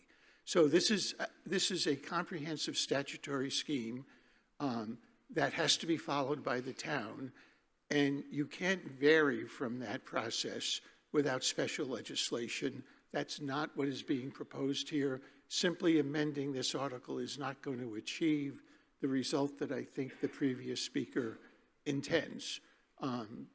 Again, because it would be up to the sewer commissioners, the assessors, to grant abatements or exemptions if it's allowed under the general laws. And that's all I can say about it, because each situation is very fact-specific.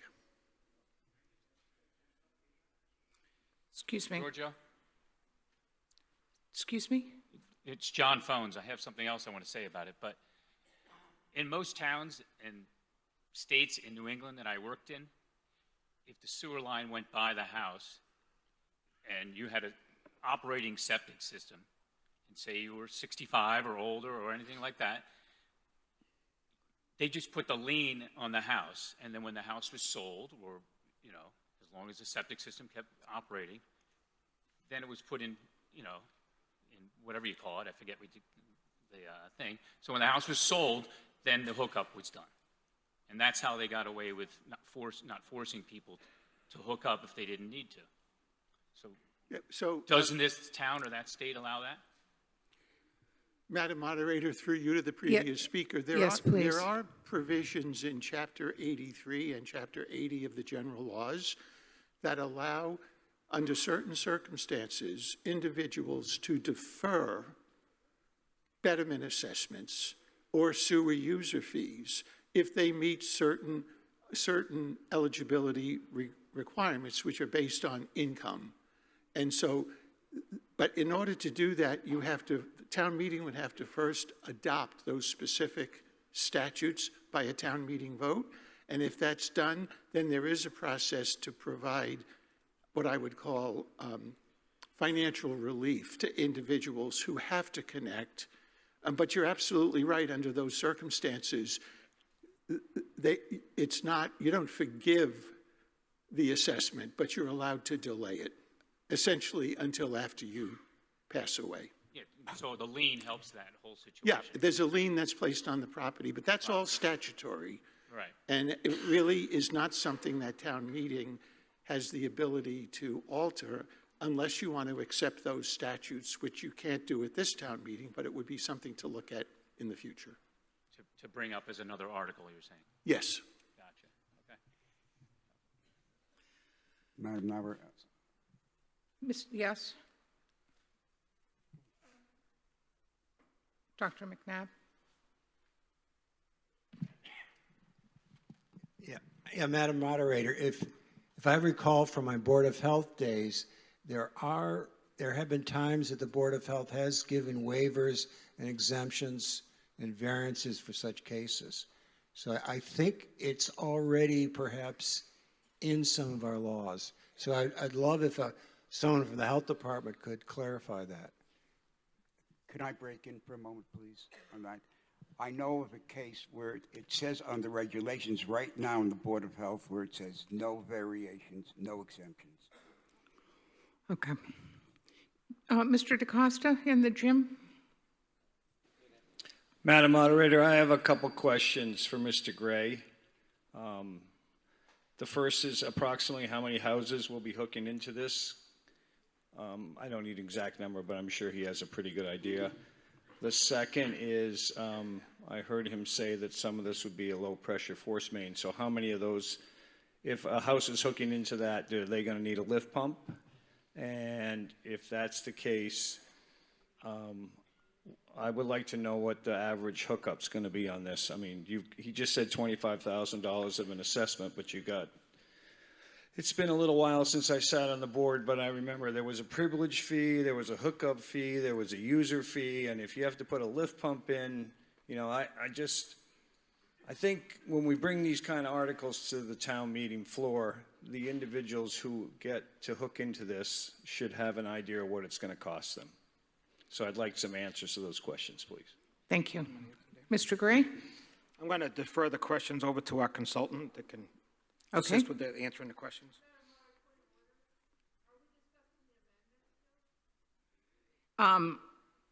Yeah, kind of, yes. Yes, we're discussing the amendment. But go ahead and give the costs, because that goes to the burden, which goes to the exemption. My name is Dan Sheehan with Weston and Sampson Engineers. I'm working with David on the design. So the costs include a $4,000 hookup, sewer connection permit fee. That's one cost. Another cost is going to be the sewer capacity fee, which right now, based on the motion, is roughly 25%, equates to somewhere between $20,000 to $25,000, if that motion passes. The The actual cost of the construction, we really can't give you an accurate number on that at this time. I mean, it's very site-specific. It depends on the property, whether or not there is going to be a grinder pump, whether or not your electric service can handle the grinder pump, how much landscaping you have that has to be replaced, those sorts of things. So it's really difficult to give an actual cost on that right now, especially since the connections won't be for 3 years, and you really, who knows what the atmosphere, what the climate and bidding climate is going to be in 3 years from now. Trying to remember the other questions were but I think it's 444 homes are being tied in on Somerset, and then there is several of the homes will have grinder pumps. I don't have the exact number. We're still under design. We're about a 30% design right now. But the people that are low pressure sewer do have to install a grinder pump. And on the Shimwell project in the past, the town purchased the grinder pumps through a separate contract and then sold those to the town, to the individuals at a reduced rate. And my understanding is that is the plan for the Somerset project. We'll do the same thing, go out and get bids for a particular grinder pump, and they'll be offered to the residents at a discounted rate. And don't know the rate yet until we know what the bid price will be. Thank you. So on the amendment, do you have something on the amendment, Mr. Phones? No, I just have something about the whole thing. The whole thing. But the amendment, I was trying to help him out about the amendment with the lien thing, figuring maybe we had that already. Right, okay. So that wasn't my time. Okay. Do you have anything else, Mr. Allahan, on your amendment? Well, I just want to make the point that the amendment doesn't put anybody in a straitjacket. It just gives people a way of dealing with the question. It doesn't force any action. It just gives people a way to avoid unjust situations. Thank you. Thank you. Okay. So I think we can go to a vote on the amendment. A yes vote will adopt the amendment. A no vote will defeat the amendment. Requires a majority vote. It's 1 for yes, 2 for no. Voting is open.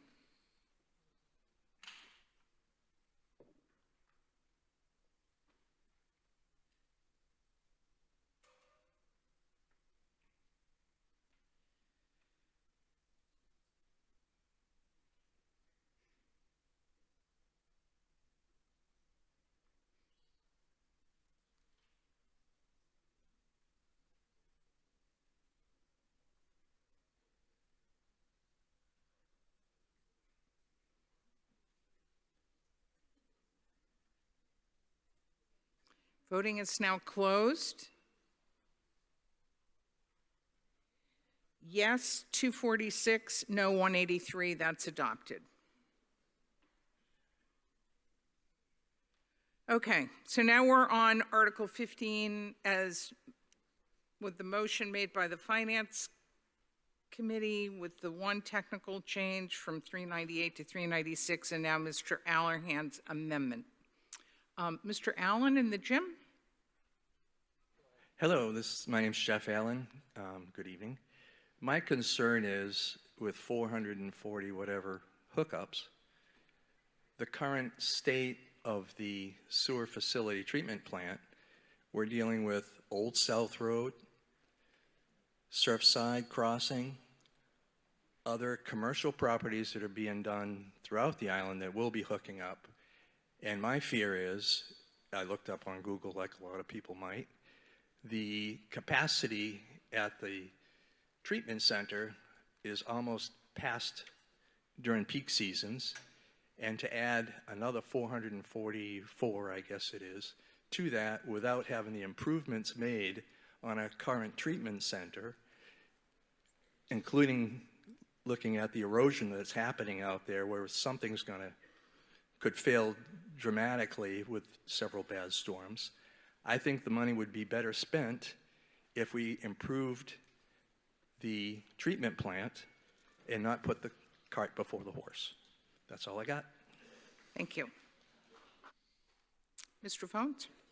Yeah, I'm just wondering, why don't we sewer places that actually need sewering? My comment out there is a lot of sand. I can tell you that for sure. 'Cause I have an 11,000 square foot lot, and it was all beautiful sand when we put in the septic system. It was a 7-bedroom septic system. Everybody was like, wow, we could sell this stuff, you know? What I know, the history of this is they can't come out Hummock Pond Road and connect there because that main would have to be replaced all the way back to the sewer plant. They're coming out Bartlett Road because they can do that.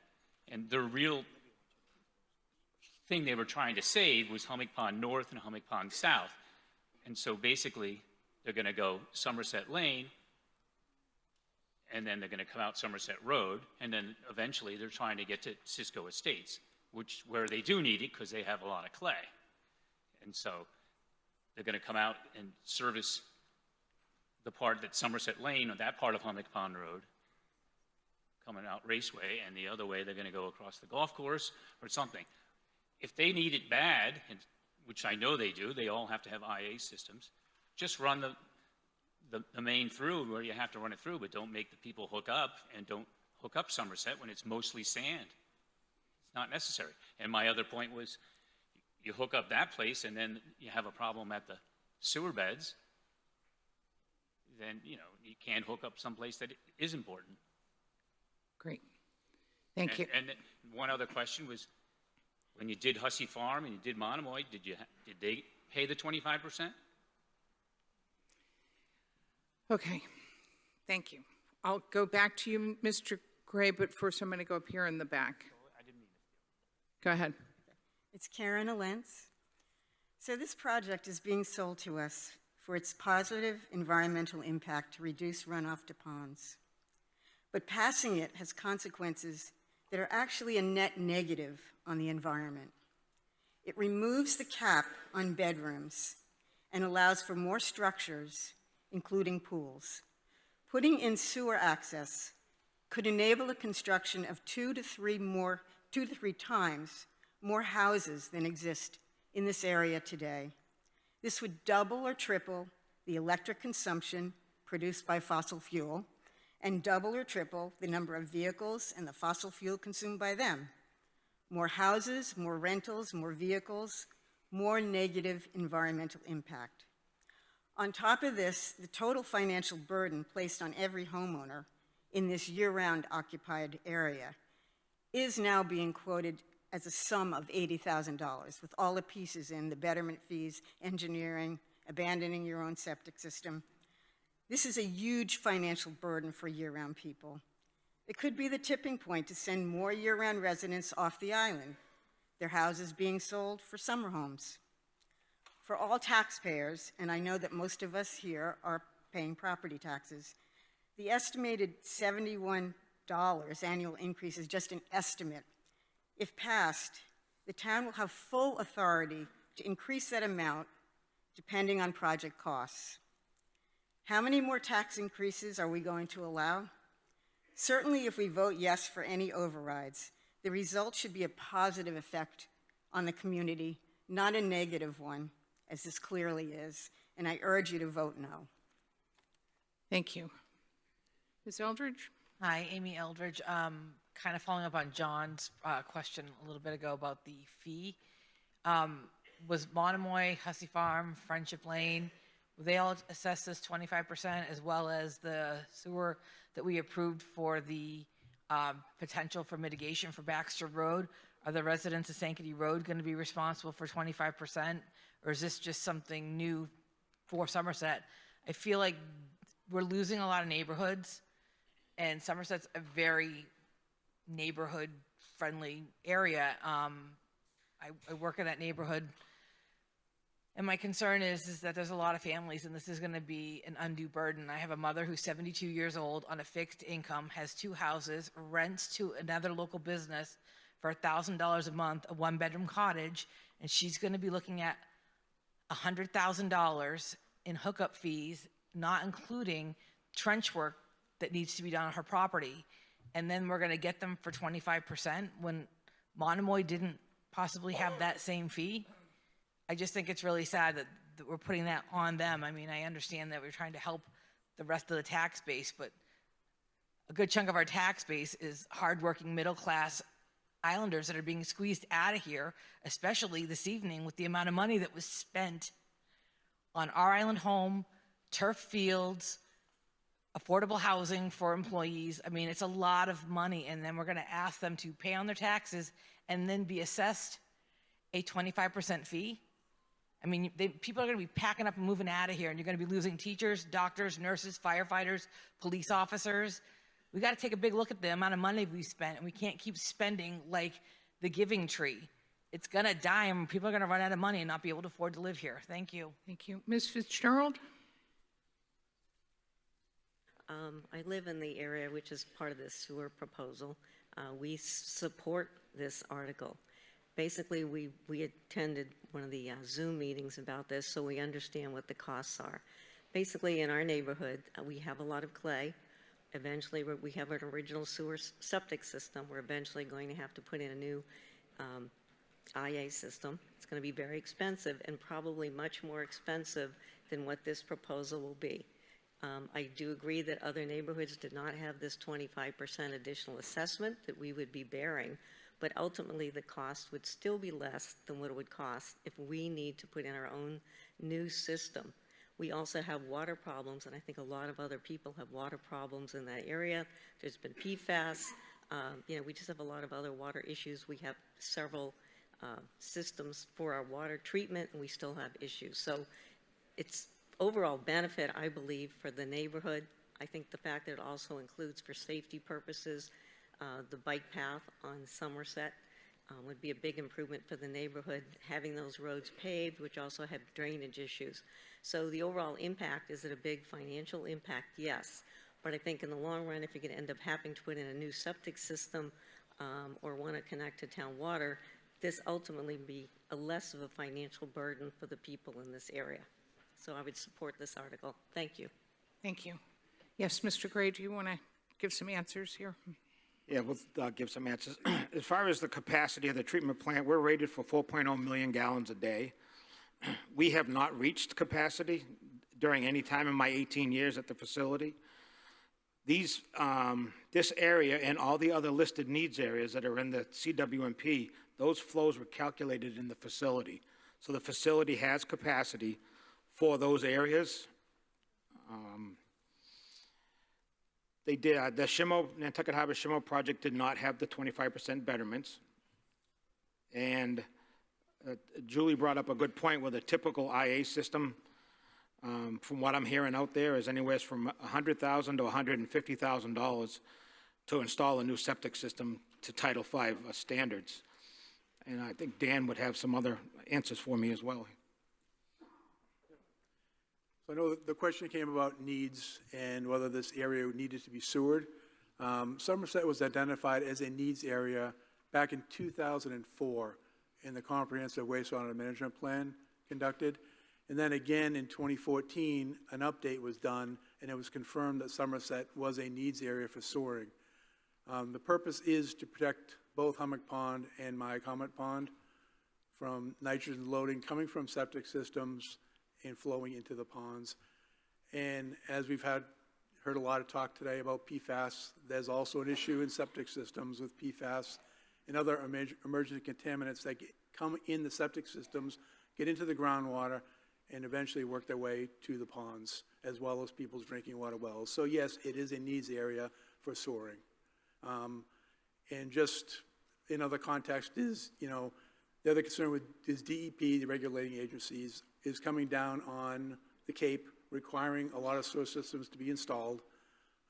They have come to Nantucket and have been very impressed with what Nantucket's been doing, but they see the CWMP and they see what the town's plans are for sewering, and they're on board with the sewering process.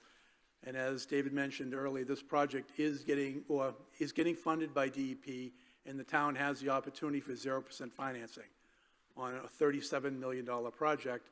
That's going to save the town potentially $7 to $8 million of interest charges over 20 years. If you don't vote for this project now, there's no guarantee we're going to get this funding in the future. Funding is very tight, and a lot of communities are not getting funding. So there is a need for this. Thank you. Ms. Carey? Yes, thank you. My name is Susan Carey, and I live at 67 Somerset Road, and I am on septic. I'm on the dirt part of the road. I'm interested in listening to those in favor of this article tonight, especially if it involves development of any kind by business or individuals. I will listen and try to understand them. This project is massive, and it is multi-layered. I consider myself an environmentalist, but I'm not really buying into the text that this project is designed as a method to save the ponds. Development and growth, more homes, pools, manicured, fertilized lawns have made a huge impact on our water quality over the years.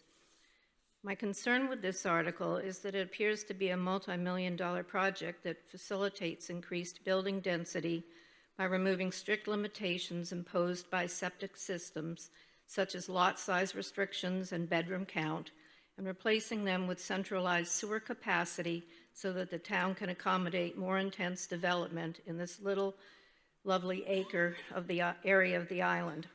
More development, more houses, more pools, and more fertilized landscaping. With this project, homeowners will be mandated to hook up of a cost that we're really not sure of. We're hearing $80,000.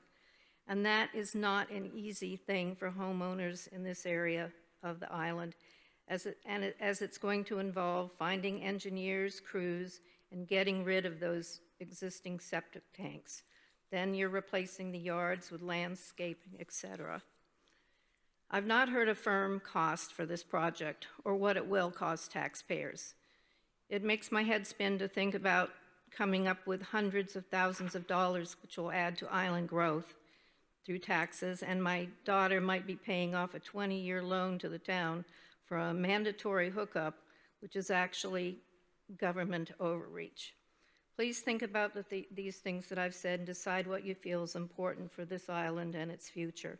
Thank you. Thank you. Mr. Borgeson? Hi, my name is Brian Borgeson, and I live on 101 Somerset. My name is Brian Borgeson, and I live in this neighborhood at 101 Somerset. Since 2014, I've been calling Mr. David Gray 3 times a year, asking when the sewer project is coming through. I've had an estimate for a new septic system at my house done in 2014, and it was $18,000. My neighbor's septic failed 2 years ago, and I was getting my Scholar boat ready 2 falls ago. I was walking in 3 inches of mucky whatever comes out of your septic system. My septic system is 43 years old. I have a 20-month-old. If I have to get a new septic system, a 4-bedroom septic system for $185,000, my house will be sold to a developer. They will knock my house down. They will remove my septic system. They will put in an 8-bedroom septic system, and they will develop my house and put in a pool and put in a guest house and put in a main house, because that's what they're gonna do, right? It doesn't matter. We're not increasing our ground cover when we do our septic. We're only increasing the bedroom cover. So we're only allowed to have a certain amount of ground cover on our R10 lots. No one was concerned about development when we all bought in there. Anyone who bought in there bought in when it was RC2. That meant 5,000 square foot lots. We could have subdivided all of our lots 4 ways. I don't know who was here at town meeting when they changed that zoning to RC2 and R10, and I almost went to jail that night because I was gonna split my lot up and sell the other half of my lot to one of my friends so they could live here. That did not happen. Now I've been waiting and waiting and waiting and waiting and waiting and waiting. I have a 20,000 square foot lot. It's just under 20,000. My house is 646 feet on the ground. 2 of my bedrooms are 8 by 11. I had Jill Veith come over from the finance department and look at my house, and she just shook her head. This is important for locals. It's important environmentally, and it is not going to increase ground cover in this area. Am I super concerned about hookup cost? Absolutely. Very absolutely. That needs to be addressed as well. And I think going forward that we need to pass this project and then monitor how we have hookup costs for the locals and the people like me who can't necessarily afford a $50,000 or $60,000, $70,000 hookup cost. Thank you. Ms. Molden? Madam Moderator, Emily Molden for the Nantucket Land and Water Council. I'd like to speak in support of this article and the Somerset Sewer Project. It does include a number of infrastructure improvements in this area, but specifically, as David mentioned in his presentation, it will benefit water quality in the adjacent Hummock Pond and Myakomet Pond watersheds. Bringing sewer to new areas clearly has financial implications for the impacted residents that need to be considered. As Karen mentioned earlier, it does also eliminate existing Title V and septic system restrictions, which does not create more ground cover, but it may lead to more intensive development across the area. This is something that we're concerned about, and we hope the town will continue to consider ways to address these additional repercussions, but we also recognize that wastewater is a significant contributor to nutrient pollution in Hummock Pond, as well as Myakomet. And so we support this project and the article to benefit the health of those water bodies, for the ecosystem services they provide, but also for the future safe use and recreation by the community. Thank you. Thank you. Ms. Report? Thank you very much, Madam Moderator. Madam Moderator, I also wanted to thank you for being with us tonight instead of at the Met Gala. I know, it's where I should be, right? Yeah, I think so.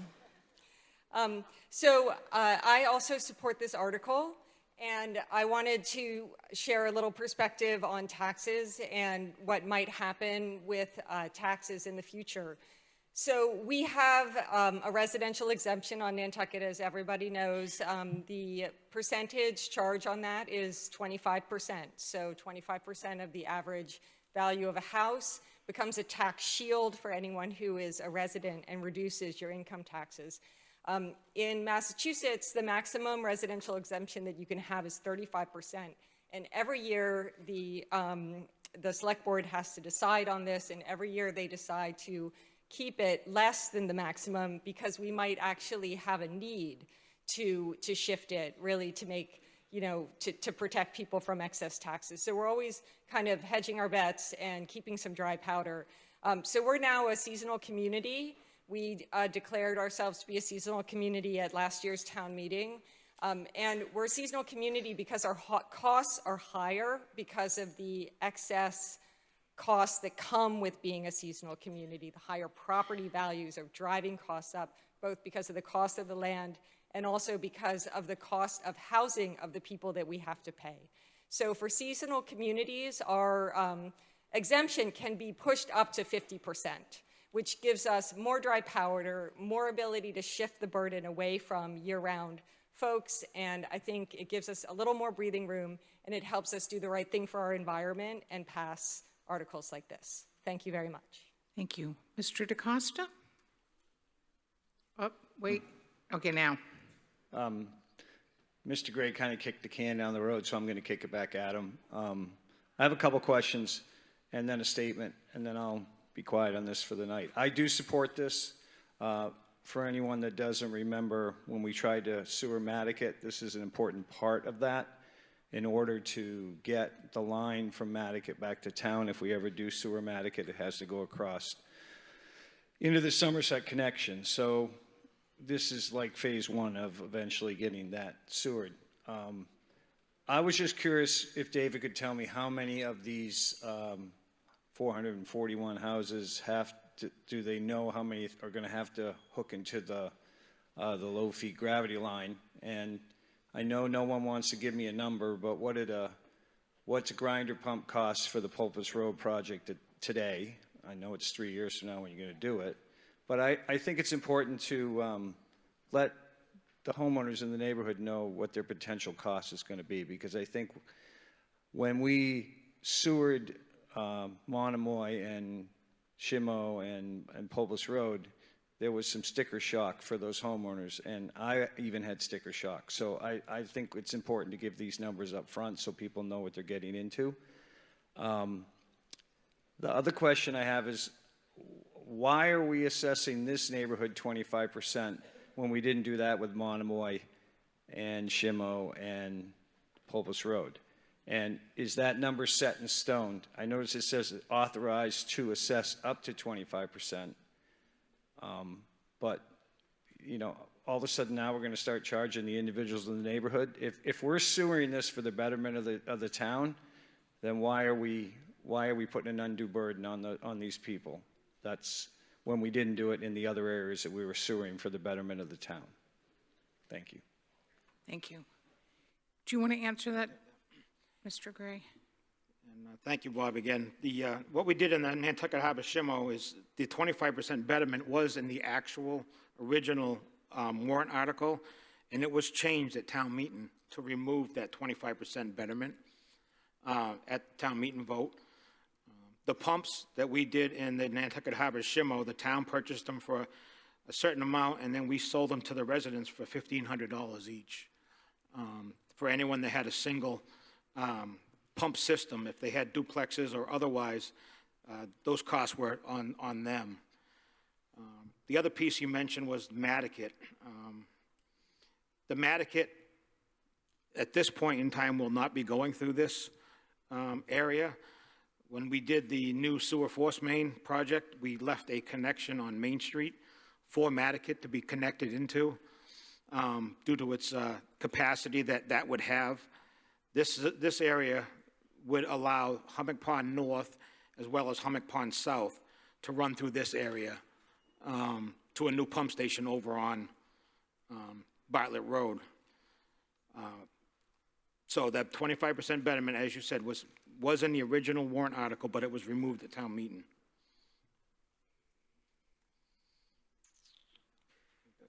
Thank you. Mr. Sullivan? Moderator, my name is Brian Sullivan. Forgive me. I'm stumbling on saying this because I agree with Emily and Hillary and support this article. But what I keep hearing is the cost to the residents that are in this area. And it's not just this area, it's across the island that we're seeing increases in IA systems or requirements to connect to sewer. So I just learned something that I want to comment on, but I have a question, I guess, to John Giorgio.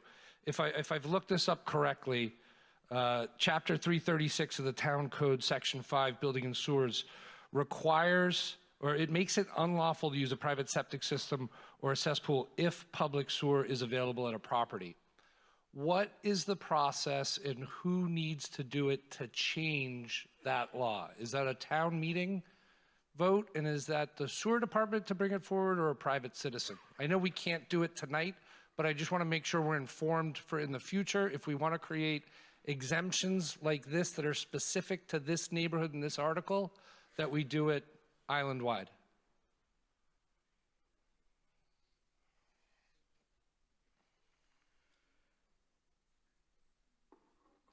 Mr. Giorgio?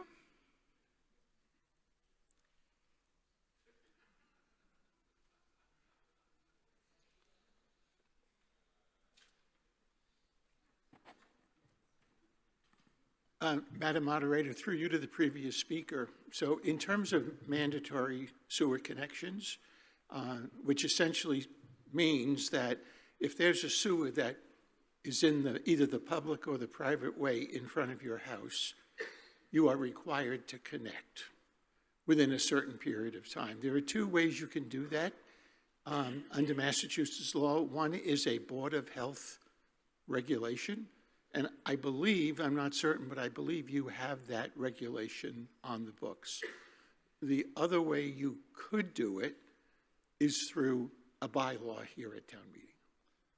Okay, so the Board of Health could make the change to the regulation without a town meeting vote, and this governing body could change it as well at a future town meeting? Yeah, those are two different processes, but it could be done either way. Understood, and we could cover the whole island with some level of exemptions. Great, thank you. Yep. And so what I just learned from David, at a previous town meeting, the 25% was in for the Monomoy and Shimo area and was removed at the meeting. So I'd like to amend the article and removed is authorized to assess up to 25% of sewer, and I can't see the rest because it's behind the 2-minute block. Extension project costs on the owners of land to be served by the new sewers pursuant to the uniform unit method authorized under General Laws, Chapter 83, Chapter 396 of the Acts of 2008, or any other enabling authority. Correct, so it's consistent with what we did in Monomoy and Shimo. Thank you. Yes, Mr. Giorgio? Yeah?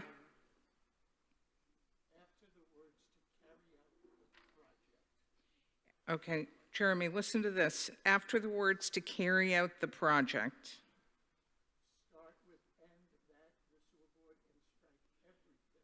Okay, start with "and that the select board," and strike everything. Okay, everything including the Allerhand amendment, because that won't apply anymore.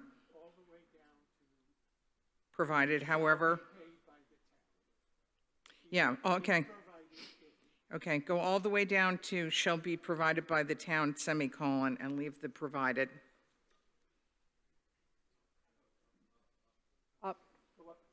Up, yep, there.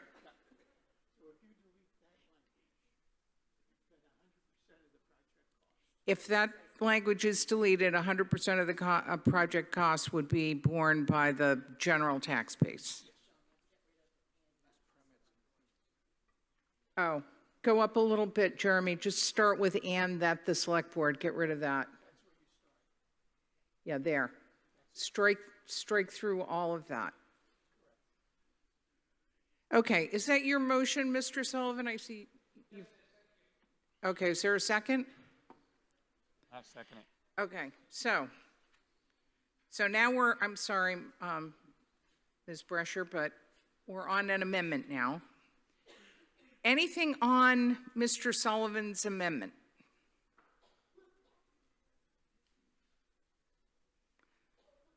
Mr. Fee? Hi. No, I suggest that we haven't done the analysis on this. My mom would always say there's no free lunch. And so if we don't pay for this, through betterments, et cetera, it's going to raise our taxes. There are people on sewer and there are people on septic.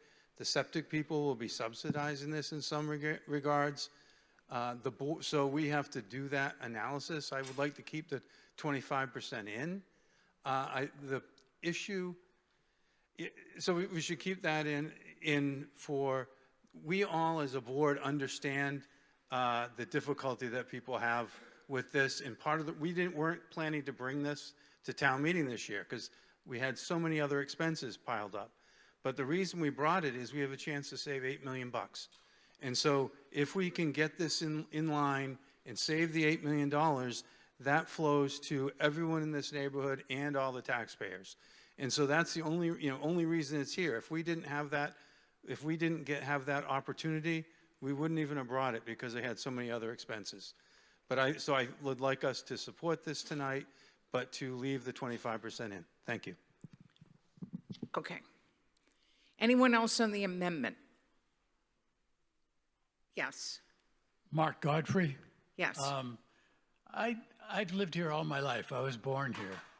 I know Shimo, I know Monomoy, I know the areas, and so they don't have to pay, but all of a sudden a bunch of local people that live in the middle of the island, it's okay to charge us 25%.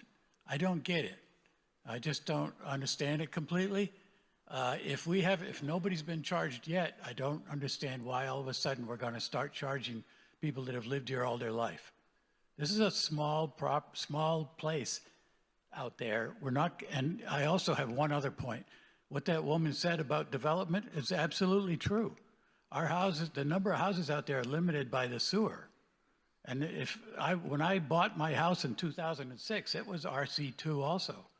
And, there was I was ready to subdivide it because I could have had, like they said at town meeting, a gas station.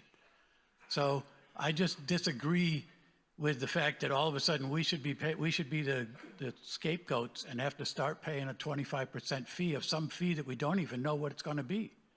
This is we're not right next to a pond either. I disagree completely.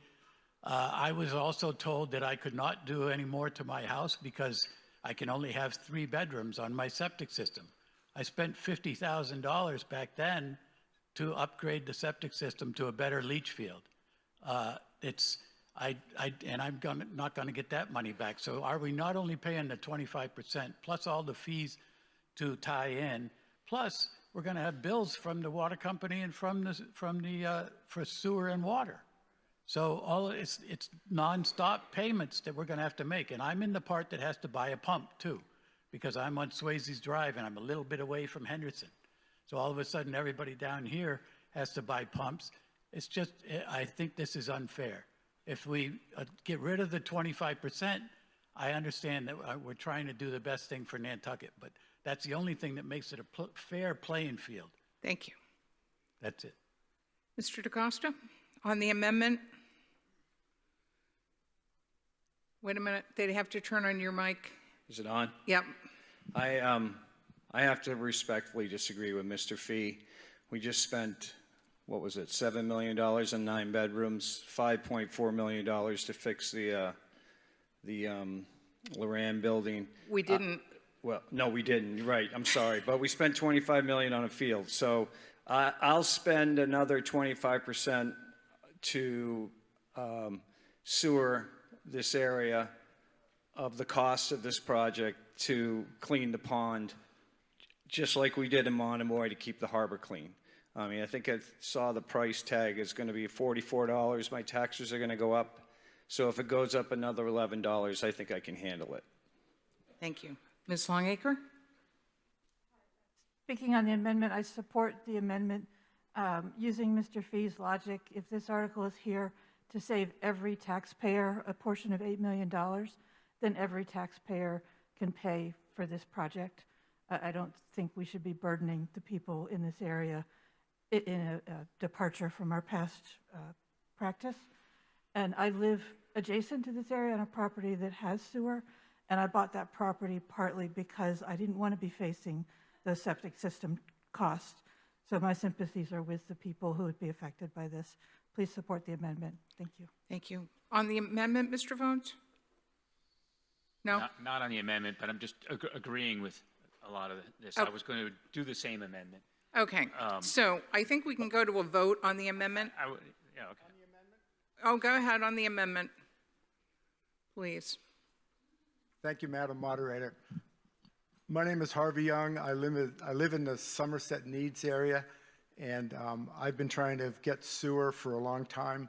This project, I think, is awesome. I'm in favor of the project. Sewer, water, drainage, fixing the road. I don't want to say anything about a multi-use path, but I think that's all good, and it's all being done together. I do have a question on this amendment. If we take out the 25%, that would be a betterment to me. Am I going to have a different fee for the capacity fee? I think there's a capacity fee that might come in place of that. And in the Monomoy Shimo Plus area that I think included Meadowview, they took out the 25%, but did it get funded by a capacity fee? Thank you. Thank you.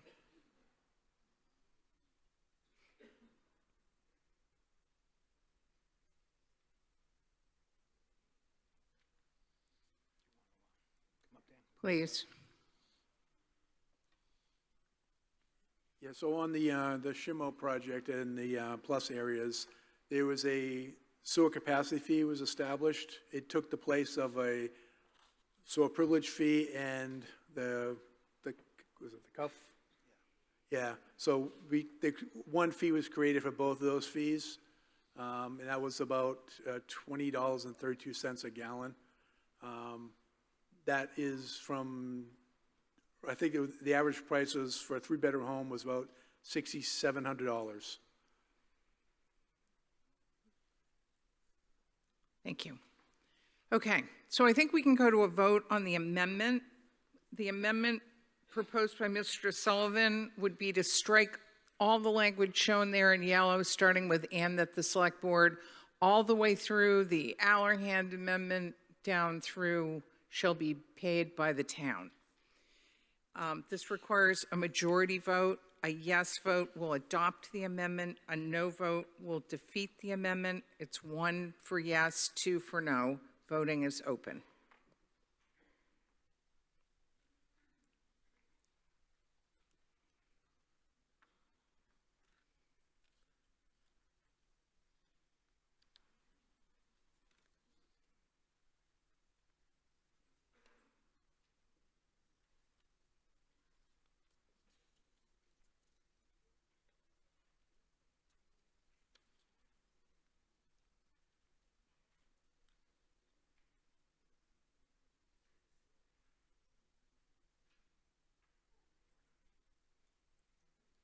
Voting is closed. On the amendment, yes, 324, no, 103. That amendment is adopted.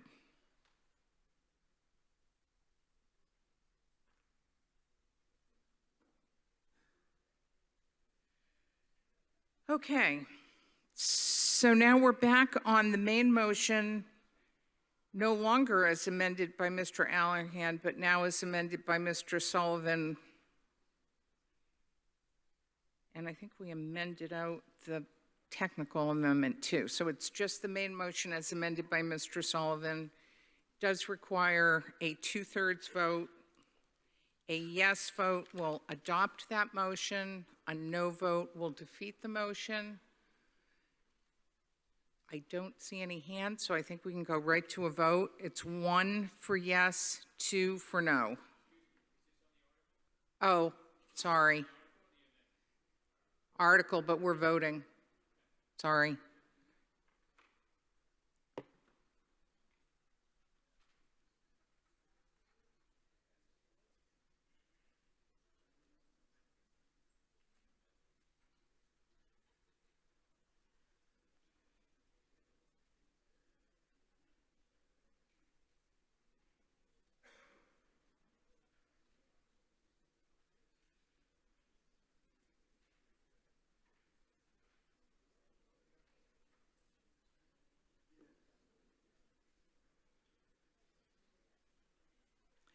Okay, on the main motion as amended by Mr. Sullivan, yes, 304, no, 116.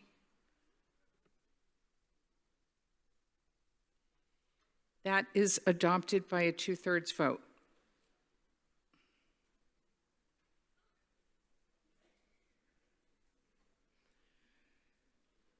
Okay.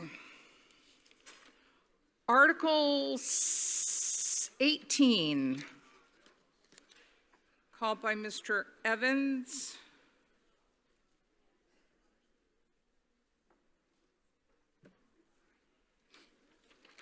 I'm going to recognize the chair of the Finance Committee for the purpose of making the motion as printed in the warrant.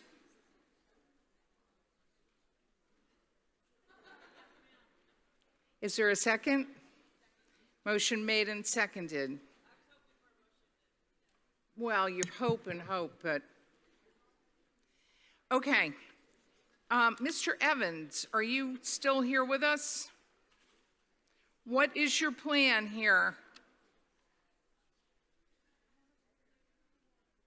No, nothing on, oh.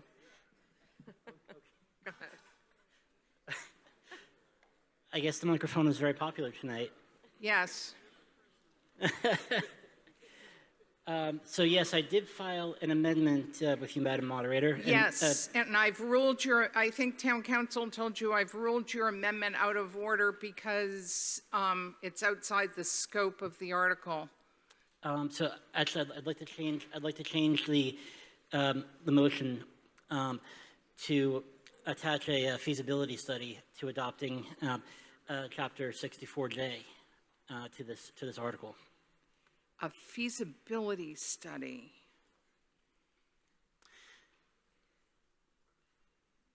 You know, wouldn't it be better?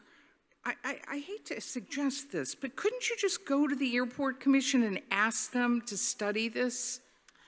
That is a good question. And actually, when I've reached out to town departments, I'll give you an example. There's another article later in the warrant that I tried getting research on, and when I called the department directly on that article, they hung up on me. Oof. So that's why I'm asking for a feasibility study, that seems to be a reasonable procedural step, so that we have insight as to what this source of funding could do. I mean, according to MGL, Mass General Law, this revenue would be dedicated directly to the airport. And the reason why I proposed this is because with the articles that we've seen, with the priorities that the town places towards affordable housing, towards sewer, towards infrastructure improvements, this would free up general revenue funding, and that's why I think the town should have insight as to what adopting this and having the enterprise fund be more, have a dedicated source of funding and freeing up general funds would look like.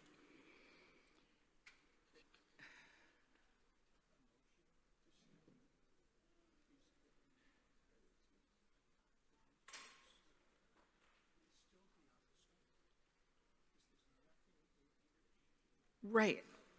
No, I think the thing that I'm struggling with, Mr. Evans, is that whether we're studying the feasibility of adding this tax or we're actually... I'm changing my motion to a feasibility study. No, I know.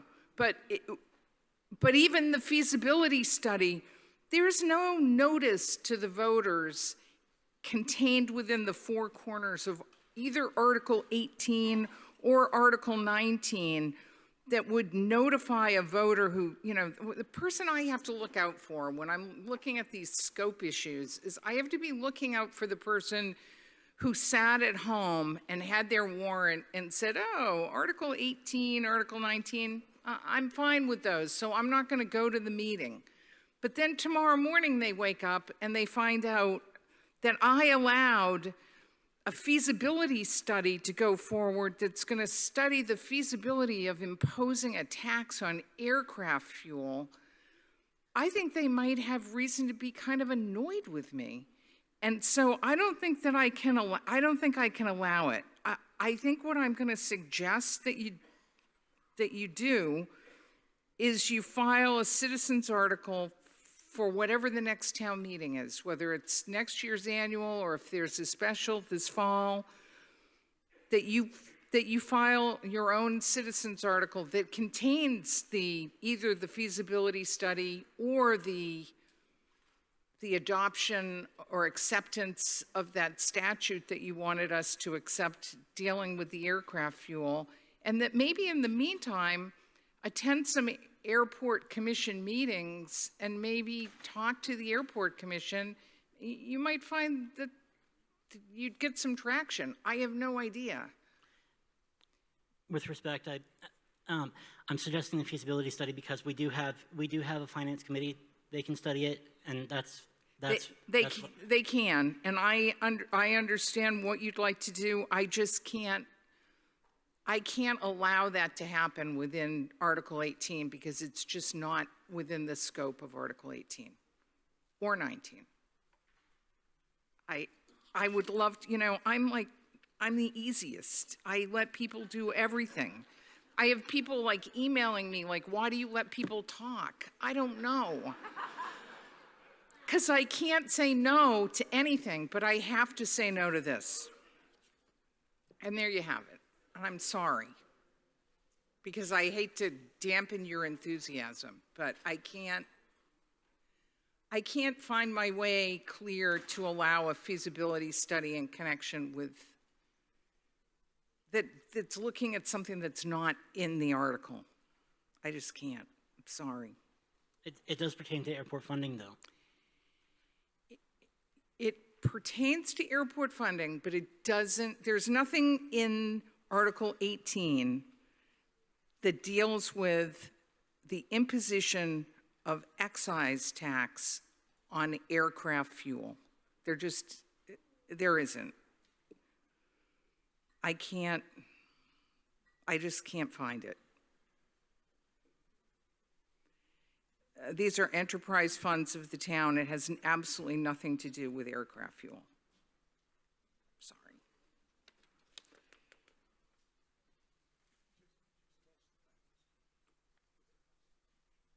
For what? Oh, I did. They've made it. So I think that we can go forward with the vote on Article 18 as moved by the Finance Committee, as printed in the warrant. And that would be a majority vote, and it's 1 for yes and 2 for no, and voting is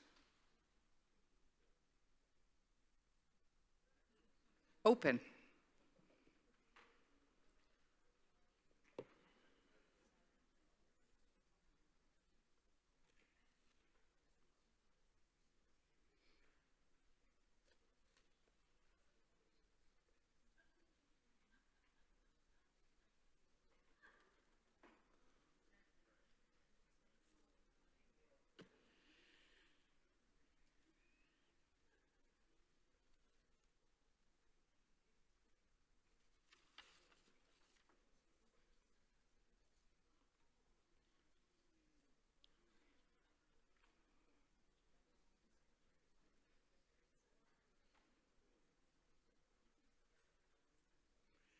Voting is closed. So on Article 18, yes, 203, no, 34. That is adopted. And I think we're going to...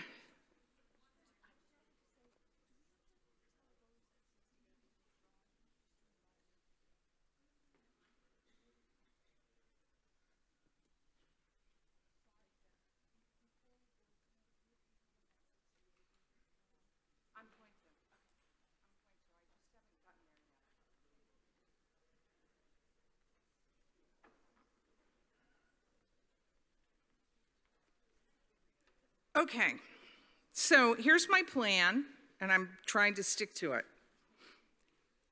We have Article 19. We also have Article 35 about the stop sign. I would like to get through 35 so that we can start with 36 tomorrow. We're also going to withdraw 68 unless somebody wants to, unless somebody wants to step into the shoes of Mr. Shea. He's withdrawn his call of 68. So we'll vote on 68 in accordance with the recommendation after we deal with 19 and 35. So, Mr. Evans? I'm withdrawing 19. Oh, you're withdrawing 19. Okay, thank you. I really appreciate that. And I'm sorry to be such a downer. Okay, so I think we can do 19 and 68 together, but let's do 35. Ends on a positive, sort of. And 35 is on page 45 of the warrant. We're going to vote 19 and 68 together. Yeah. I mean, we could do it right now. Want to do that? Okay. So I'm going to...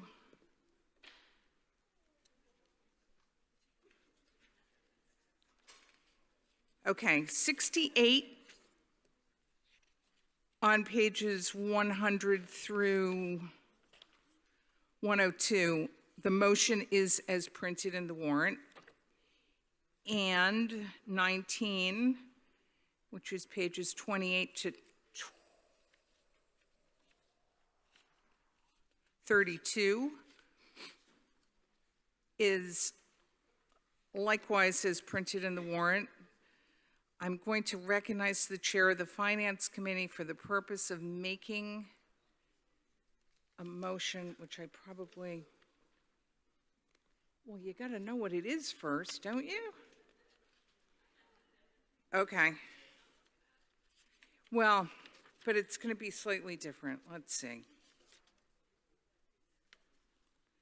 It's going to be, I mean, I could just make it up, but I hate to do that.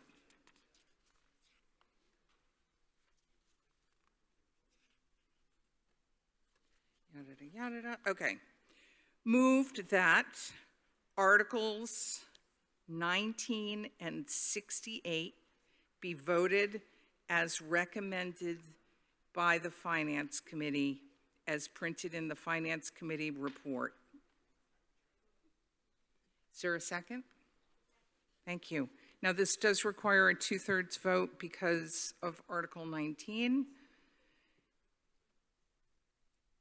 A yes vote will adopt the motion on Articles 19 and 68. A no vote will defeat the motion. 1 for yes, 2 for no. And voting is open.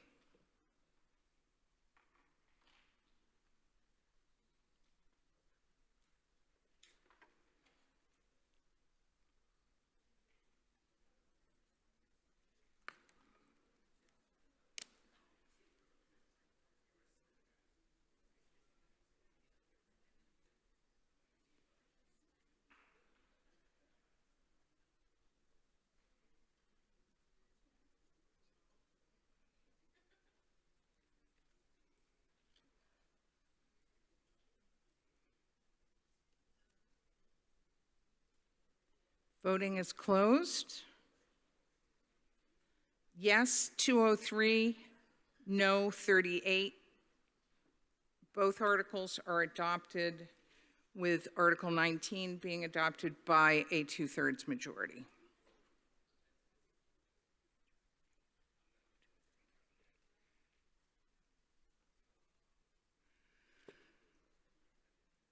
Okay, Article 35 is on page 45.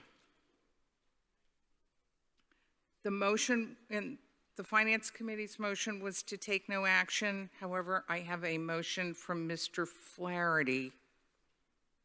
Jeremy, do I have a motion from Mr. Flaherty?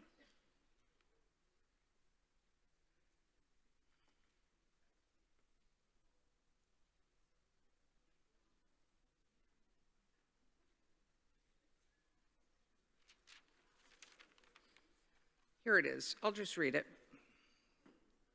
Oh yeah, here we go. I move to approve the stop signs as installed by the Department of Public Works as described in the warrant under Article 35. Mr. Flaherty or Ms. Flaherty or Ms. Ferrantella, is that your motion? Yes. Okay. Is there a second? Motion made and seconded. Go ahead. Good evening, Madam Moderator, Christy Flaherty Ferrantella, speaking on behalf of my father, Walter Flaherty. I'm here to speak in support of making the intersection at My Comment Road and Surfside Road a permanent four-way stop. This intersection has been a concern for a long time at a local and state level, and there have been countless accidents as drivers are often forced to make quick decisions in a fast-moving intersection. More importantly, it has never felt safe for pedestrians, especially children who are walking or biking to school, or for families bringing their dogs to the Land Bank Park. We all know how busy both of these roads have become, and without a full stop in all directions, it creates confusion, hesitation, and risk. At the end of the day, a small delay in traffic is far less important than someone getting hurt, and safety should always come first. This is a simple, practical change that would make the intersection safer for everyone. I urge you to support this article and make it a permanent four-way stop. Thank you.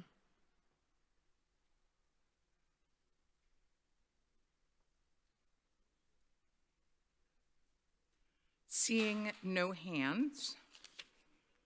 I'm going to put my hand up just quickly. Oh, okay. Ms. Sutton, go ahead. Yeah, hi, Campbell Sutton. I just wanted to thank Mr. Flaherty for putting this article together, and especially thank the town and Public Works for working with him to give us an opportunity to experience what this would be like.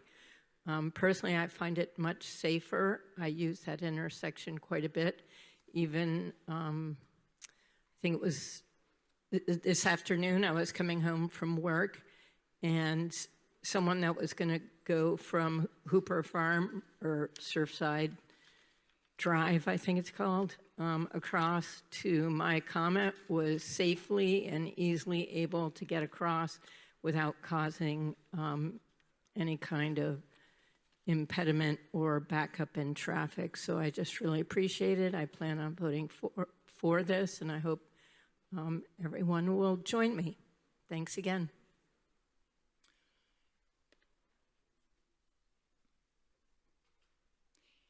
Mr. Borgeson?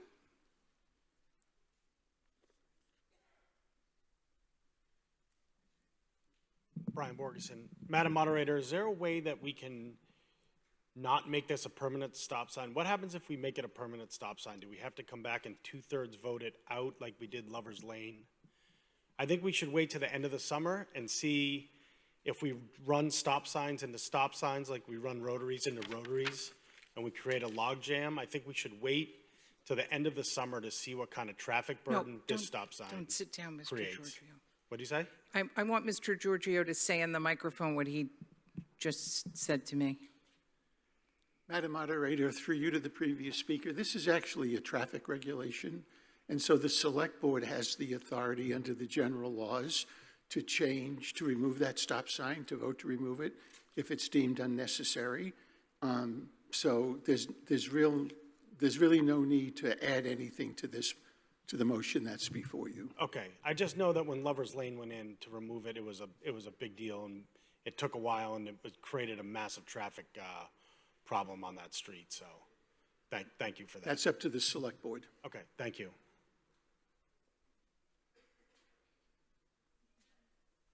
Go ahead. Hi, Erica Mooney. I am just speaking in favor of this article, and I would urge the select board members, current and future, to support this as well. Thank you. Thank you. Okay, so this requires a majority vote. A yes vote will adopt the motion. A no vote will defeat the motion. It's 1 for yes, 2 for no. Voting is open.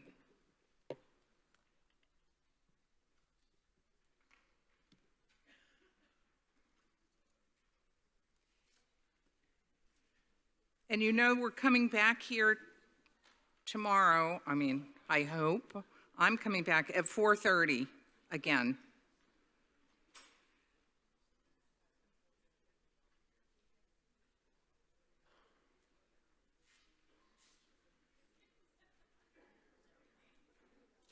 Voting is closed.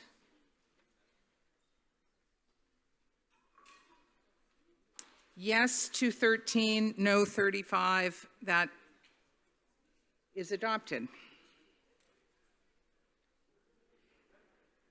So a motion to adjourn to tomorrow at 4:30. Thank you. I'll take that as unanimous. Thank you. Okay. Yay, yay, yay. Oh, I'm supposed to remind you to drop your clickers in the box on your way out, please.